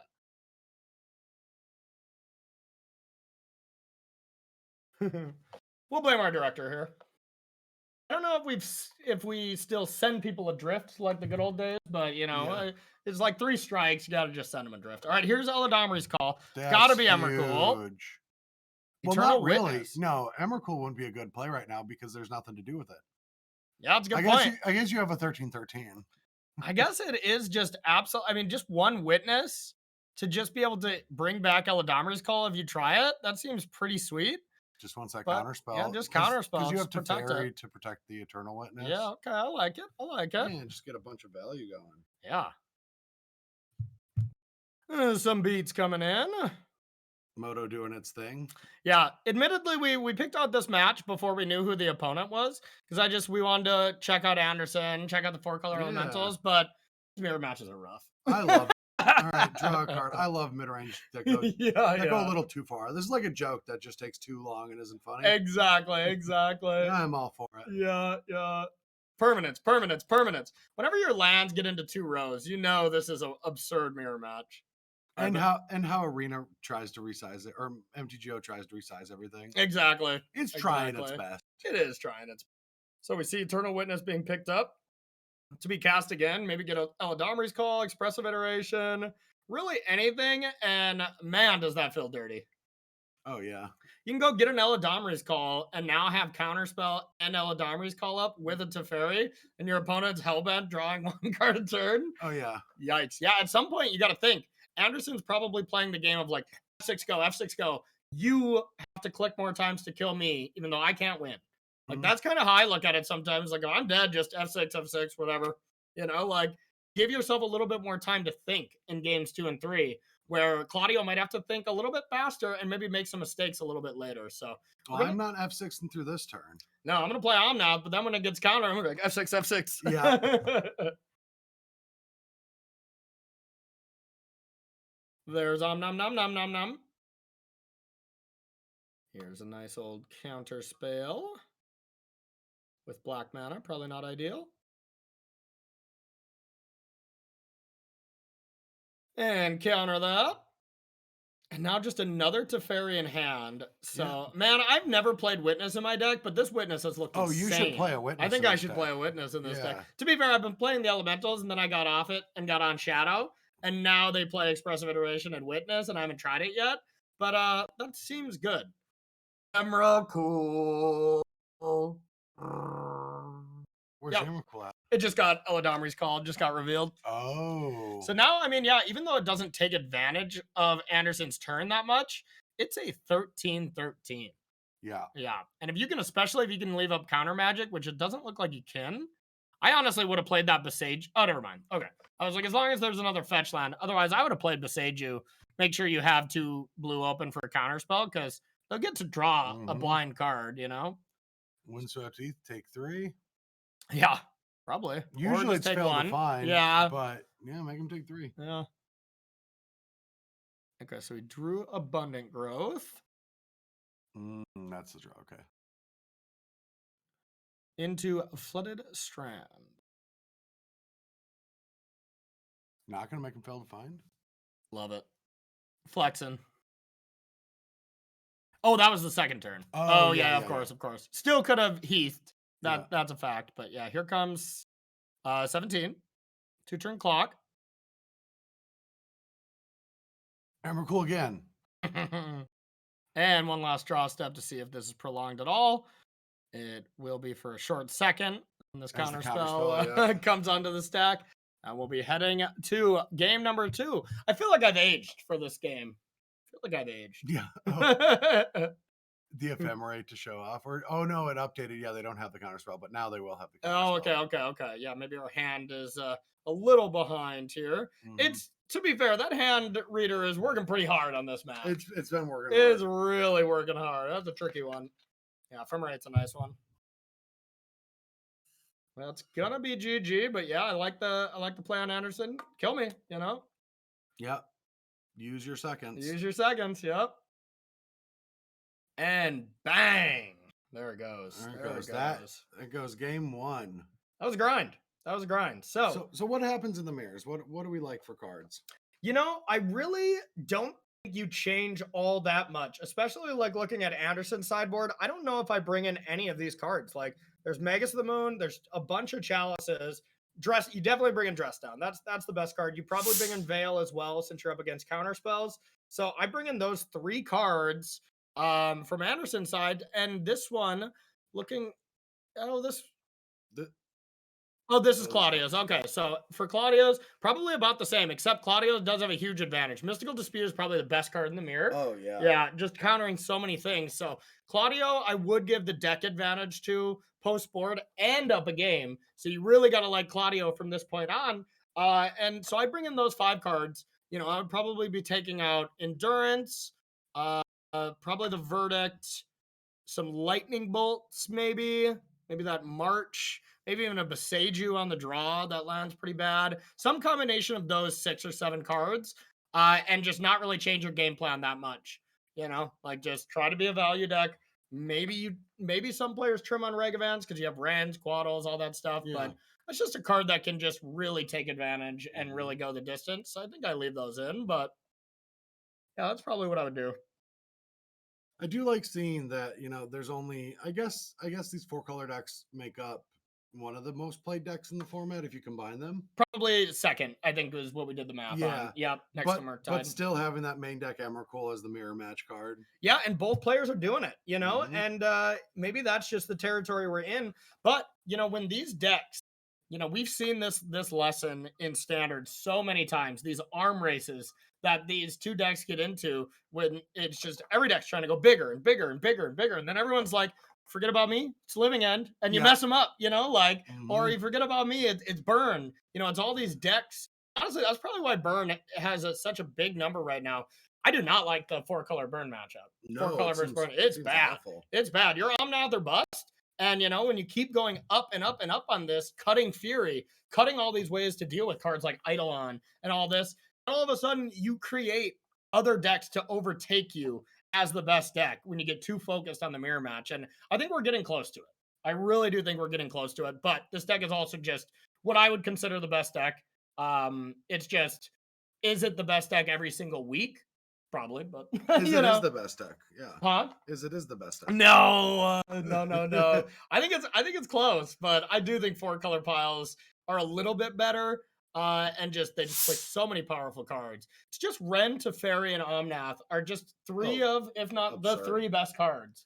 And you get to combine them with a perfect mana base with Fetch Shock mana bases. Speaking of Burn, though, I'm really curious if Burn, how it's doing in this tournament so far. We haven't seen it yet. Yeah, maybe our director will give us a little Burn update, but yeah, that is interesting. Second most played deck. We haven't seen it yet. I mean, we don't know how it's doing. It could be doing well, and we just haven't seen it. Could be. Sounds like it's not burning out the way they want it to. That's for sure. All right, so we have 2 hands that probably have to get sent back due to mana problems. I actually think I'd keep Claudio's hand. The Abundant Growths will help with this one. I think, I'd keep Claudio's hand on the draw. With it's a little risky, but Misty into Abundant Growth, plus so you get 3 draws at a second land, and then you have Quaddle to get you another redraw. Like, your deck's a lot of land too. It's a little risky, but I'd keep it. Well, there it is. Easy. Now it's perfect. Claudio, Stone Cold Master. All right, abundant growth is 4 of them at 3 and 1. Okay, sounds like we got 4 burn players at 3 and 1. That's sounds pretty like burn. good. Yeah, it sounds like That's burn. pretty good. Yeah. I mean, you take those. I mean, that's a good win percentage, 75% win rate, probably a couple holding them down or whatever, but that's a good deck. I have right no there. science to back this up. Yeah. But burn has always felt. I've been to a lot of tournaments.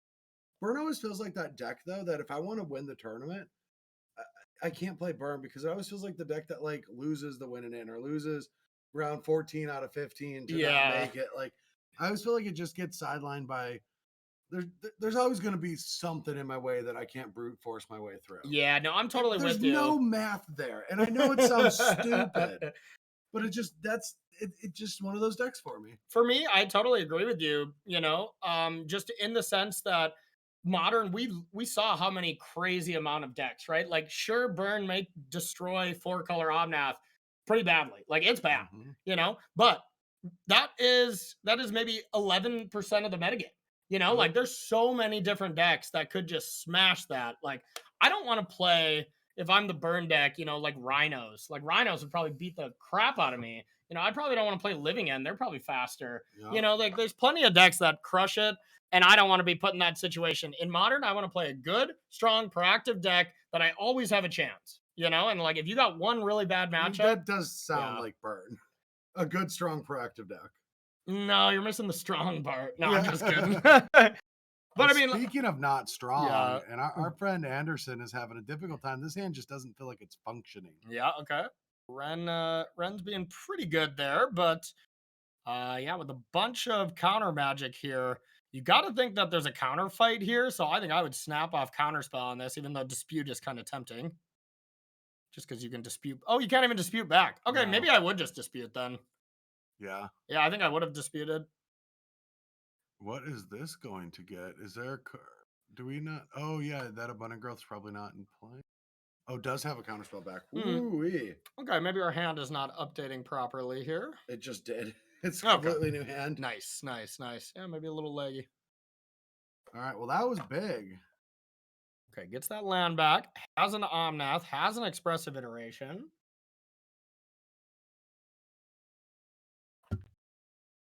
All right, what is the play back? All right, yeah, it's just a dash Dragavan. Is it going to drop? Probably drop Ren to 3 and get a. Yeah. And a little clarification on Anderson's deck. This is definitely just 4-color money piles as well. Definitely not even elementals. Doesn't Risen Reef at all. So just a classic. I entered it this way, so that's what it is. But one really cool piece of tech that I've been seeing from these 4-color money pile decks is Traverse. You know this one. Traverse is back. Traverse. It is just basically a better Eladamri's call when you can get Delirium easily and plays main deck Dress Down as well. This is a deck that has been popping up a decent amount, and I've been destroyed by this when I'm playing the just normal elemental style deck. Like Mishra's Bauble is also pretty cool. Helps with Delirium. Yeah. No, so I really like Anderson's list here. It's a spicy one. Okay, Abundant Growth on the plains. Turn that into anything. And now at 4 cards, pretty even matched hand here. Ren being in play probably gives the advantage to Anderson. Eternal Witness off the top is probably going to break this game wide open in some way, shape, or form at some point. All right, another dash, but we've got that Unholy Heat, so that's going to be taken care of. Yeah, it'll be interesting to see if we pick a fight over it. It's a heck of a magic card to connect and get a free thing from your opponent. I feel like it's an easy Unholy Heat and not the easiest counterspell. Exactly. Like I don't know if I counter that. But I mean, wow. Yeah, you do. You have perfect information knowing that your opponent does not have Mystical Dispute. So you know that was clear for takeoff there. So that's a big advantage of open deckless tournaments. That is a second Solitude taken out of Anderson's deck, just to be aware. And here we are. Shields are open though. Yeah. Shields are open and Omnath is coming to play. Shields are down. Shields are open, shields are down. The shield counter has been dealt damage, so it's no longer on these shielded creatures. Whatever you want to say, Anderson is going to have an Omnath turn, and Omnath turns are good. And to be fair, this one is not that good, but you do get to buy Yorion at least. Maybe, maybe Prismatic Ending, something like a Quaddle. This feels like a great turn to buy, to just get that fetch so you can buy that Yorion. I think so too. Yep. Decides not to, maybe is going to preserve the life, but yeah. it seems delicious to, if this Omnath is dealt with, just to be able to get 3 draws off of these. Yeah, it's also a bit awkward here to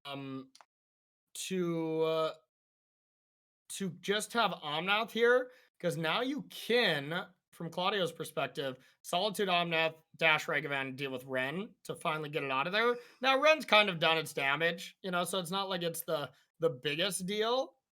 But yeah, it can also Endurance and then Solitude. Gonna get aggressive with That this. is aggressive. That is very aggressive. And you get the lands out of there as well, so not so bad. And remember, this is extra important against Anderson's list, since it is a Traverse the Ulvenwold list, which is interesting. Yeah, that does just feel weaker in the mirror. The Traverse stuff? Yeah. Yeah, I think it's actually supposed to be better, but who knows if it is. But just because you can search for that Emrakul more consistently, this deck is meant to be a mirror breaker, because it has Dress Down in the main, which is insane against all these come into play abilities. It still has Expressives to take advantage of it, and just Traverse, where you can cast Emrakul as like turn 6. Just no other version of these style decks can do it, because you don't play Artifacts. Yeah. You normally don't play Dress Down, so that's not a type. This one, I've seen 7 types in the yard, and it's just like, that's absurd, Actual 7? I think so. Enchantment. Oh yeah, Planeswalker, enchantment, artifact, creature, sorcery, land, instant. Yeah. Emrakul just casually casting 6 mana. Well, I used to play it back in the day when I could do it for 6 mana.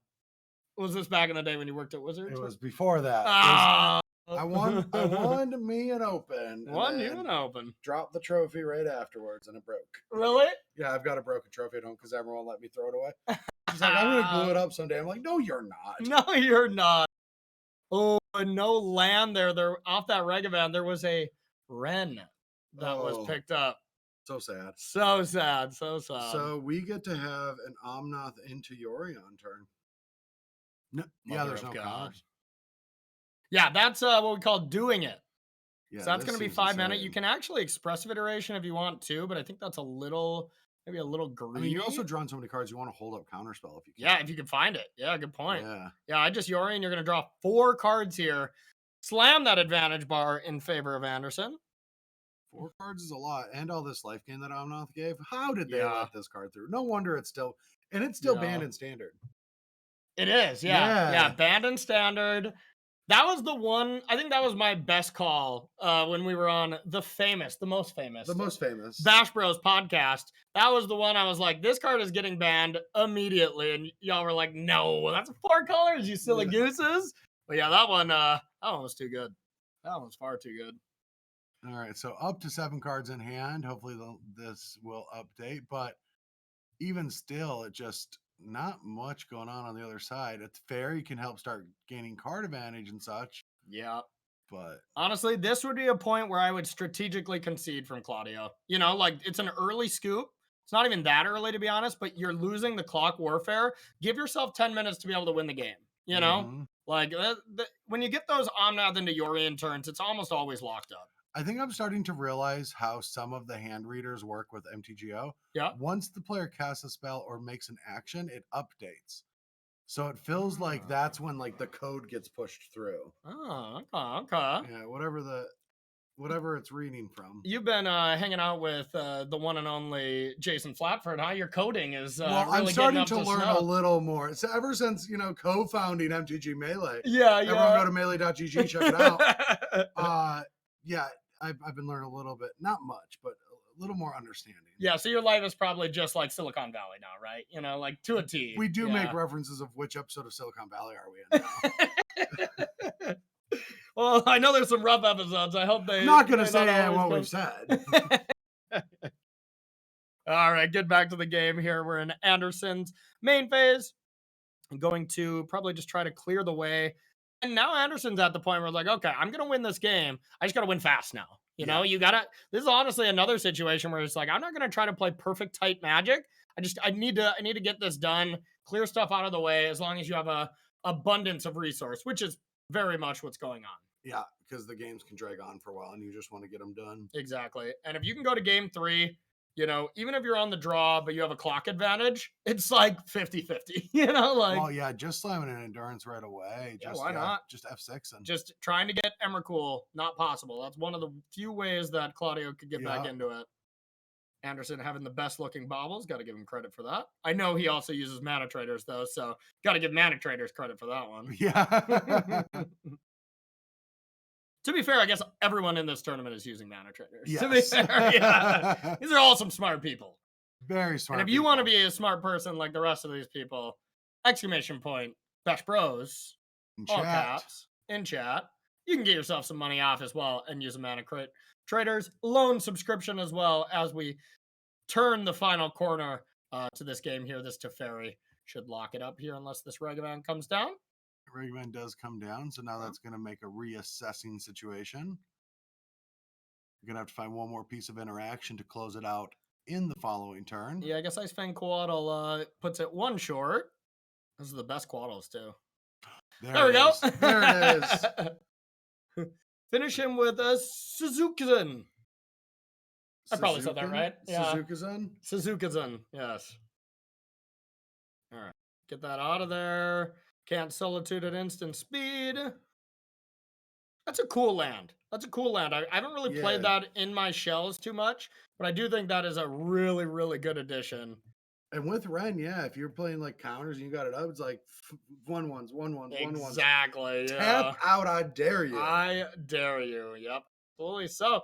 Going to game number 3. And bro, these matches maybe grind. So, we're not really necessarily going to bring you a back-to-back 4-color funny pile mirror because they are a grind. But I think these are the kind of matchups that people hate to learn, but it's very important to learn if you're playing one of these decks for sure, even if you're not, to see how these decks operate in the very, very long game. So when you're going to the long game of these decks, like, what do you have to be wary of? And, Anderson demonstrated here, those turns that you have to be really afraid of is the Omnath, Fetchland, Yorion turns. Yep. Those lines, if you can get those set up, most of the time it's set up through Omnath, Fetchland, that gives you your 8th mana, buy Yorion, play Yorion. So it's kind of sneaky out of nowhere. That one, Anderson didn't have something to do on one of the turns, so bought Yorion a little earlier.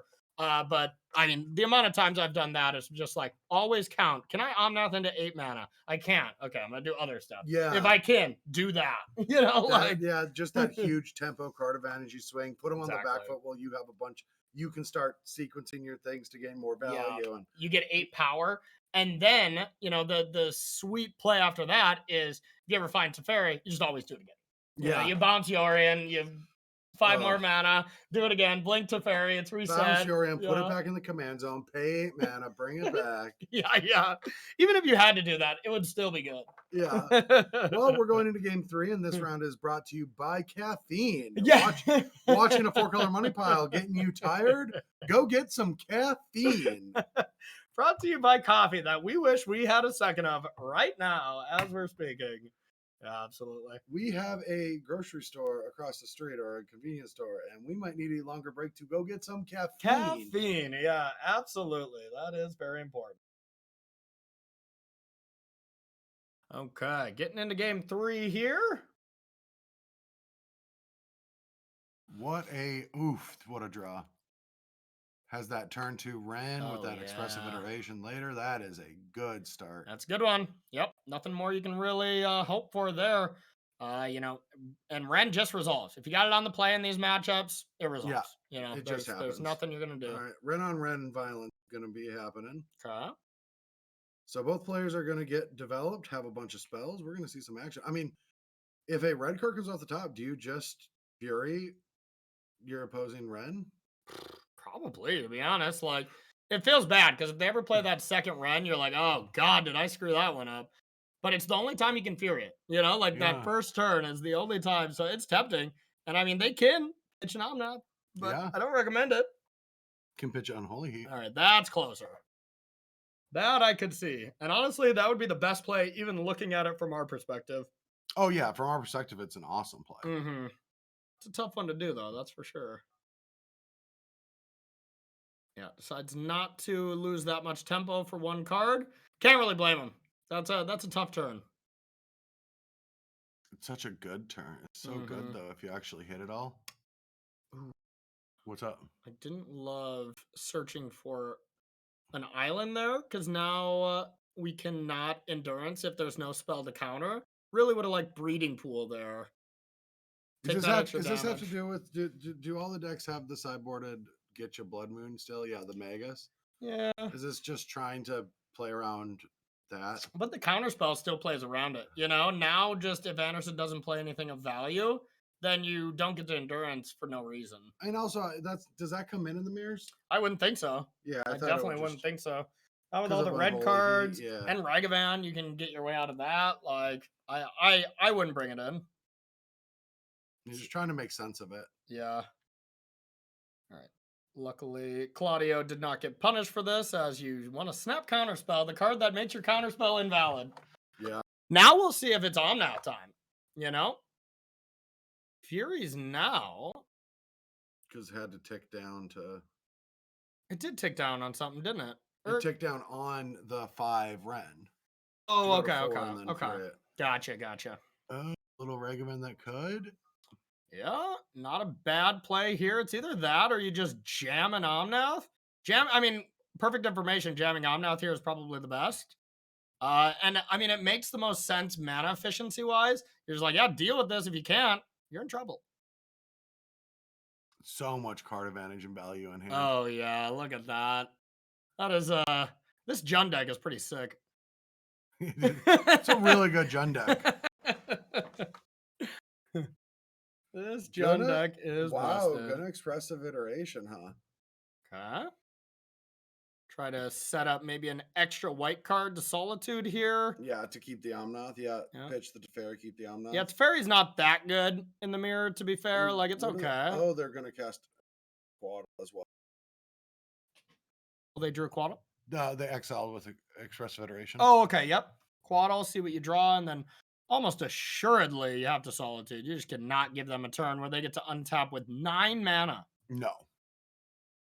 Uh-oh. Wasn't there a Quaddle? I think they meant to shock and didn't. Uh-oh. That'd be a bad misplay, giving away a card. Let's check the revealed zone I saw it. of Anderson. If you look at the little eyeball, it's 100% a Quaddle. I saw the text. No, the other one. Yeah, there's a Quaddle. Yeah, that's a big deal. Got the wrong land. Because it was Hollow Fountain, so then they decided just to put it in play tap. Oh, no. Yeah, punted on the land. Oh, no. Well, there could have been a shot where they did not have an actual fetchable land with Scalding Tarn. Because Scalding Tarn can get Breeding Pool or Stomping Ground. They're both in play. They fetched. Oh, tilt. Yeah, should have cracked Windswept. Yeah. Mistakes were made. But honestly, you got to play fast sometimes, so a little brutal. Yeah, they are down to 6.5. Yep. Oh man, these mirror matches. Yeah, this seems. I can be honest, right? Yeah, absolutely. Awful. Yeah, exactly. It does seem awful. It surely does. Yeah, we're good thing with Mana Traders, you can give the cards back and play something else, Anderson. Yeah, you can immediately give this back and immediately drop from the tournament and play something else. But you know what is really fun when you're playing 4-color? I think against non-4-color, non-metagame decks. Like, oh my god. Woo! Fun. Ooh. Could be a potential big misplay there from Claudio. Situational, of course, but playing Quaddle now. Okay. And then trying to draw Fear, I guess, to deal with Ren. But this is putting down the shields for Dress Down, where Dress Down was going to be a perfect counter to Omnath next turn. But now instead, Anderson's going to get to have an Omnath turn. Omnath fetch land, go to town. Now, there's only Endurance right now as the other option, but see what else we find. Maybe a 5-mana fancy card. But this is exactly how you get back in when you're this low on life, you're shortage on resources. So, we don't know what they have. Their hand needs to update. Looks like another Omnath to hand. Endurance to shut down Emrakul a little bit and pass it back. Omnath, honestly, a pretty good draw there. Like, Omnath usually have to die. And, Just have another one. No, we're not guaranteed that. Those are all old cards. We haven't gotten an update on. Oh, the really? two-hand Okay, yet. okay. Maybe. 2 cards in his hand and 3 on the thing. So that would make sense. All right, gonna send in for 1 or hold it back. It doesn't have Death Touch, but still holding it back.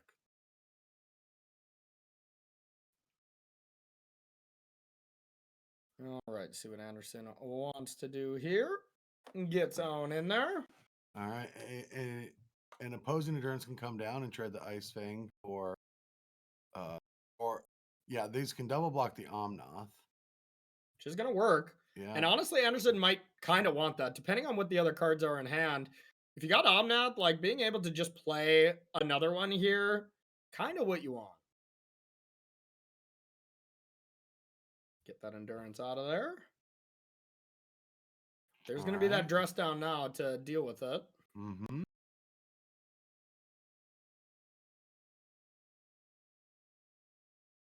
Oh, just grab Yorion. Okay. I'm starting to think that's not the accurate hand. No, it isn't. Those were the 3 cards cast last turn. Okay. Renin 6. Maybe we can get a refresher on that bottom hand if that's how that even works. I'm not 100% sure. I don't think it is. All right, it's getting Renin 6 here to be able to bring back a land. That's working for Claudio, at least. Claudio's is working. Damon in chat asked, why do they still have endurance in? It's a great answer for Emrakul. Oh, come on. That's not how you got to say that name. Dayman. Nice Always Sunny in Philadelphia reference. All right. Windswept Heath coming down. Going to be able to attack. Do you play Yorion? We know we got one of those. And if you got nothing else, I guess. But yeah, Yorion has to be like the last thing you want to cast here. Yeah. Are you going to dress down a Yorion? It's not wearing any clothes. It isn't wearing anything. Yeah, you're right. Ooh, into a Solitude. Yeah, that is a good use of 2 mana. Dress down is awesome.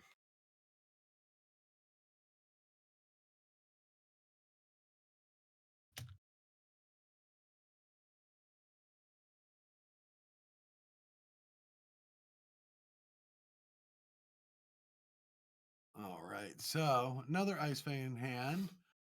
Going to be able to attack just for 1. But yeah, time is close on both sides. Yep, getting into that Thunderdome time. Now, everyone's got to play a little bit faster. Looks like we're going at Ren, but we do have the Quado here to ambush block. Yeah.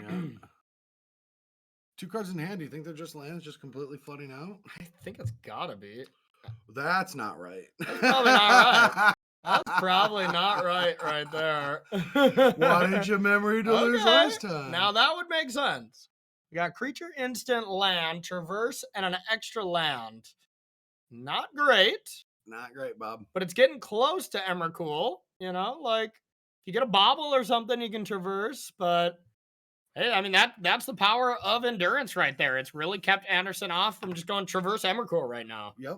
And that's perfectly fine. But instead, Claudio is smelling blood in the water.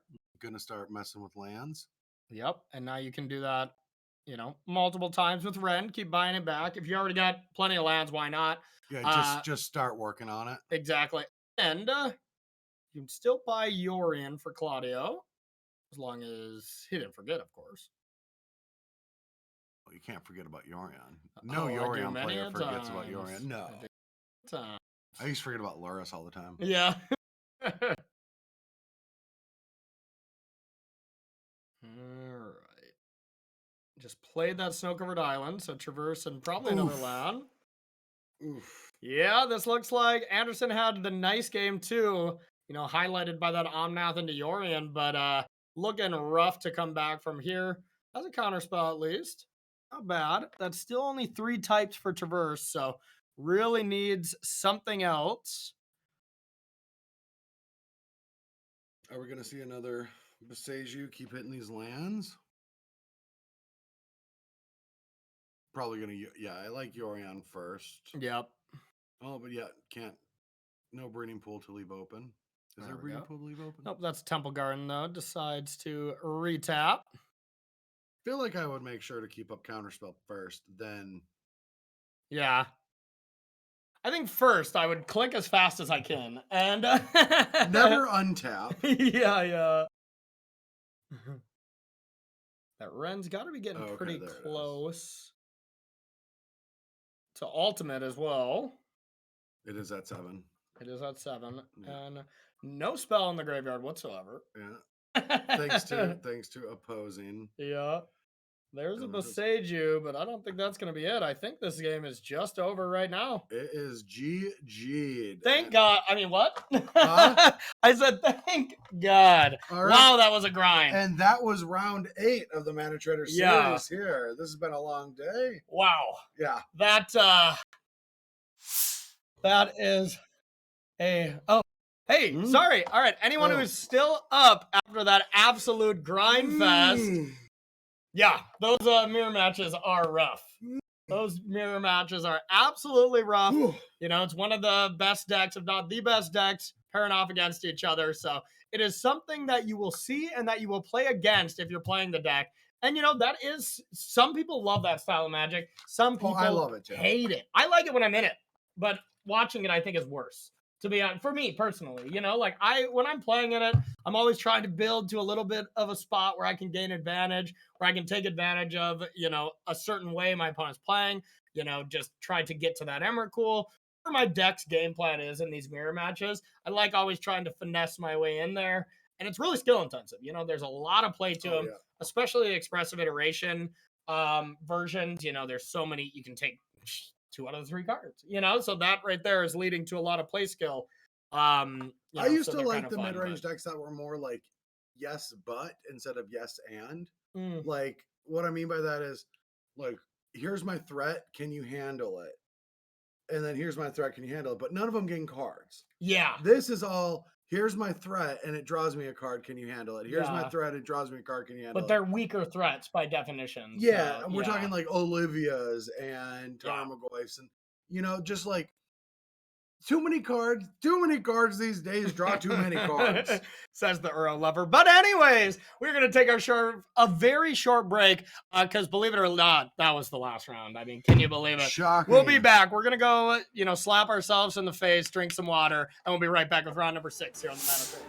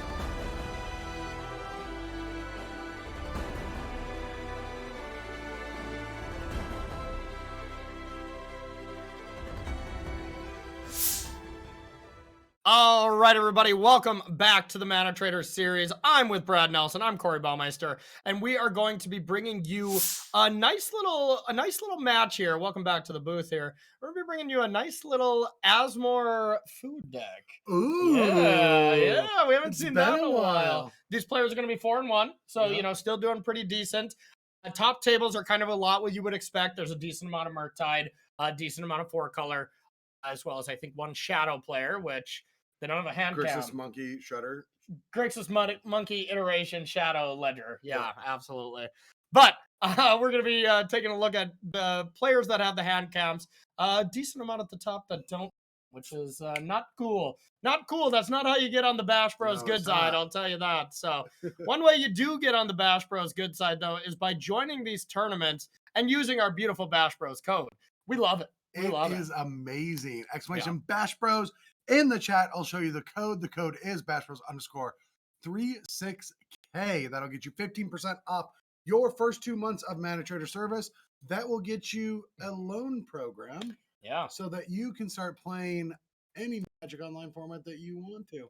It's the best. It's the best. Modern. And it is the best code on the land, It is the best code on the land. It is. All right, sounds like our players are ready. That was a long round last round. So let's get into round number 6 here at the Mana Trader series. Woo. All right, All right, 4-color money pile mirror. It's not another 4-color money pile mirror. Don't worry, everyone. All right, I think we do have Lucas on, I remember, Calibrated Blast up against Asmore. Let's go. Time to see Calibrated Blast in action one more time. This Luris Asmore food deck, though, is really awesome. As per usual, just like every new cool modern deck, it's an Aspiring Spike brew, as they all are. Yeah, well, this is absolutely up against the good old, usually Dimir Asmore. Some of them play different colors. We're going to pull up this list right now to confirm everything. This is Asmore food. Yeah, it's a really nice list. This is a deck that has infinite turns built into it. So this is the Time Sieve one? Yeah, Time Sieve. A nice little card here. Blue-black artifact, sack 5 artifacts, take an extra turn. You got a bunch of food and a bunch of ovens, and then you combine it with the most ridiculous combo ever. Academy Manufacturer with a oven, not an oven, the cookbook. You discard a Daredevil, so you get the Daredevil back, and then you get a clue, food, and a treasure instead of one thing. So if you have 2 cookbooks, an Academy Manufacturer out, and a Time Sleeve, infinite turns. You gain an artifact every single time. That is absurd. Absolutely. Looks like we for sure got our Calibrated Blast hand. We'll see if we can get you the Asmore food one. Does have white mana. I don't think there is too much use for it. We do got some Teferis and Prismatic Endings in the sideboard, but in the main, it is just a Dimir deck. Yeah, it makes sense. You need to deal with some. I mean, when I was at Wizards, no, Prismatic Ending we really thought was going to be one of the sideboard card to beat up on hate cards. So like a dredge deck would always have an answer, like a clean answer. So it's not like you have to play like anti-enchantment, anti-artifact stuff. Yeah, but instead it's just amazing. It's just amazing everywhere. Yeah. All right, hand cam just not working on our top one, unfortunately, but that will happen. We got the main hand cam that matters, to be honest. Yeah, and this really does show the power of Ledger Shredder still in a deck like this. Oh yeah, Ledger Shredder, why not? Slap it in there, manipulate your draw a bit, and this is mainly a Urza Saga deck too. Like Urza Saga, just insane in this deck, especially. You just make some of the most absurd constructs. Most of the decks I play, this deck has given me somewhat trouble, but for the most part, hasn't been. All right, 2 hand cams. We love that. But for the most part, this is not a deck that I think is even in that tier 1 category. It's definitely one of the fringe decks, but can really get you out of nowhere because people are not prepared for this style of deck, Sunscorched Desert for 1. I just had to say that. Yes. 19 lives. All right, we might be attacking for 4. And with this hand, the game could be over next turn. Yeah, I mean, it sucks that there's an Emrakul in hand. That's one of the odds. That is one of the targets. Yep. But believe it or not, the average converted mana cost of this calibrated blast deck has to be at least like 8. You know, Yeah. and then so now Theros of Chaos. Theros of Chaos. What That's is the it? first card I mispronounced. It's double Cascade, right? So this is going to hit that 100% of the time? No, it's not double Cascade. It is Cascade with Rebound or Retrace. Yeah. So you have all these lands. So it's going to hit Calibrated Blast. Yes. That's a fact.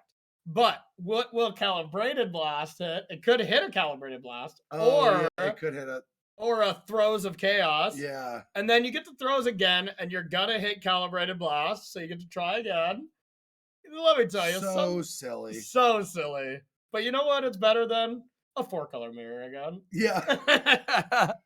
I also love seeing Unearth. Unearth does not see enough play. Agreed. And this is a great Unearth deck. Like, even here, you know, one of the plays that was available is Ledger Shredder discarding Asmore, Unearth it. And now you don't even have to discard something and you get Asmore back, then you get the book. You know? Yeah. Kind of gross.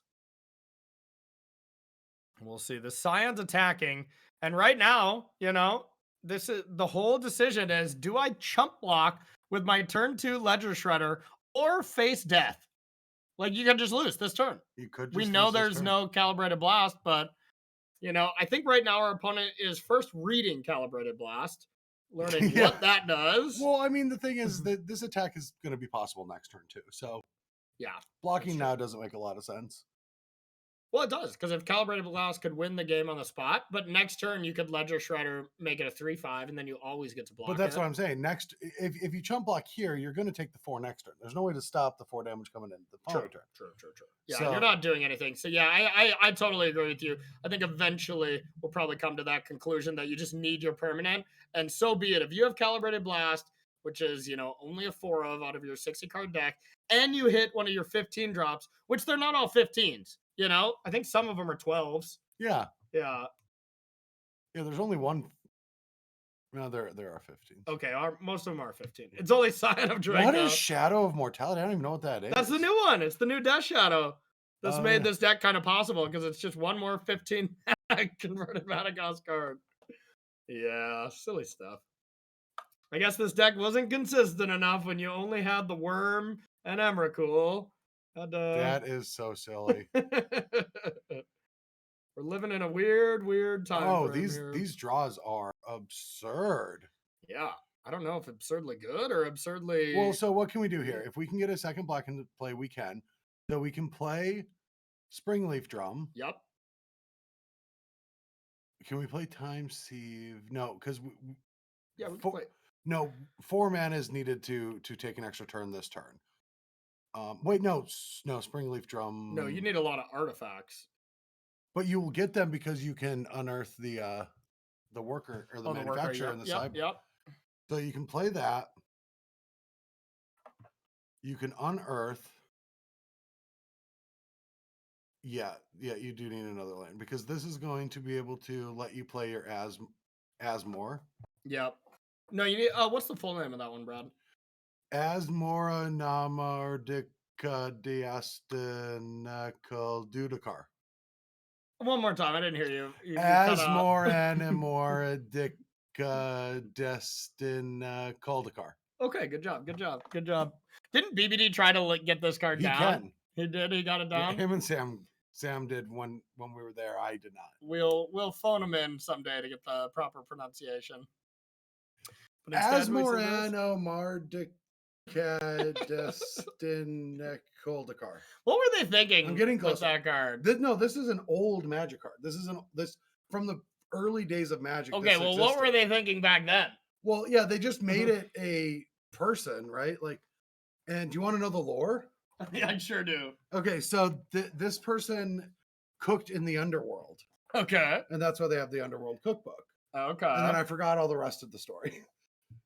Well, thank you for that. I think they got out of the underworld in some way. But anyway, they never made it a card because the name's too long for the card. Yeah. So that's why the card does all this weird stuff because you can't fit it with converted mana cost. Wow. Yeah, it can't have a converted mana cost. Wow. Yeah, so that's why it has this workaround of way to get into play. Wow. Yeah. Well, that's completely absurd. Yep. So now we're going to see a turn where it is going to come down to chaos. If it hits, It has to. if it hits a 15 drop and not a chaos Scion of Draco or another calibrated blast, the game is over. And if it doesn't, I think the game is over. I don't think it's over just yet because it's not a completely for sure lock, but you get to well actually you're going to discard now and get 3, and then you'll always be a little ahead. Yeah. So I think you'll at least get to take 2 extra turns, which is enough for the ledger. Maybe you can just win the game. Yeah, your ledger can attack enough. All right, here we go. No, the unearth for the other manufacturer. Oh yeah, that'll do it. Yeah, here we go. This is it. What are they going to cascade into? I mean, the odds are in their favor by a lot. Really? Over 66%, yeah. I mean, there's 12. There's 12 whiffs. hits. There's 4 whiffs and 11 hits. No, there's 10 whiffs. Oh, 12. Sign of Draco, Calibrated Rust, and Theros. Yeah, you're right. I forgot about Sign of Draco. Yeah. Okay. What do we hit? 15 damage! Oh, there it is! Let's look in the exile to see what we hit. I bet it's a worm. It's a worm! Hooray! Up top! Wow. Worm's the word. I want to remind everyone that these players are 4-1 with 2 completely awesome piles of magic cards. But honestly, this is exactly like people that maybe just jumped in. Combo versus turn 4 combo. Yeah, pretty much. People might look at our last match and be like, wow, maybe Modern is really not for me with that kind of grindy, just play hour-long matches every time. Like, those are tough. You can still do this too. You know, and you then can lose to those 4-color decks. Maybe. Yeah. Maybe. Absolutely maybe. But yeah, especially the Asmar thing, I think, does not have a good 4-color matchup. Prismatic Ending and a bunch of spot removal that deals with it. Yeah. That one's rough. Calibrated Blast actually stands up to it pretty decently, but yeah. That is so funny. All right, so these players are going to be sideboarding. Sadly, we did not, think ahead to have these prepared for slides. Yeah, no kidding. Yeah, we didn't necessarily think the all-star deck of Calibrated Blast was going to be huge, but looking at it, all right, I'll attempt Crime and Punishment seems pretty good. I hate that card. Well, yeah, you hate it because it. But yeah, it does seem very good. Converted mana cost X, so it is X. Like it deals with exactly the things, but there's a lot of ones. One's going to be a pretty big hit. Maybe 0 if there's a lot of tokens. And you got so many lands, you might as well. Otherwise, there's a lot of Academy. If you discard a card, so if you're up against a heavy Thoughtseize matchup, you just get to put that card on the top of your deck over and over. That's a spicy one. Boseiju for counter spells. That's a spicy land. It's just a lot of lands. There's some Bajuka Bogs, which might come in handy. Boseiju for artifacts or enchantments dealing with your stuff. Yeah, I'm not even going to pretend to know what the Calibrated Blast deck is bringing in. It's some lands for lands, though. I'm pretty confident on that one. From the other side, from our Asmar deck, it is a Giganta deck. Yeah. Yeah, I suppose you can just cast it off drum. Yeah. Otherwise, you can't. The one don't drum actually is have the only any way mana to to put it into play. That's pretty silly. Yeah, I saw some people talking about that on Twitter a while back, just being like, okay, companions are out of hand if the only value is to just discard it to your oven. Yeah, or your ledger shredder. It's still worth it to discard. Yeah. Well, I mean, you can cast it. You can cast it off drums and treasures. One drum. Treasures, too. Where do you make treasures? That 3-drop yeah. Academy manufacturer. Very true. All right, so that just seems like the normal Asmo hand. There's a gemstone. Getting rid of another gemstone. Righteous gemstones. We'll have a Thoughtseize.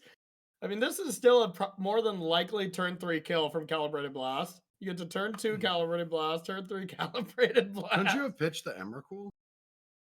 The gemstone? Is there any value in that? Feels like there's isn't it a land with Gemstone Cavern? I could be wrong. I think it's just any card. Oh. Can we make Gemstone Cavern a card that we definitely should know from Time Spiral? Yeah. Maximize it? Nope. Guess not. We'll look over here. Where is it? There it is.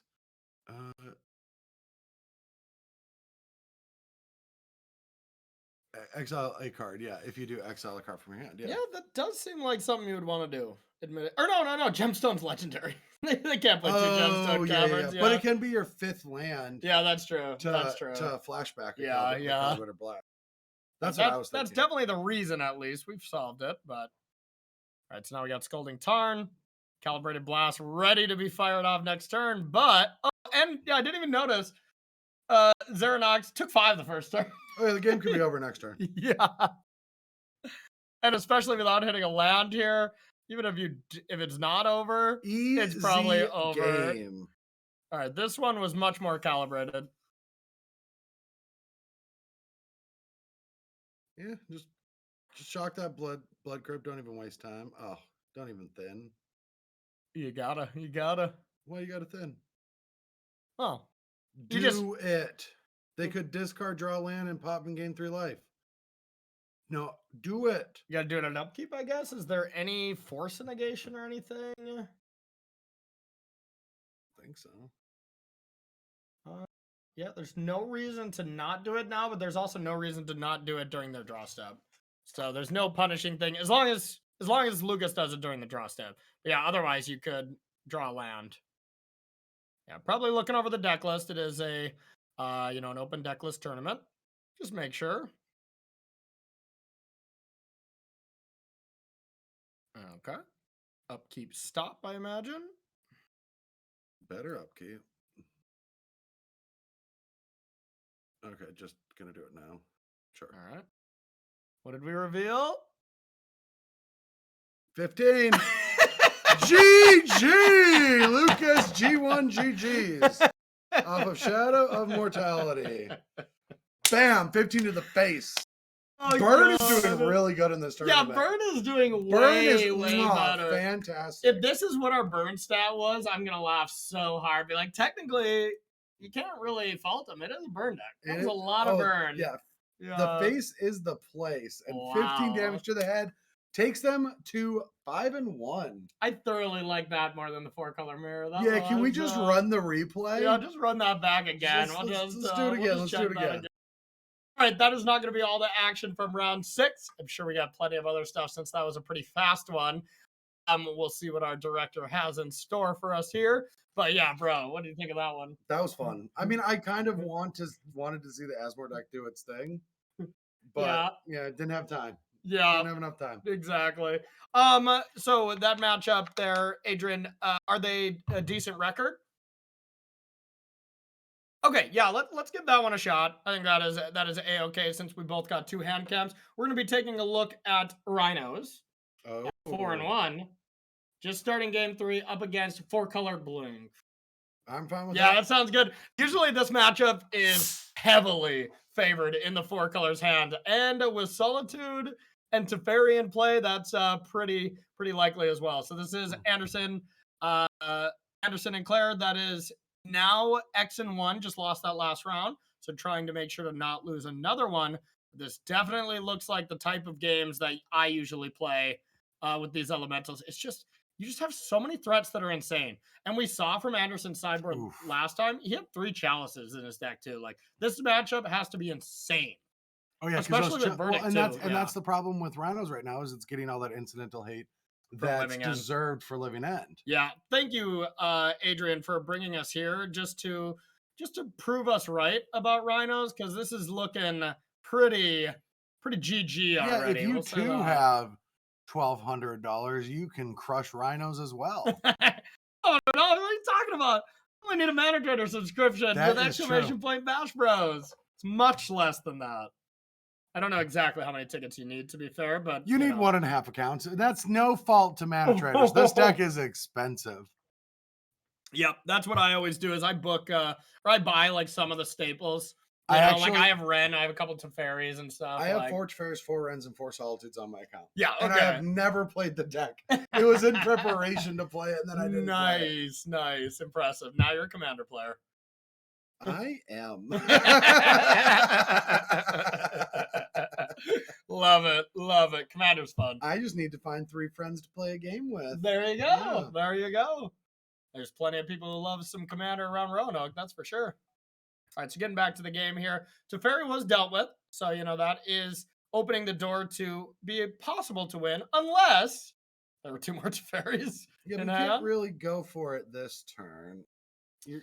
I think you're going to want to fight for those Teferis on that final turn. Yeah, probably. And there is some permission here, so this is not auto over or anything. Rhinos takes 4 turns, right? So it got suspended 2 turns ago. Yeah, we can open up that window to see that Rhino. Yeah, the little X at the bottom, not that one, the other Wrong one. I think it should be 2. Yeah, 2 more. It's the one thing you got to make sure you do. But even if it resolves, you got a verdict. It just doesn't matter. Yeah, interesting to just see this chump block. Yep. Didn't want to pull on the Solitude, I guess. Yeah, or to just cast a fairy if your plan was Quaddle. Be mana efficient at this point. Just tax their mana and, try to get there as much as you can is what I would be trying to do. I mean, also, to be fair, it's Supreme Verdict, so you can just survive until the Rhinos pop off. Yeah, exactly. And then just Verdict them. Yep. I don't mind that as a play. So now we'll see. And to keep in mind, Anderson's hand sometimes does get locked, so I don't know if that's a second Quaddle. Yeah. That's fair. Maybe Anderson is playing on dial-up internet or something. I had to play a Magic Online tournament on dial-up internet before, back in the day. I remember waiting for a premier event top 8. I don't think we ever had dial-up. Oh, for sure. I remember for a fact. I was waiting for a Momir top 8, and then my mom got on the phone, and you could not be on the phone and on the computer. And I'm like, Mom, seriously? She's like, it's just a game you can play. I was like, it's the top 8 of a daily event. What are you talking about? Like, I could win upwards of $50 to $60 right now. This would be enough for me to live on for months. Exactly. I was a child, so yeah. Way back in the day. We're really aging myself, Right, so we're going to see another just chump block. This is a weird way to play this. This is. Because you still have to take another swing before you can get those Rhinos. 6, 7, 8, 9. You can ping this Brazen Bar. So now I'm wondering if this is indeed the hand. If we're just going to see... okay, well, we don't know exactly what the hand is then. So I'm not even going to speculate. Yeah, it might not even have 2 Teferis. Yeah. Yeah, it might not even be Teferis. Yeah, that Solitude might have been the one already used. Yeah. Nice. We're back to the Memory Deluge Supreme Verdict. I think that's the kind of the template. We're getting it refreshed on the back end. See if we can do something there. Yeah, I think I'd pop off that Memory Deluge. Go to 4. Oh, just going to slam an Omnath. Okay. Give it see a if shot. That resolves yet. And I mean, yeah, I like that play no matter what. Okay, we think this is the hand. That does look similar. No, that was just the same as before. Okay. Okay, maybe a little bit of a frozen hand here. All right, Abundant Growth coming on the Rainforest. And then Omnath probably going to be played. We got that one face-up information, but that is going to run smack dab into that Mystical Dispute. But then if the verdict is indeed there, this cleanup next turn, take 6, go to 4, whatever. And then just wrath up those 3 creatures is going to be quite strong. Yeah, maybe thinking like, should I actually play this card? I have 7 cards in hand. Mm-hmm. I would have a tough time not casting the XL free card. I would cast it for sure. Yeah, I already think that one of the biggest issues. Now we don't know exactly what's in the hand. That top hand is deceiving, but there's a lot of unused mana, and I don't like not using my mana against tempo decks. Oh, for sure, for sure. If there was indeed that one turn where it was just Quaddle block and you had the Teferi, just jam one of them. Eat up a counter spell, even if it's like going to be like an for sure eat it up. You don't need 2 Teferis. You protect that second one. Yeah. But never don't use your mana essentially in this matchup, and you usually are fine. A second force, that's going to be insane if there is not a verdict. If there's a verdict, this game is completely done. But if there's not a verdict and you just try to go double Teferi to stabilize here, there's 2 forces, that would be a GG. Yeah. Luckily, Supreme Verdict is a White mana, house. white mana, blue mana. Get him out of there. Verdict. GG. That's Tilter there. Honestly, Verdict is a card that there's not a lot of copies of, but I think it's a very, very underrated card in these 4-color decks. Not only great against this, there's other matchups where it's pretty solid as well. I think 1 to 2 Verdicts in the 95 is really good right now. I mean, it makes a lot of sense why a card like Supreme Verdict is good. Yeah. And there's decks like it answers Murktide Regent. Yep. No, like I think most of the decks are counterspell heavy now. Exactly. I think any of these blue decks that also just play aggressive stuff, this being one of them, Rhinos with counterspells, it's excellent against there. It's excellent against Murktide, excellent against Shadow. And those are all 3 really big decks. So yeah. And yeah, we still can't trust this hand up top. So we don't know if their Solitude is the one that was already used. It seems like it would have been.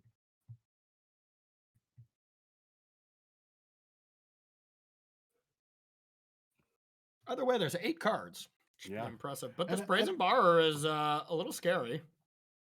And another impressive for Nathan. Nathan has top 8 the last 2, qualified twice through last season, and now is a few wins away from top 8 a 3rd Metatrix Series in a row. Yeah, huge props to Nathan. That's really an impressive feat.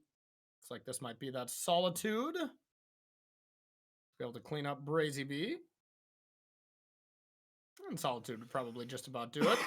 Yeah, Force of Negation is not going to do anything to a Solitude. That's the problem with the Rhinos deck too, is like you have to play forces so that you can, Violent Outburst on your opponent's turn and then have a way to counter whatever they're interacting with, or just beat turn 1 Chalice. But then you play against a deck that has very good creatures. Yeah. So the deck's being pulled on a lot of different things. It's getting a lot of collateral damage from Living End and stuff. So it's just not at a good spot right now, in my opinion. Sorry, all the Rhinos players. Maybe Nathan was just like, you know what? Done well enough in these events. I'm going to challenge myself, and I'm going to try a deck that maybe is not as good. Well, it could also just be like the deck that they've played the most and they're comfortable with. So definitely. Grounded that. Definitely. Oh, the old Cycle Land Ren trick, huh? Not bad. Gotta keep those 9 cards juices flowing.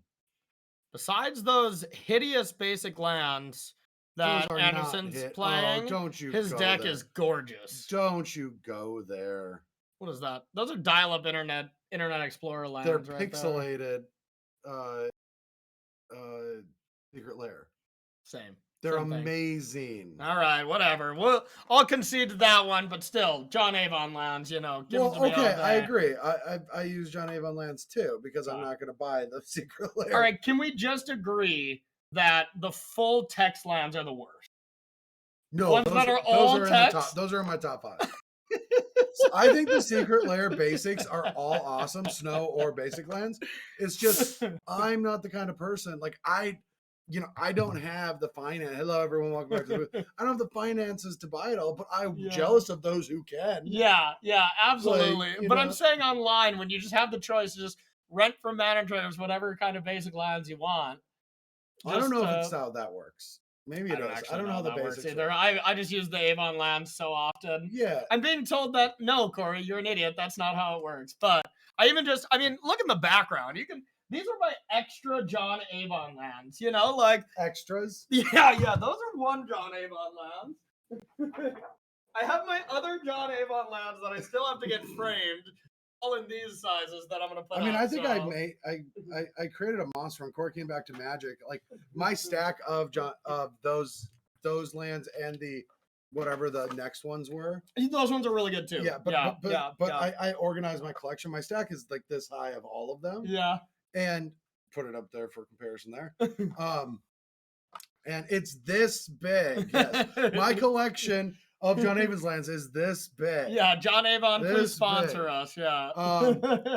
But yeah, like you were like wanting at tournaments to like borrow them. And I'm like, dude, I'm not loaning you like novelty lands. Like, I think it was like, I'm not giving you cosmetic upgrades, bro. And I was like, come on. He always got them. Come on. He would just beg until he got them. Come on, bro. Yeah, come on. Yeah, little brother. You usually get what you want through whining and persistence. Well, to be honest, Yeah. we did start a rule. Kibler did this to me first. He wanted them, and I'm like, I'm not giving you cosmetic upgrades. He's like, and I'm like, all right, under the rule. If you don't, I'm not going to ask for them back. You don't give them back, you owe me double next time I see you. Yeah. And he did forget, and he did give me back double. Nice. Yeah. Kibler, a man of his word. Yep. We do love the big Kib, so. All right, everyone. So that is going to bring us to the end of round 6. Already? We're getting to round 7 and 8, the final 2. More. It is very much, we want to try to, get somebody that is winning it, unless it's a 4-color mirror match. We won't do that to you again until we have to. It. Yeah, okay, we're still not going to do that to you. But before we go, everyone, remember, if you do want to play in this Mana Trader series, make sure to follow Mana Traders on Twitter or follow either one of us at FFreakMTG or at Corey Baumeister. We always put updates when qualifier seasons start, and !Bash Bros in the chat if you want to start a loan program for your first 2 months if you're a new subscriber, and try out the next format, which we'll be announcing tomorrow. We'll also be giving away my preview card for Double Masters, the new really cool set that's coming out. Yeah. Just a lot of, all reprints, kind of just stock up everybody's accounts again. I know I'm gonna buy some sets. It's gonna be cool, these are to get a. They're great for Commander, getting a lot of those old cards that need some more reprints. Yes, Imperial Seal. I'm told that is a big deal. Which I don't know. I just look at that card. I was like, this card seems bad. But then I look at the Commander and I'm like, this card's worth $500 or whatever. So makes sense to cut down some costs on that. So and I'll be purchasing a couple of boxes of that. But before we go, I just have to say from the chat, TCG Player 92 asking who my Commander is. The deck that I want to play the most of is Ura. I'm building that for more casual play, and Urza for competitive EDH. What a spike here. Urza and Uro. I don't think Uro is probably that good in Commander. You can build it very competitively. We can go into this after the break. I've done a lot of research. Hey, Commander's great. But I don't have any of the degenerate combos of the deck. It's more for fun. Sure. Okay, that sounds really sweet. So now we know. My favorite Commander is Maelstrom Wanderer, I believe it's called. It's an 8-drop. Double cascade thing. Yeah. Give me these dumb decks that just ramp to the ceiling and then just cascade into big old dumb idiots. That's my style of Commander. So anyways, y'all, we are going to take ourselves a short break, maybe a little bit longer of a break now that we, can refresh our brains after that 4-color mirror. And then we'll be right back with round number 7 here of the Mana Trader series.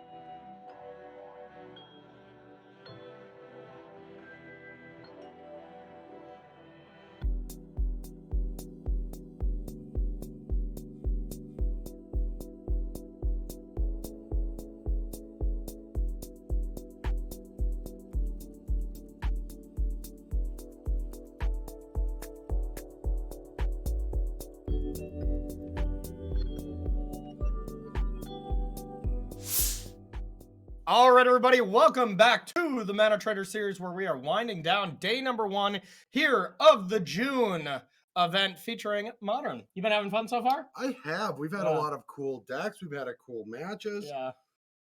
But, everything good does come to an end because I hear that we were watching Grixis Monkey Ledger Shadow. Grixis Monkey Expressive Iteration Ledger Shadow. If people want to not call it Grixis Death Shadow, I'm going the distance and I'm going to make this deck name even longer because I am making a stand. I hate it. It's a Grixis Death Shadow deck, and it will forever be that in my heart. People just like to meme, and Ledger's the meme now. Yeah, that's true. That's true. They don't hold the power. We do. Yeah, that's right. Well, pretty much you do because you make the decks on a lot of different platforms and stuff. And you know what? To be fair, Adrian has the power. He ultimately names the deck here on the Mana Traders event.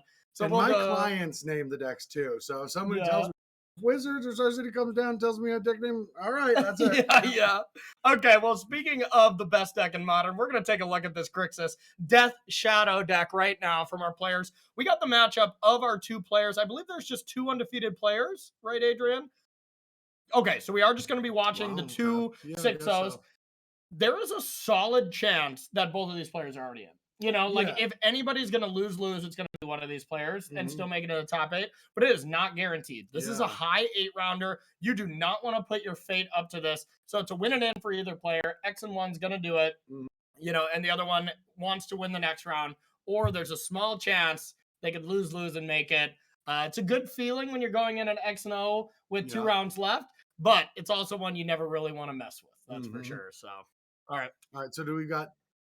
Okay, we do got 3 undefeated. So Claudio is also undefeated with 4-color money pile as well. I was thinking 2 for 200 people is pretty low. And honestly, it's pretty insane. There's 3 decks that are undefeated right now, and I was really talking about there's kind of those 4 decks that are really that top echelon. It's Murktide, Death Shadow, 4-color money pile are the 3 undefeated players.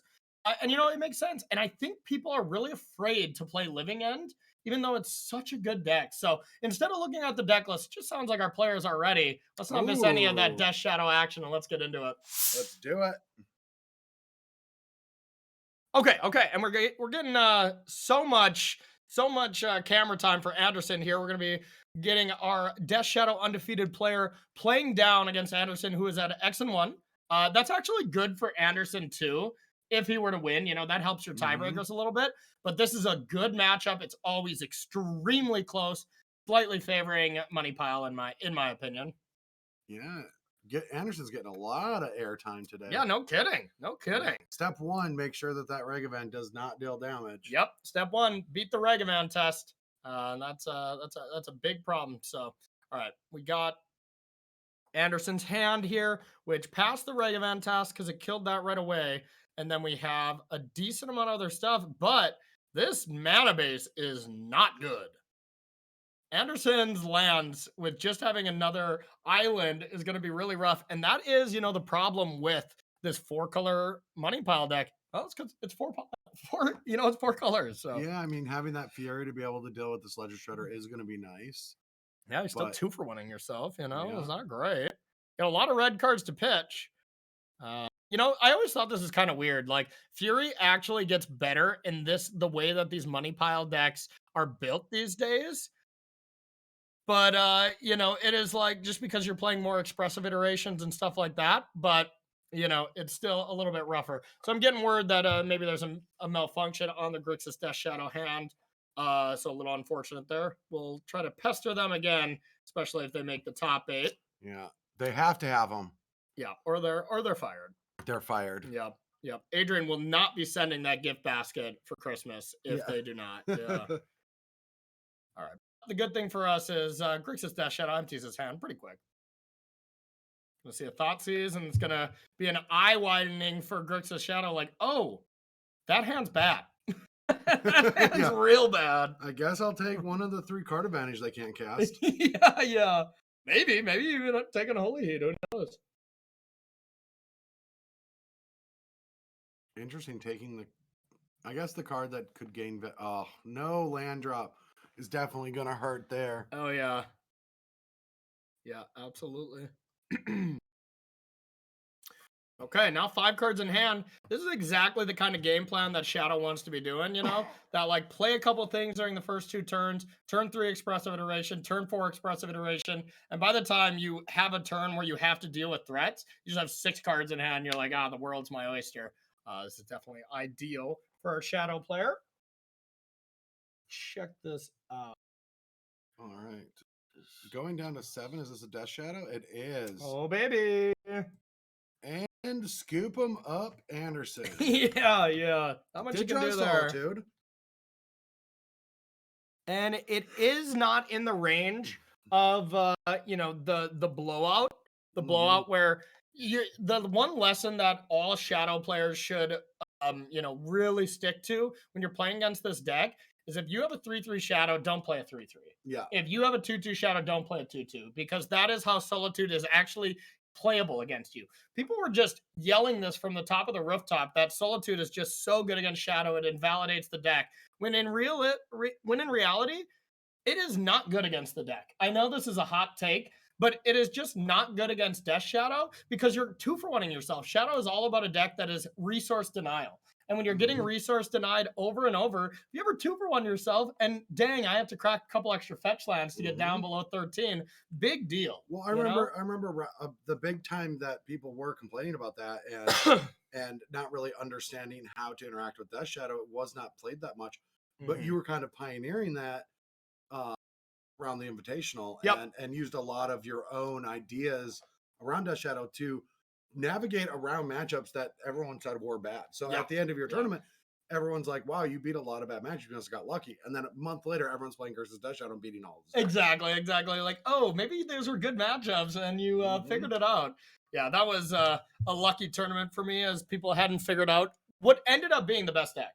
There was a super PTQ right before Luris got the ban where the top 4 was all Grixis Death Shadow. That's just absurd.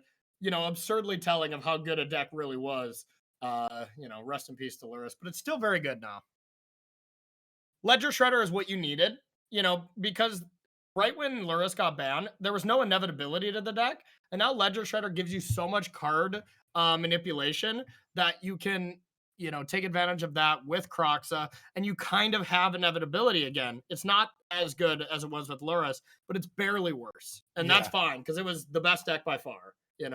Now I do think 4-color is a little bit better of a deck, but it's so close that it's just play style and whatever deck you kind of are more comfortable with, and adjust your deck list to the metagame. I think that's better than just picking up the quote-unquote best deck because people say it's the best deck.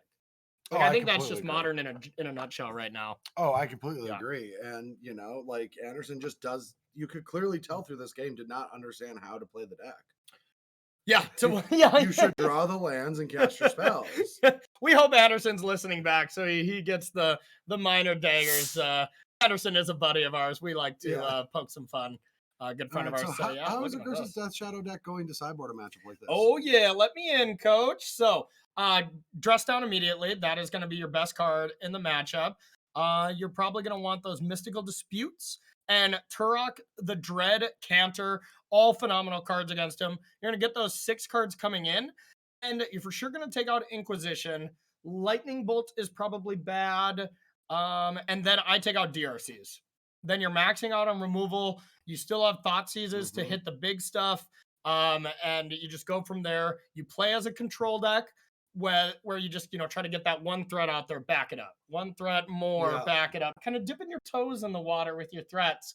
You don't want to go crazy, especially against Anderson's list that plays some verdicts. You never want to let yourself get more than 2-for-1 unless maybe it's a Croxa where you get to bring it back anyways. Then you don't really care if those die. Yeah, that all makes sense. And that's how I tend to play these decks, especially where you're a little bit counterspell, a little bit card draw. And yeah, you just plan for very long games. Exactly. And now you have 2 dress down in the main, Terminate, Fatal Push, and Unholy Heat that are all answers for either 2 mana or 1 mana for Omnath for those turns when you go Omnath with the trigger on the stack. Make sure you can answer it, and you're probably going to be fine. Yeah. And these 4-color decks do not play Cavern anymore because you play Expressive Iteration. You can't afford to. So now the plan of just killing Omnath with it on the stack is really good. we're going to look at Anderson's deck, and I'm sure we're going to see some Veils that kind of counteract that. But Veil doesn't do anything to Unholy Heat, you know? So Holy Heat ends up being like the best card. And honestly, that was the reason why I did so well at the Invitational with this deck, is everyone was playing like 1 or 2 Unholy Heat. The only innovation I really did for this deck, from Aspiring Spike, of course, once again, he creates modern these days, you know, was just saying, you know what, I think this card is insane. There was a lot of blue-white control at the time, and it's just killing every Planeswalker that was giving me trouble. Now that you just play 4 of that card, the standard card you would bring in against Death Shadow, like a bunch of Veils, just isn't that good anymore. Yeah. It's good, but it's not amazing. Yeah, I want to look back at my old Jund list from the Invitational too. I thought I was playing at least 3 Unholy Heats, but I can't even remember. Yeah. Honestly.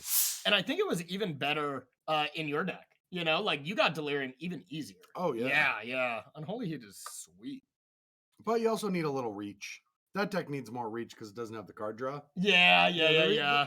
Sometimes you got a bolt to the face because your cards aren't as good. Yeah. Have you considered playing Expressive Iteration? Oh, I would now. That's a good card. That's a good card. I felt like memeing for my first tournament back, though. Yeah, meme all your way to the top 8. Yeah. And we were playing just wildly different versions of Is It as well. Like, and I still don't know who was right in that scenario. You guys were. Well, it was just a metagame thing. I thought there was going to be more aggro. There we go. We fixed our giant glaring error. Oh my God. Grixis Monkey Ledger Shadow Iteration. Yes, thank you. Thank you. I like that. We have fun here. All right. Team Money. Team Money going to get disputed. There's one of those 2 sideboarded disputes. I'm glad our undefeated player agreed with me on that card. It's so good. Just countering Omnath or Teferi or Iteration. You know, like all 3 are huge things. It's crazy to not play that many disputes in a format where everyone's playing Iteration. I know. I right now have 3 in my list. But I haven't been able to play Modern in the last week. It's been driving me crazy. Oh, no. I know. All right. Little monkey comes down, gets a treasure. Let's see. An Endurance. Do you want to just cast it? You can. Oh, yeah. They're on the draw. Never mind. Yeah. I thought maybe they'd have a land drop. But I totally would. And land drop doesn't. You just need double green. So. Oh, yeah. Yeah. I feel like you should be able to spend any mana for Regavan, but no, that's how you get the treasure. Yeah, that's true. That's true. Yeah. That's true. That's more of a black effect, too. Yeah, that is. Yep, definitely. A Gonti, if you will. Yeah. It's one of my favorite commanders, by the way. You just keep bringing back Gontis and taking your opponent's stuff. I heard about combos where you just can actually do it like the 180 times you need to kill everyone. All right. Well, I didn't know about that, but I was just doing a plain old like mid-range style where I'm just casting my opponent's garbage over and over. That's so fun. All right, we do see Traverse off that Expressive Iteration with Delirium to be able to fetch up your best creature in the deck. Nothington. Third. But like right now, you look at Anderson's hand, and it's just like that is a sorcery speed hand. Where if the tools are there in hand, we of course don't have the Grixis Monkey Ledger Shadow Iterations hand. That it's kind of easy to pick this stuff apart. You just Regavan, get a treasure each time, play an Omnath, either counter it, terminate it with the Billion stack, or dress down. Plenty of ways to do it, and you just keep going from there. Oh, you could just Prismatic to force another green source. It's great huge. Here. Now, one thing Omnath is not very good at is having 2 forests in play. No. Yeah, that's excellent. Get that out of there. Yeah, that is Boseiju, right? Yeah. Oh, yeah. Yep. That's brutal. I thought you were looking at that forest. I was like, yes, it is a weird forest, Brad. No, I love the pixelated forest. All right. Somehow did it get like less, like when the abundant growth was on it, I don't think it had the top thing. Yeah, it was weird. Yeah, it looked that weird? Different. Yeah. Even abundant growth was like, change this art already. All right, we're going to see a dual land here. Put into play. Yeah, these decks usually play the Jeskai Triumph and the Teamer Triumph. Some play the Bant. I still don't know which one is better. That's a pretty good draw, actually. Nice Fang Quad off the top. Be able to deal with Regavan a little bit. All right, we'll see if there's any follow-up. A good turn for Anderson, to be honest. This felt like a turn where there was pretty obviously a drown or something like that. So making sure to tax Tuscananis. Am I saying that right? Probably. Tuscananis. Okay. Mana on the other turn is going to be a lot better. But boom, here's Torok That's going to be a huge hit. Qualo comes down, but not much you can do. And man, this card is quite good. Oh, I had so much fun working with that back when I worked Like at a Wizard. wizard. There we go. That should be like your catchphrase, you know? Like there's someone on the NBA that always says, and I know Cedric absolutely hates this, Mama, there goes that man. Well, you know, you gotta have it. That's gotta be your catchphrase. So I don't want it now. to be my catchphrase because the only reason I'm doing it, Yeah. and I'm trying to bring all these stories up, because it's Is it because you worked at Wizards? well, no, it's like so it's like that joke, right? Like of the old retired guy that only talks about high school. Also, sorry, I'm gonna pause you for 1 sec. That Just got Turok both the just got the spells. only spells and left and Anderson then left with the 3 lands. veil, drew the Yeah, veil, and drew the next. veil. Wow. Oh no, that's so brutal. Wow. Yeah, that was a slap. I'd like to purchase your in, and it's your turn. Poor Anderson. Ran into some bad variants here in this so round for brutal. sure. Because now you look at this Death Shadow hand, and it's almost always like this. It's like, you got 5 cards in hand, you know? Like, anytime you're getting low on cards, you're like, oh, instead of casting 3 1-drops this turn, I guess I'll just iterate into iterate. And, you know, like, and you always got the big bad elk to rely on. Is this a Crocs Arena? And, oh, that, you know, I am just going to sound like, you know, a broken record because I love this Grixis deck so much. But, like, you look at a hand where you have, like, Thoughtseize, removal spell, iteration, Croxa, and, like, 3 land, and you're just like, okay, nice. This is going to be Croxa, you know, deprivation, take away their threats kind of draw, and you're going to bring back Croxa on turn 4. And then you look at other hands, you're like, oh, I have Regavan into removal. Be like, this is going to be a Regavan, backup Regavan kind of game. It just plays in so many different ways. Yeah, it's a very robust strategy. Exactly. Yeah. It's still the deck I'm playing right now, but I can't fault anyone for 4-coloring, you know, as the best choice. But when you get Elk, I mean, what can go wrong? All right. What Elk? He just got the Elk. Just got Giganta in the hand. How could he lose? No. Yeah. Bunny Growth is actually an insane draw there. It is a good draw. Yeah, 1 mana draw 2 essentially. They can just play a fetch line if they want to just put it on that. Yeah. I like that play at this life total. I don't. You don't? I would have liked playing that first because if you draw Omnath, you get to play Omnath with Veil backup and then fetch line Yorion. Obviously, we didn't draw it, but that I think you're behind enough in this scenario that you need to go for that. Safe enough play to just get this Yorion down with a Veil up. Yeah, I mean it's still a great play. You know, don't get me wrong, but I mean if you draw exactly Omnath, sure.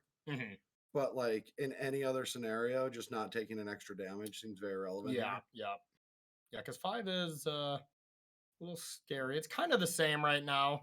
Like if you just have, I mean, the game's just over if you have an Unholy Heat, right? I can't remember. Does Turok have Pro White? It does, yeah. Protection from White. And if there's an Unholy Heat or a removal spell or even a Terminate on this Yorion, well, Veil, I guess, says something about that, but this game could just be over because we know about a Regavan in hand. Yep. And so far, everything's been coming up Death Shadow. Like, obviously, that was a really lucky Turok to hit both Omnath and Expressive Iteration, especially when Anderson just drew Veil. So that would have been Omnath into Veil. Anderson would have been wildly ahead. Just got really unlucky there. Yeah. Okay. This is a weird attack. Well, I guess attack first and then kill it? But, like, you can only block Regavan here, right? This signals that there's a lightning bolt, I guess.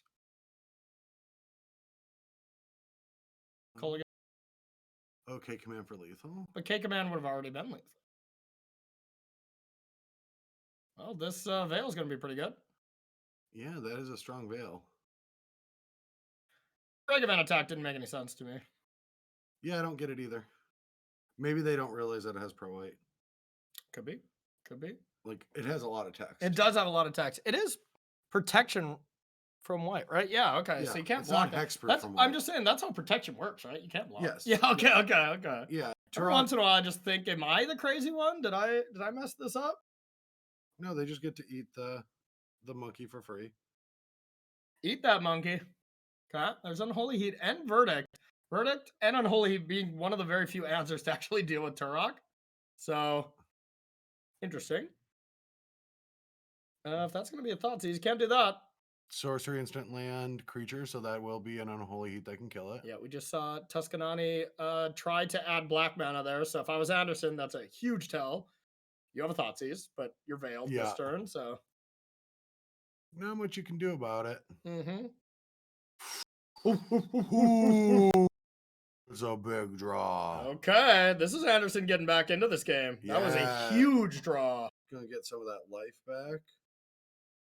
Okay. Fatal push. You at least get to fetch here to gain some life. Yeah. Totally fine.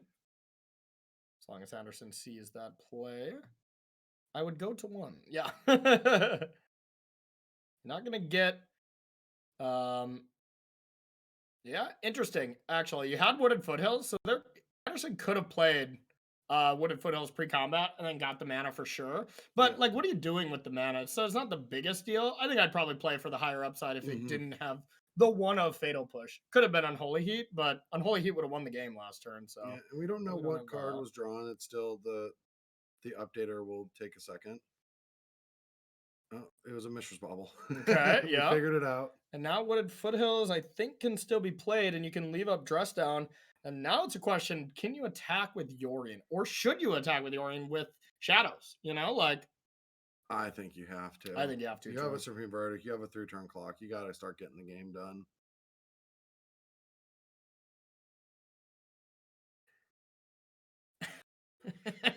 Someone in chat 7 minutes ago. Grixis Monkey Ledger Shadow Iteration, or it's more commonly known as GMLS. Yeah, absolutely. I mean, I want it to just be now Grixis Ledger Iteration Monkey Shredder. Yeah, absolutely. Why not? Is there a P in there? There should be.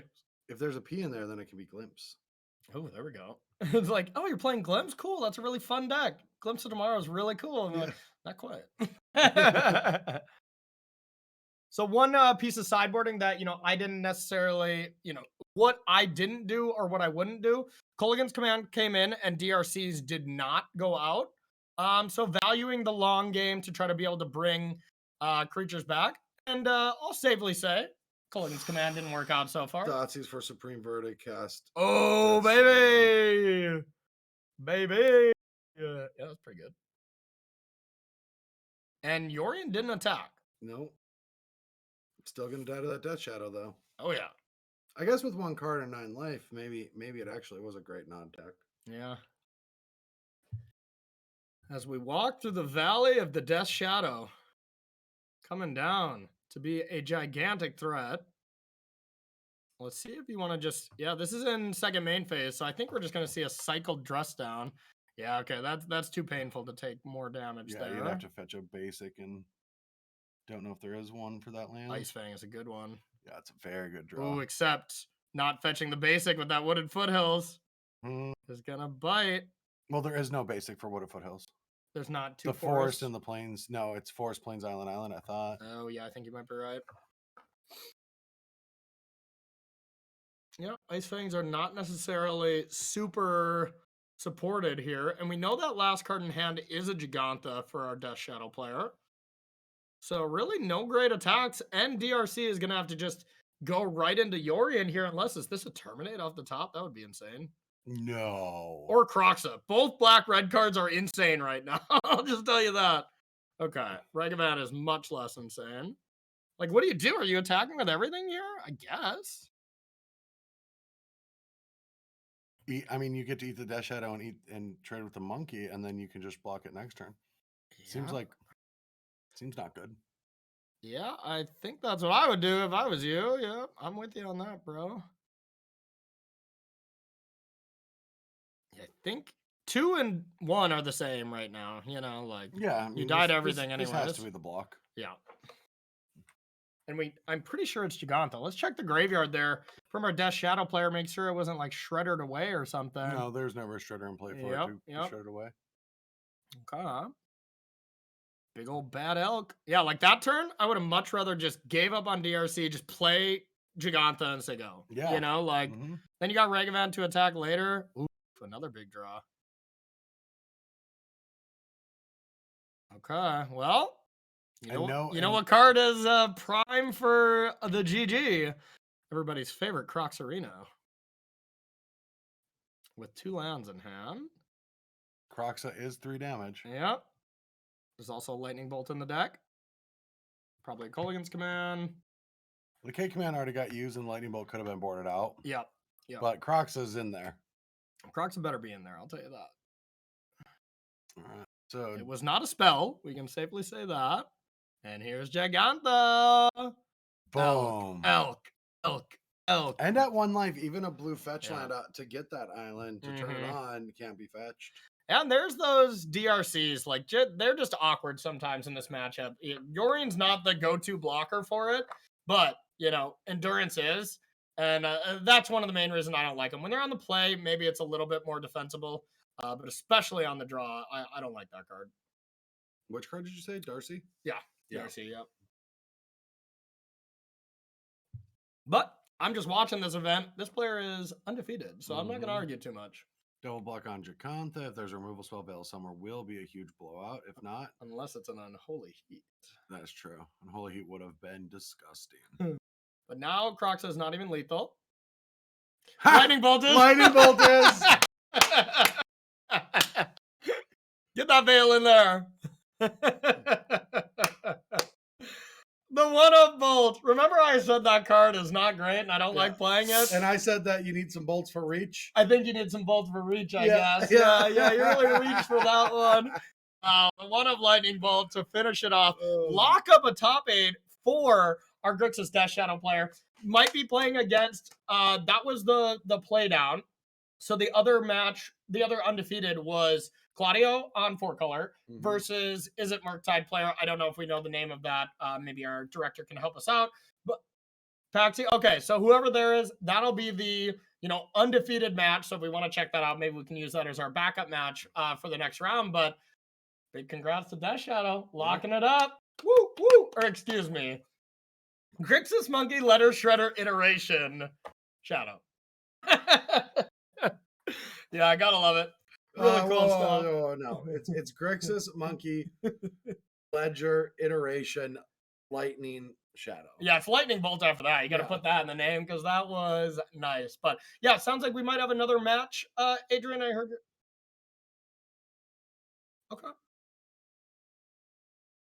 Okay, so we either got Will Polium versus Murktide or our undefeated players playing their last round, which is essentially a win and in. Yeah, we should watch the undefeated. Yeah, let's check out those undefeated players. 4-color versus Murktide coming out to see who is going to play against Grixis Death Shadow in the match that doesn't matter whatsoever.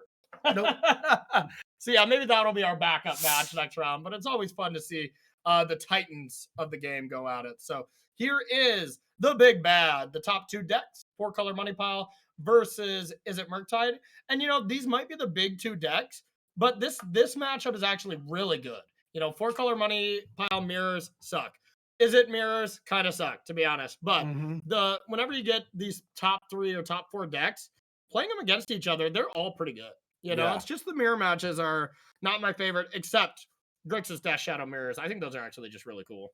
There's a lot of play to them, I think the Is It mirror match is actually pretty cool too. I think it's fine. Yeah. But living end mirror matches and 4-color mirror matches, no. Those are not where they're at. Veil of Summer getting that counter spell for an Omna. Ooh. That's a turn. Yeah, and I really... Oh, it's not done yet. What? Subtlety. Wow. What is that targeting? I guess it has to target Omnath, huh? Okay. So, nice way to play around that. We'll try to get these hand cams up for you in a bit. But yeah, 3 Quaddles just saying, come at me, 8/8 Murktide. I am not afraid. No big deal. All right, we're going to see something else get cast. Claudio. Oh, wow. And just can't be countered. Throw that clause on there. Why not? Everything looks like it's going to be... Oh, yeah, it can't be countered, but it can be subtlety. Double subtlety? Subtlety. You are you're 2-for-1ing yourself to just put these cards on top. You're gonna draw those cards again. And look at this little Quaddle just getting in there. So does this mean that? Well, no, this hand can't be right because of triple bolt. Because they just drew a third card. Yeah, maybe not. We're gonna see, but Okay, wow. Ledger Shredder, Bolt 1, Bolt 2. Okay. All right, so now it's another chance for an Omnath. All right, Omnath draws Temple Garden. That's going to be a Misty Rainforest to get 4 life, 4 mana. And are we going to see your Snorion? Actually, I want to call it Snorion for this turn because that is a lot of card triggers.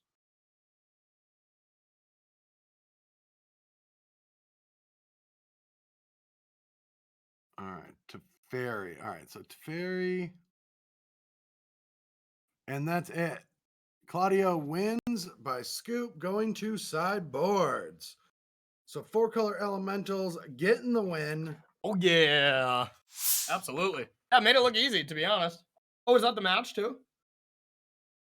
Oh, that heading to game 3. Okay, gotcha. Yeah. So Izzet took it down. I believe this is the exact Izzet list that we're looking at. Yeah. So, we have mystical disputes you probably want to bring in. Maybe that miser blood moon. That's been a pretty damn good card for this Murktide player, as well as a dress down. Maybe the Magus if you're feeling it.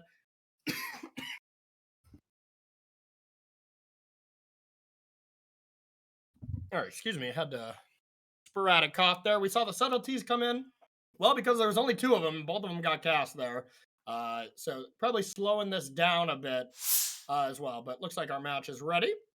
All right, turn 1 Ragavan. Does this hand pass the Ragavan test? It does. There is the Flooded Shrine. And here's a really rough situation. You always want to be like, okay, I wanna bolt this Ragavan in combat so that you can for sure guarantee that you don't get hit by another Ragavan, but then you run afoul of just running into a counterspell. So I think you just have to bolt on turn 1, and if they have the second Ragavan, so be it. Makes you sad, but that's all you can do. All right, yeah. So Gotta just get it out of there. yeah. It sucks to wait and get counterspelled, Yeah. That you just can't accept. Yep, exactly. So we'll see if there is another Ragavan. Looks like we probably don't have the hand for the blue-red Murktide player.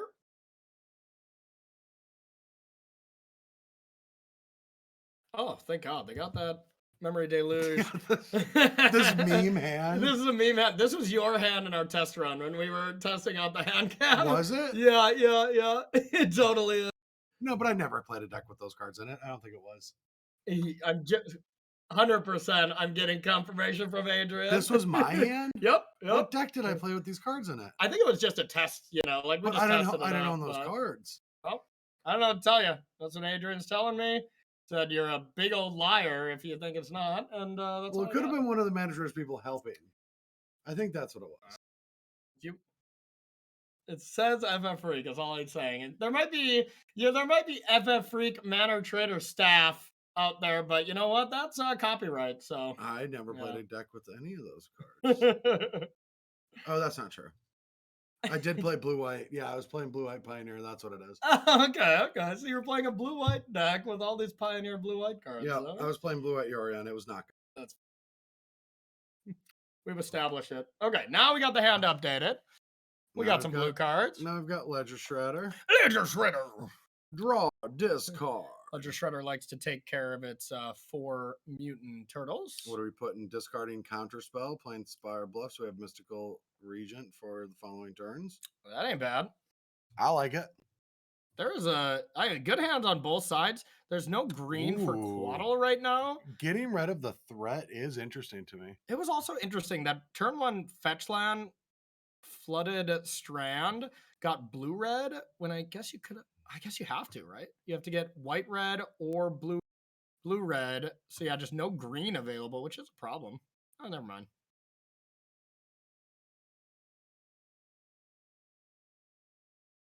All right, gonna see this prismatic ending. Try to deal with this Ledger Shredder. See if we're gonna get a fight over that. I would imagine we do. It's a pretty important fight card. They can't win. Oh, Claudio can't win it, but and that if that actually got fought, it would double trigger the Ledger.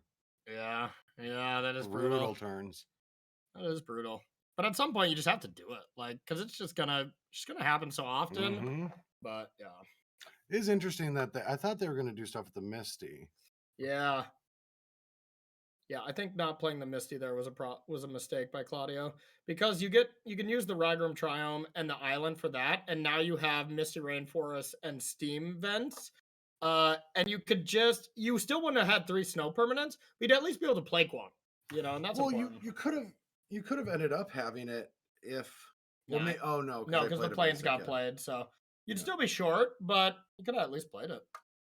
Planes is not good right I mean, if now. you're not going to fight over that, then Yeah, when are you holding up? Yeah, I don't know. agreed. Maybe it's I think fine that was a mistake, to be honest, but because now the green's not in play. In case it was you an don't know. interesting play. We'll say that. It's interesting. All right, so now is it Ooh. Teferi time for the bounce? God, honestly, I'd be too tempted to go for Teferi, but it would not work here with that Mystical Dispute Spell Pierce. It'd be kind of a Yeah. blowout. So smart not going it from Claudio, but I don't know if I could have done that. I think I was jamming.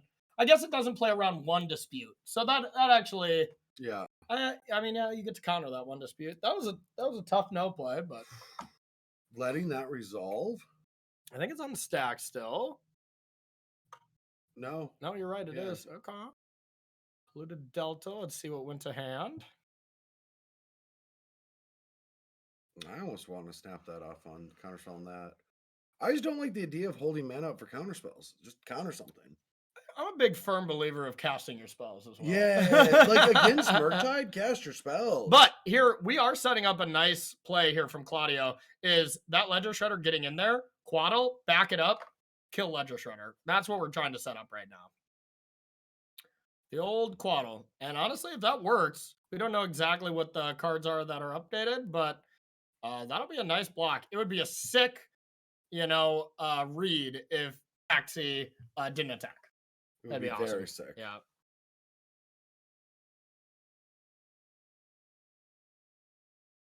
Wow. What a gasser. What a gasser. That's a play and a half right there. Is Paxi, like in our Discord call, getting all this information here or something? Like, this is some impressive stuff. That is a very. That was a great no attack. Great use of a snow-covered forest, by the way. I do not think that is the hand either, but No, we've seen that one before. it's a lot of bolts. But here's a Teferi. We're gonna see a fight. I remember we had Dispute and Spell Pierce, so this isn't a fight. Oh man, but with that Veil, this is a fight they can win now. Holy crap. That Teferi was a huge draw. Yeah, it's awkward. It's like, do you want to pay? Not really. Okay, here's the Veil. And now, if I remember correctly, the other card was Spell Pierce. Yeah. Which that one you pay for instead of just paying a counter spell. You're like, yeah, whatever. If you got 2 Pierces, back to the Pioneer list.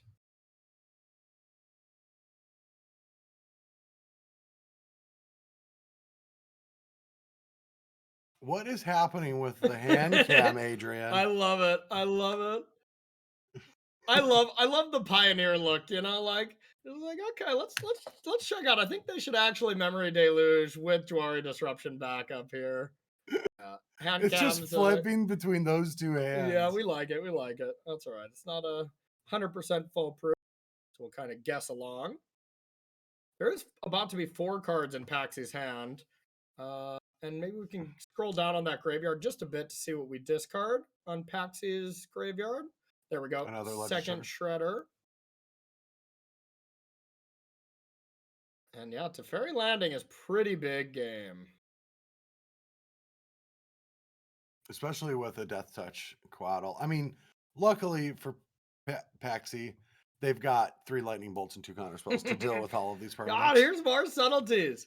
All right, now we do know that there was a Spell Pierce. Can we see what got exiled with Paxi to cast that subtlety? Well, that was the Spell Pierce. Yeah. Okay. So this counterspell would work. What is this targeting? It has to target the Teferi, right? Yeah. Yep. Okay, but the Veil still draws a card, which I think is a good enough exchange. Yeah, it's a 3-for-1. Yeah. And you just draw the Teferi that was put on top. Yep. And you still have a counterspell up. I got 3 bolts though.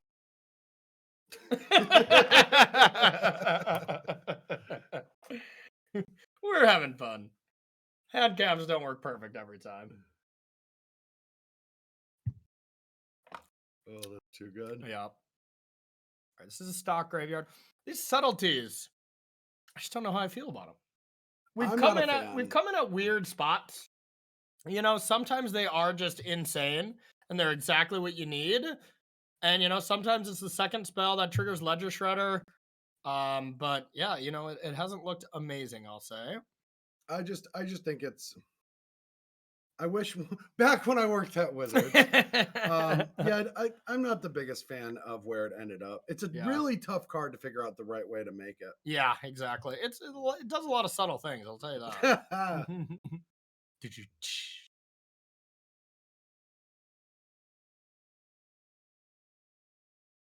All right, so with 3 cards in hand, they really need to find some way. They're getting more now obscure. You're just messing with us. Yeah, I think at this point, Adrian's just like, forget these two. I'm just gonna completely. We are close to the end of the day. All right, we're seeing only 1 card in hand. So it's gonna get that draw. Second Ragavan goes to the yard. I would not be too shocked if that last card is some kind of card that says counter target something. Now, what do you block, bro? I would have blocked the other way. I think. God, yeah, I don't know. Oh, maybe not. It's tough. You can bounce. You got the Teferi bounce to reset this Ledger Shredder, but it's tough. Yeah, that's a big. That's a big old hit. Take 3 extra damage, and I mean, with 3 other lightning bolts in hand, you know, it is game. But that monkey's going to keep dashing. Yeah, not anymore. It's not. All right, abundant growth. Guess there's no real point in having to cast abundant growth first. No. And there is counter the spell. Yeah, that's going to give another loot. Give me the loot. Give me the loot. Do you know that reference? I do not. Okay. It's the notorious B.I.G. from back in the 90s, where he wanted that loot. So he made a song called Gimme the Loot. The more you know. the more I know. All right. Bounce that Ledger Shredder. Double Verdict. Oh my. Verdict has looked great.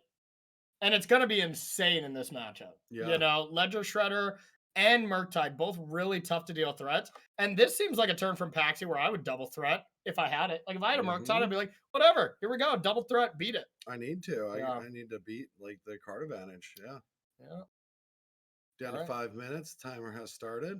And one thing that we have seen now, and now that we're in round 7 of 8 of the Swiss, is these 4-color money pile decks are doing better than the elementals, even though there are slightly more elementals. Yeah. Yep. I think so. I do think it is a better deck. I really do. And I used to be the biggest, you know, proponent of these elemental decks. I just thought new they were sets better, come out and things change. Yeah. I mean, Ledger Shredder is a very big, important change to the format, and that's a huge shift for Modern.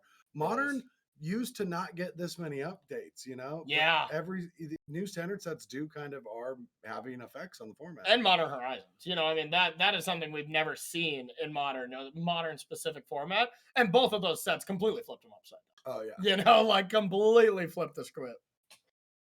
The script? The script. I was going to say the switch and script, but I combined them, you know, so I was hoping we were just going to move past that, but here we are. The squips? The one thing we didn't put into hand was Yori in there with oh no oh okay, we're at Claudio's turn still, never mind. Yeah, all right, Claudio's gonna do was something tap for out. Those 3 bolts. You could play Solitude. Yeah, I think I would snap that off. Get the draw. Let's see if there's the second subtlety with the other blue card, and it wouldn't even be that good. And with that discard, you get an extra life. Yeah. That's super relevant, but definitely could add up. Man, Claudio's hand is just stacked. Well, it is stacked, but both players are starting to do a lot of sculpting. Yeah, exactly. Still got the Yorian for Claudio as well to stock that. How many expressives is that? Is that the 3rd or 4th? Can we see Paxi's? Because this is going to be relevant with only 22 cards left in the library. How many We're gonna start looking at the card advantage. Yeah, that's all of them. That's all of them. No big deal. Yeah. Usually the player that casts 4 expressive iterations, believe it or not, usually wins. But they haven't played against 80 card Yorion. I bet they have. Counterspell to hand. Renin 6 to exile. That was a huge iteration. Wow. Yeah, that's really good. Counterspell and a Planeswalker. All right. Got that hand updated now. We got Subtlety, Charm, and Consider for Paxi. I remember seeing a WotC staff talk about iteration, and they're just happy that they didn't make it 4 cards. Yeah, They wow. were pushing to be a look at 4 cards, put 1 in hand, and exile, same card. Wow. Instead of 3. Wow. That's insane. Just It'd probably have gotten banned if it was 4. I mean, it's getting banned in its 3s. So. Oh yeah, it did get banned in Pioneer. Yeah, I got banned in Pioneer and Explorer. And that one doesn't count. Yeah, sure. It's still around in like Legacy and stuff, though. I don't think it got banned there, but yeah. Well, I cannot wait for the day that they ban expressive iteration before they ban brainstorm. Honestly, it doesn't seem that crazy. We have found that Doomsday is an acceptable Magic card, but expressive iteration, get it out of there. Get it out of there. There's the BM. It can be Blood Moon O'Clock, but it doesn't matter whatsoever. It's already set up, yeah. Yeah. That would only hurt Paxi. Oh yeah, it would definitely hurt. All right. And very important thing here. Claudio gets to sit back and be patient. Claudio has to leave up stops Paxi has to leave up stops because he's playing a permission-based deck, and this clock is going to eat away faster and faster without a true threat to play. So all huge advantage point to Claudio. Now, do you counterspell this? I wouldn't.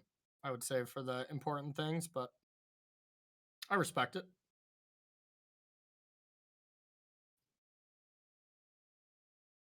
All right, draw a card. What do we find? Ooh, a Mystical Speed. Now I would snap off this Endurance. Same. Yeah, it's going to be huge. Yeah, and I'd probably try to counter that one. Oh, yeah. That graveyard has 31 cards. Oh, they're just letting it happen. Yeah. Oh, you know who is not out of expressive iterations anymore? That is true, yeah. But believe it or not, they're not going to draw them this turn. Yeah, they would need. They're on the bottom. Some VHs.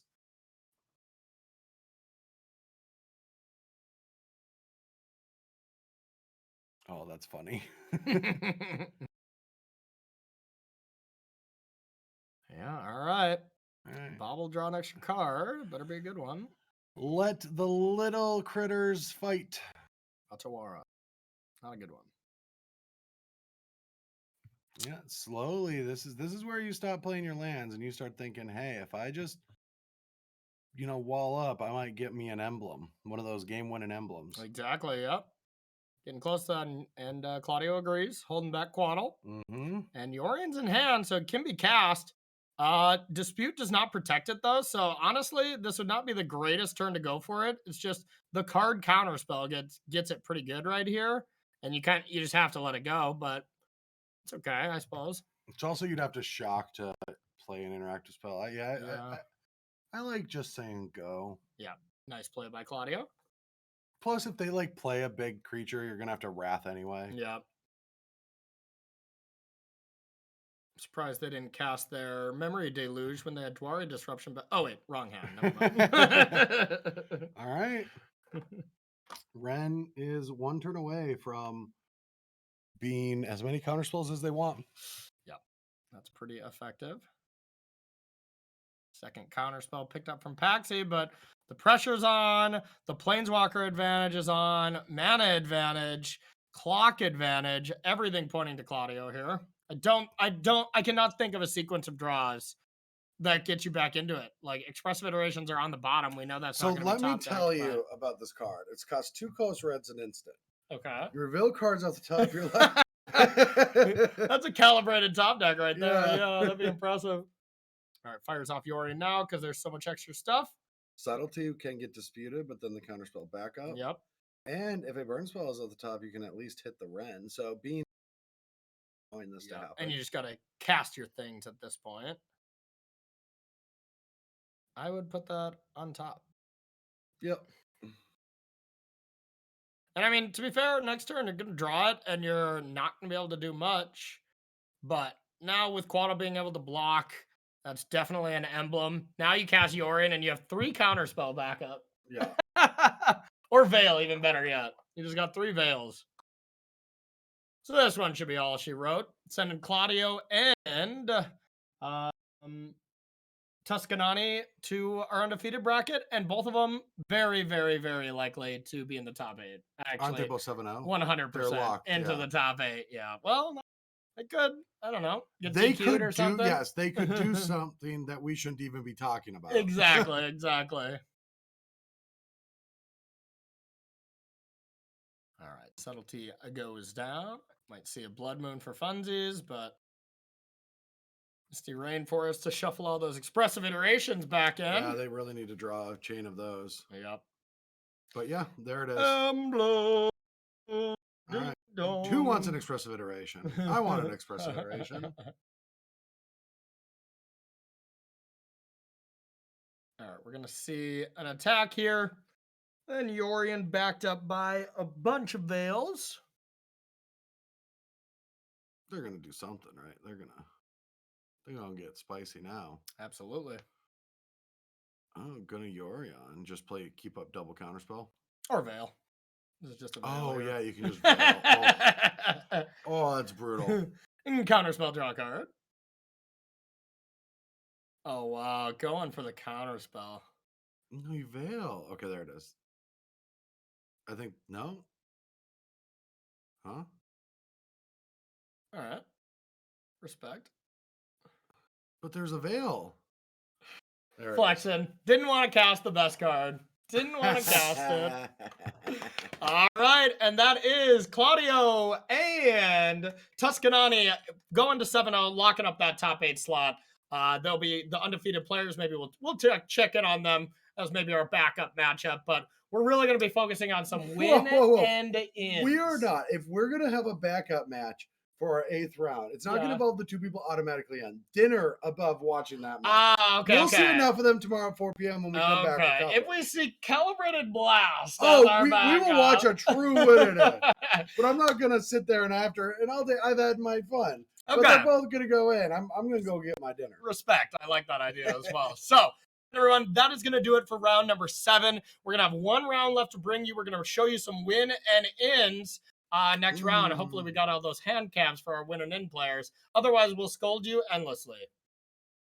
Scold. Bad. Naughty. Not. Okay.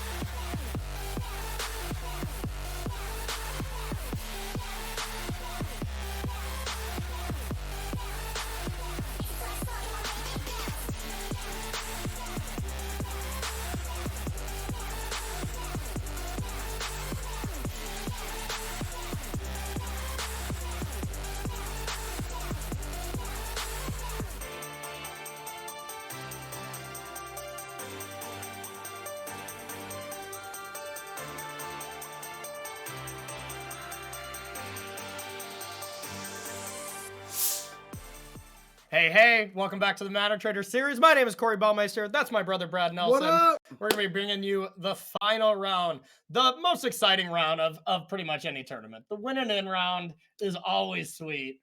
Finals, none of that. Give me the win and ins all day. Making top 8 of events is awesome, and I feel like a lot of people care about that the most. So. No, the top 4 is the most exciting because the top 2 players go to the Ooh. December Championship Invitational. That's a good point. 48 players, $30,000 on the line for all of them. That's a good point. That That's a is good point. huge.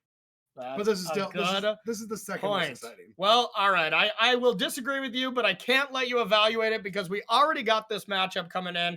It's Amulet Titan. It's hammer time. It's a win and in. It's round 8 of the Mana Trader series. Let's do it. Bum, bum, bum. Bum, Now, bum, we have bum. seen this matchup earlier today. Did we? No, we did not. Yeah. We saw this in Calibrated Blast, I think. Yeah, was we what saw you were we saw thinking. Amulet and we saw combo deck versus combo deck where we both saw Hammer plus Yes. Titan win, and now they're head to head. Exactly. I think the die roll is really big here. Like, these are two decks that are really just doing their thing, especially for game 1. There's not much you're really doing, and that hand is not very exciting. That's a stinker. I think you have to ship that one. I guess not. What do I know? It does seem far too slow in a matchup like this. Yeah, if you get a forest, though, it does seem pretty good, but that's also a stinker for turn 1. yeah, that's not exactly good. Gruul Turf, not that exciting. I think we're going to see one of those discard to hand size turns.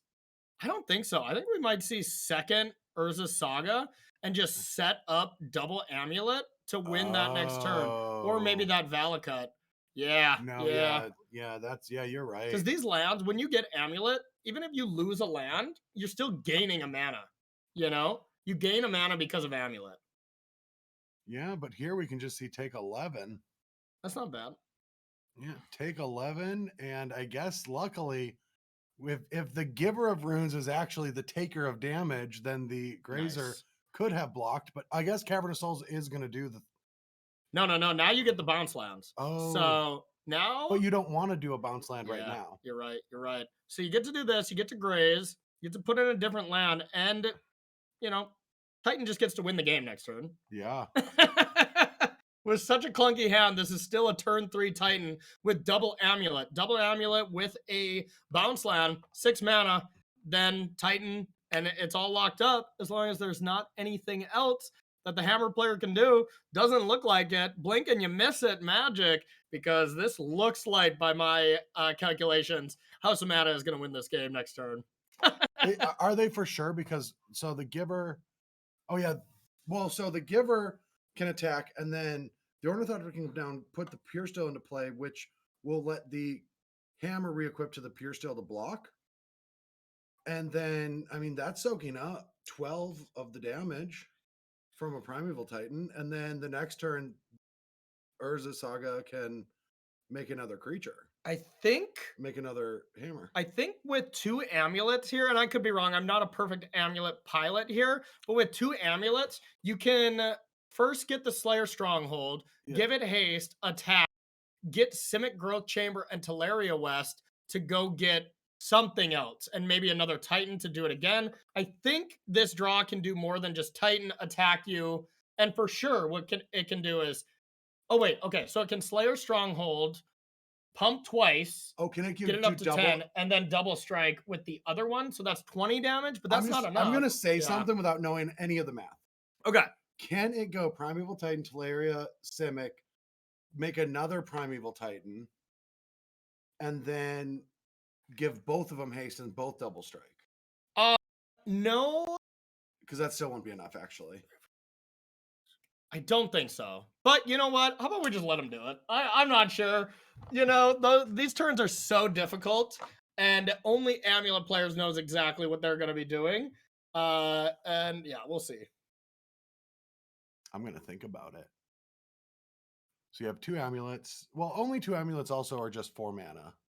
Yeah, but the Urza Saga counts as well. So they're going to have 7 mana before Primeval Titan comes into play. So you're going to have that 1 floating mana. Oh, and you get a blocker. Oh, yeah. That's pretty good. Yeah. Weird to block it like that. Well, that stops from Shadowsphere lethal. Shadowsphere lethal, yeah. That's smart. It's not what's in play, you know, it's not what it's gonna hit, but that is a smart play. Yeah, exactly prevents that. Spicy. Yeah, by 1, technically, right? To 2 life.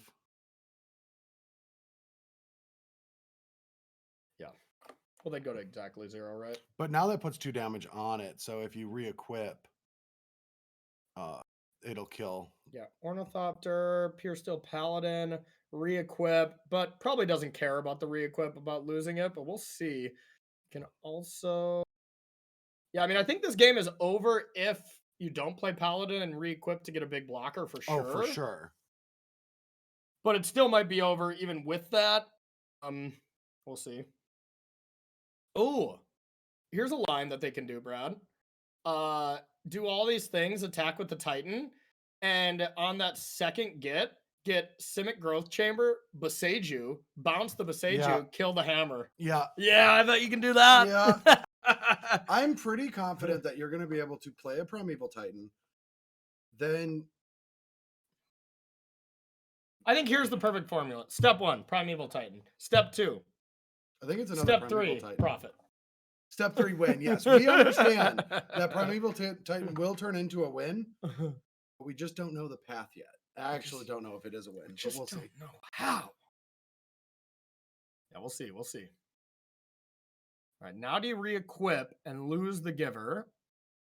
Do you give away the giver? I think so too. And you know, these players taking a lot of time here because, well, this match isn't going to go to time. I'll tell you that. You know, and they did not re-equip. Wow. Okay. Because that giver will get through blocker. Well, not really.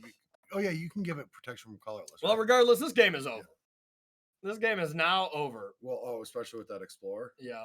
Because here's now you can do what I want to do. That Explorer might have been necessary. Might have been. Mana. Growth Chamber. Mana.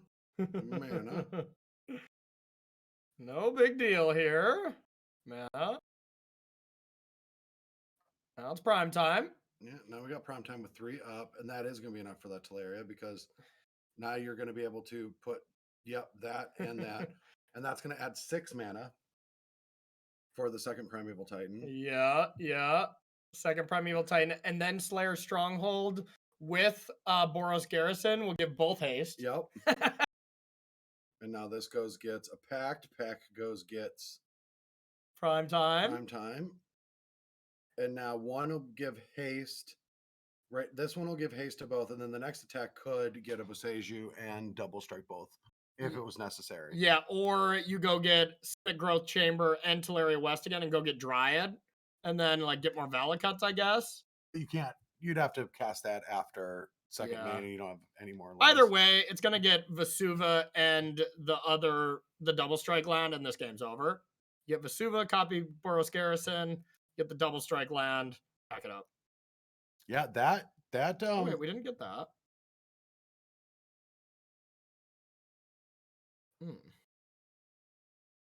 There's one more Titan. Oh yeah, there's one more Titan here. Okay, gotcha. Yeah, I was like, oh, that might not be good. Yep, there it is. Yeah, there it is. Gain 2 life too while you're at it. Why not? Just for the fun. There it is. House of Mana takes it down. That was 3, right? Yeah. That was a turn 3. No, it was turn 4.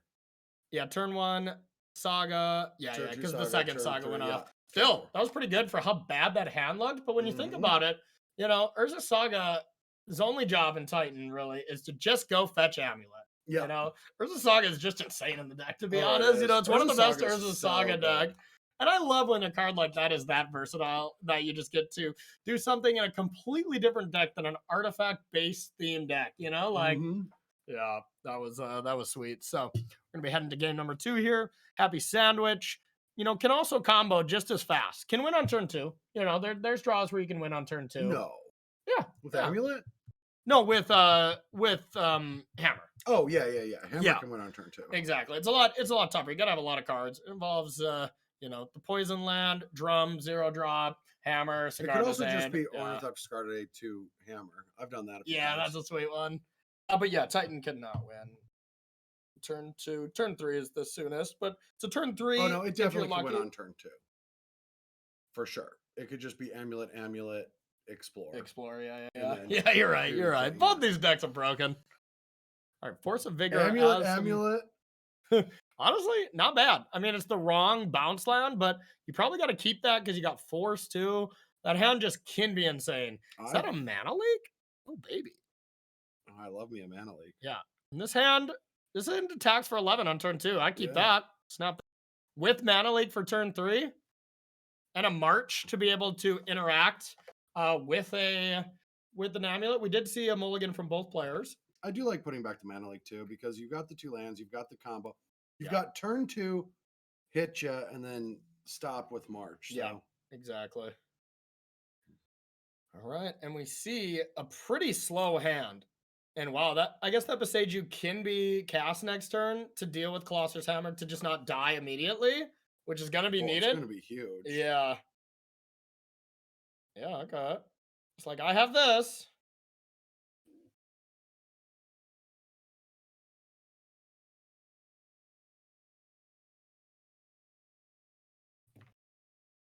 All right, so Force is probably going to get no, just a forest.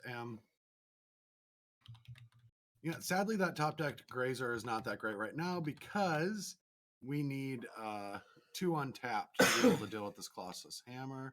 Yeah, I just don't think you can risk it. I think you just have to make sure you Beseiju. You literally die if you don't. Well, you can Grazer, but a march true. kills you, but it's too risky. Second Sigarda's Aid probably had to be the absolute worst draw for the Hammer player, because now after you deal with Hammer, you don't really have anything. There's a Hammer back on top. Oh, okay. Well, you're shuffling your deck, so you better hope it's on top after that. Oh, yeah, but honestly, they might go for it. There's not many marches. Grazer actually probably is better to just chump block, and then you do stuff. Game 3. Game 3 indeed. Yeah, because you just can't, right? It's forest. You're going to do this and replay the forest and say go. Nice.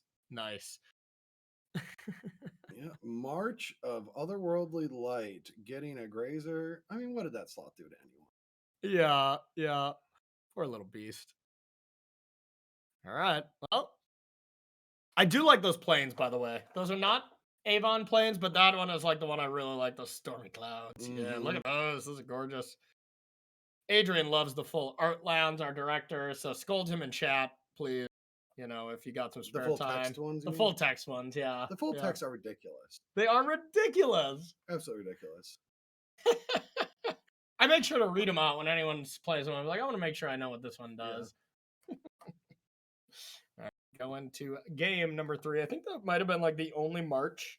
Like, I think there was like one prismatic ending that it could have been as well. So you're going to think House of Mana punted in quotations there, but that really was a calculated risk. And I think that was a snap mulligan into that hand, which is also not great. I think it's fine, right? You put back Sunhome. You can't put back Sunhome. You have to keep that. Yeah, I think you get rid of Grazer. I don't know. Or one of the crew lands. I don't know if you keep it. That's a bad hand. Well, I mean, you can Sunhome into Growth into Dryad the following turn, and you can develop your mana, and you have a Dismember. Which member? Dismember. Okay. Yeah, we'll see. And downstairs, that is a nice hand. That's a turn 3 win from the Hammer player. You got the Sigarda's Aid into the Inkmoth Nexus, counter something, and then animate Colossus Hammer GG. The Dismember is going to have something to say about that, but that is turn 3 all lined up. Blink and you missed this one. No, it's Ink. Oh, it's Ink and you missed this one. Ink and you missed this one. It just reminds me of the Finding Nemo thing. Like, oh, you made me Ink. Do you remember that? No. Oh man, that's so funny. You gotta watch your classic Finding Nemo again. I mean, I have the same memory as what's her name? A goldfish? No, the fish that never remembers anything. Oh yeah, Finding Nemo. Yeah, well, her name started with a D, I think. Yeah, Dory. Yeah. Dory the Explorer. Dory the Explorer. Yep. We just got DMC'd on multiple accounts. All right, looks like we are deciding what to put back. Okay, so it was a mulligan from both players again. Couldn't keep an opening hand to save their lives. Yeah, but I like this keep. I don't know if I would have kept the. I guess you do want to put the garrison back because you want to search it up. Yep, you want to search. I mean, you want to search up Sunhome as well. So that's 2 cards you don't want in your opening hand. 2 1-ofs that you really don't want. Top decking second Cigar to Zate again. Nice. Yeah, it happens. All right, Forest is a big draw if House of Mana got it. Oh, and now you can Mana Leak win the game. Yeah, you just go like this. Yeah, if they play, you just Mana Leak win the game. Yeah, it'll be interesting. If they go for Grazer, you know, you can Mana Leak that. Sure, whatever. You play Sunhome, you have Dismember to protect yourself. If you go for Dryad, Mana Leak, it's over. Yeah. They're thinking about playing that Ginger Brute. I don't think they're going to go for what it's worth for Dryad. Like, it's just too vulnerable. You got to leave up 1 mana basically for the rest of the game because Hammer Time that is true. for this deck to win through this spot. I mean, you really, I guess, you can attack for 11 this turn if you really want to. That's actually sometimes a better play. And then that actually wins the game because Dismember can't kill it. Yeah, you can like chump block with Grazer, I guess. Oh, no, yeah, you because Ginger Brute. Yeah, holy shit. That actually is a better line. Didn't go for it. Didn't pull the trigger. Now we'll see. There's a lot of mind games here. Interesting. Do they go for the Dryad? Second Dryad. With a second Dryad, you get a little bit more priced into it, but I don't think think you can. It's too risky. Well, the thing is, the alternative is not good either. Grazer into Celestial Sanctuary. You can't bounce Sunhome, so you just have to say go. Just say go now. Wow.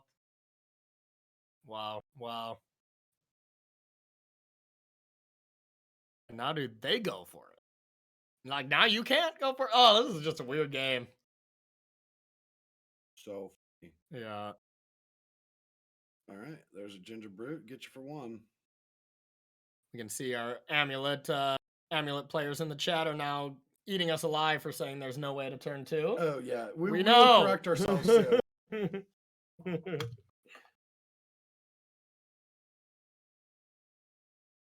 The Grazer map's interesting too. Yep.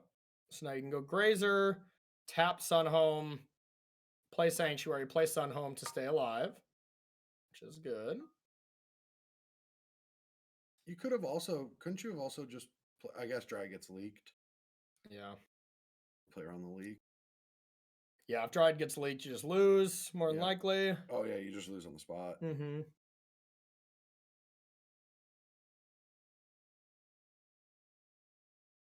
All right, so this will come down. If this resolves, you get to play the Sanctuary. But yeah, if this gets mana leaked, you can't even play the Sanctuary again. You get to go map. And yeah, you just have to go map, go. Oh, that feels bad. And honestly, you know, Happy Sandwich is probably at the point, like, I just want to get this mana leak out of my hand so I can just go for it, you know? Like, yeah. Well, they're 2 mana away from doing it. It's tempting. It's definitely tempting. But realistically, hindsight here, it's not the correct time to mana leak. You know, I would think with everything available, but I mean, I don't know, maybe. It's really tough. I mean, I like not going for it with the Ginger Brute turn because you have this mana leak. And I think that amulets, I think they're both. I would have Ginger Brute and hammered, I think. I think that is the best play in hindsight as well, but. Well, I mean, but that gets blown up by any of the artifact hate stuff. Yeah, and that's true. That's true. Beseiju. Yeah, very bad against Beseiju, that's for sure. There's not a one shot.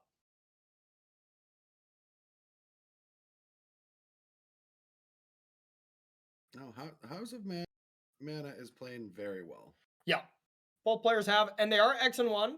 Both players, so automatic win and in, and lose and pray, and it's a big 8-rounder. So it's very clear, or not very clear, but it could easily be a win and in, lose gone. Yeah.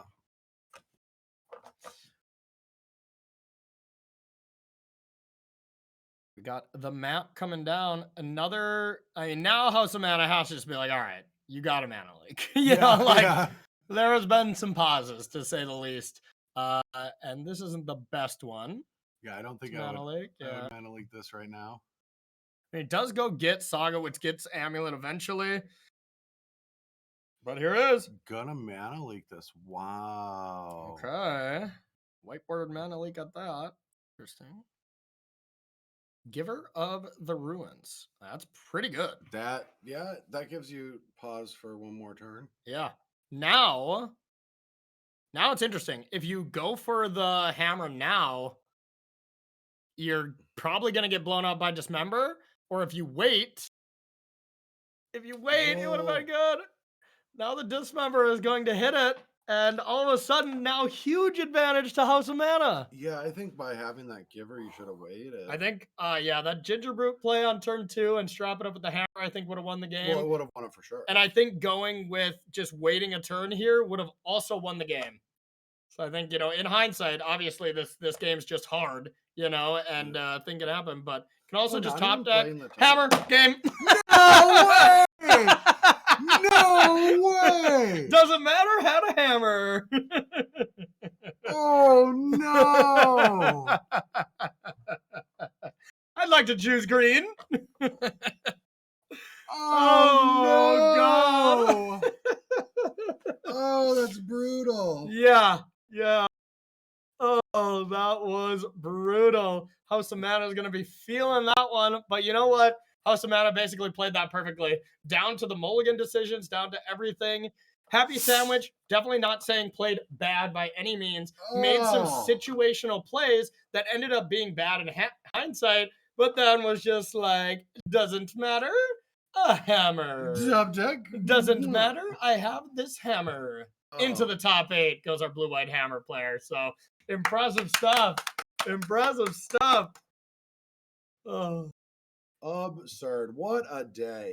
This was a good day. This was an absolute day. So there are some other matches that we could jump into, but they're kind of already halfway done. We're not going to jump into this. We're going to really kind of save our energy for that top 8 tomorrow, where it's going to be exciting. So if people want to be checking out what the top 8 is going to be, make sure to add @Mana Traders on Twitter, Corey Ballmeister at FFFreakMTG. We'll be retweeting their stuff. We'll be retweeting and letting you know what the top 8 is. So if you got some friends in there, you got some calibrated blast decks that you're going for, which I know we usually are. Yeah.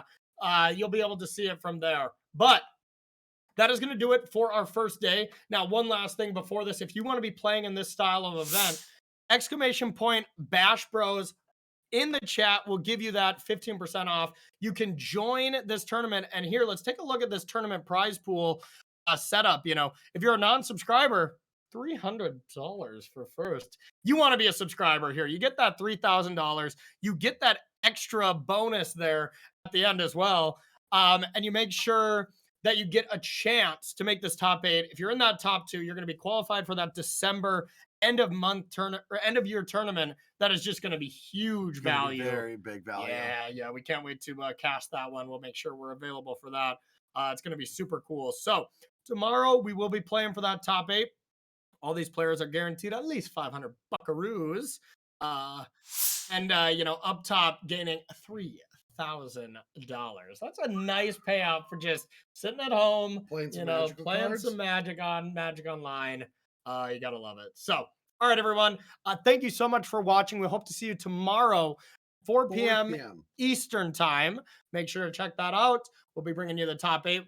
And honestly, it's pretty quick when it comes down to this. We don't hold up the tournament. We don't try to delay the players to stretch it into a 5-hour thing. We mainly, at the Mana Trader series, care about you, the players, and we try to bring you as much of the action we can without disturbing that line of play. So we'll be back then. We hope to see you. For Adrian behind the scene, for Brad Nelson, I'm Corey Ballmeister. We'll see you tomorrow. It looked like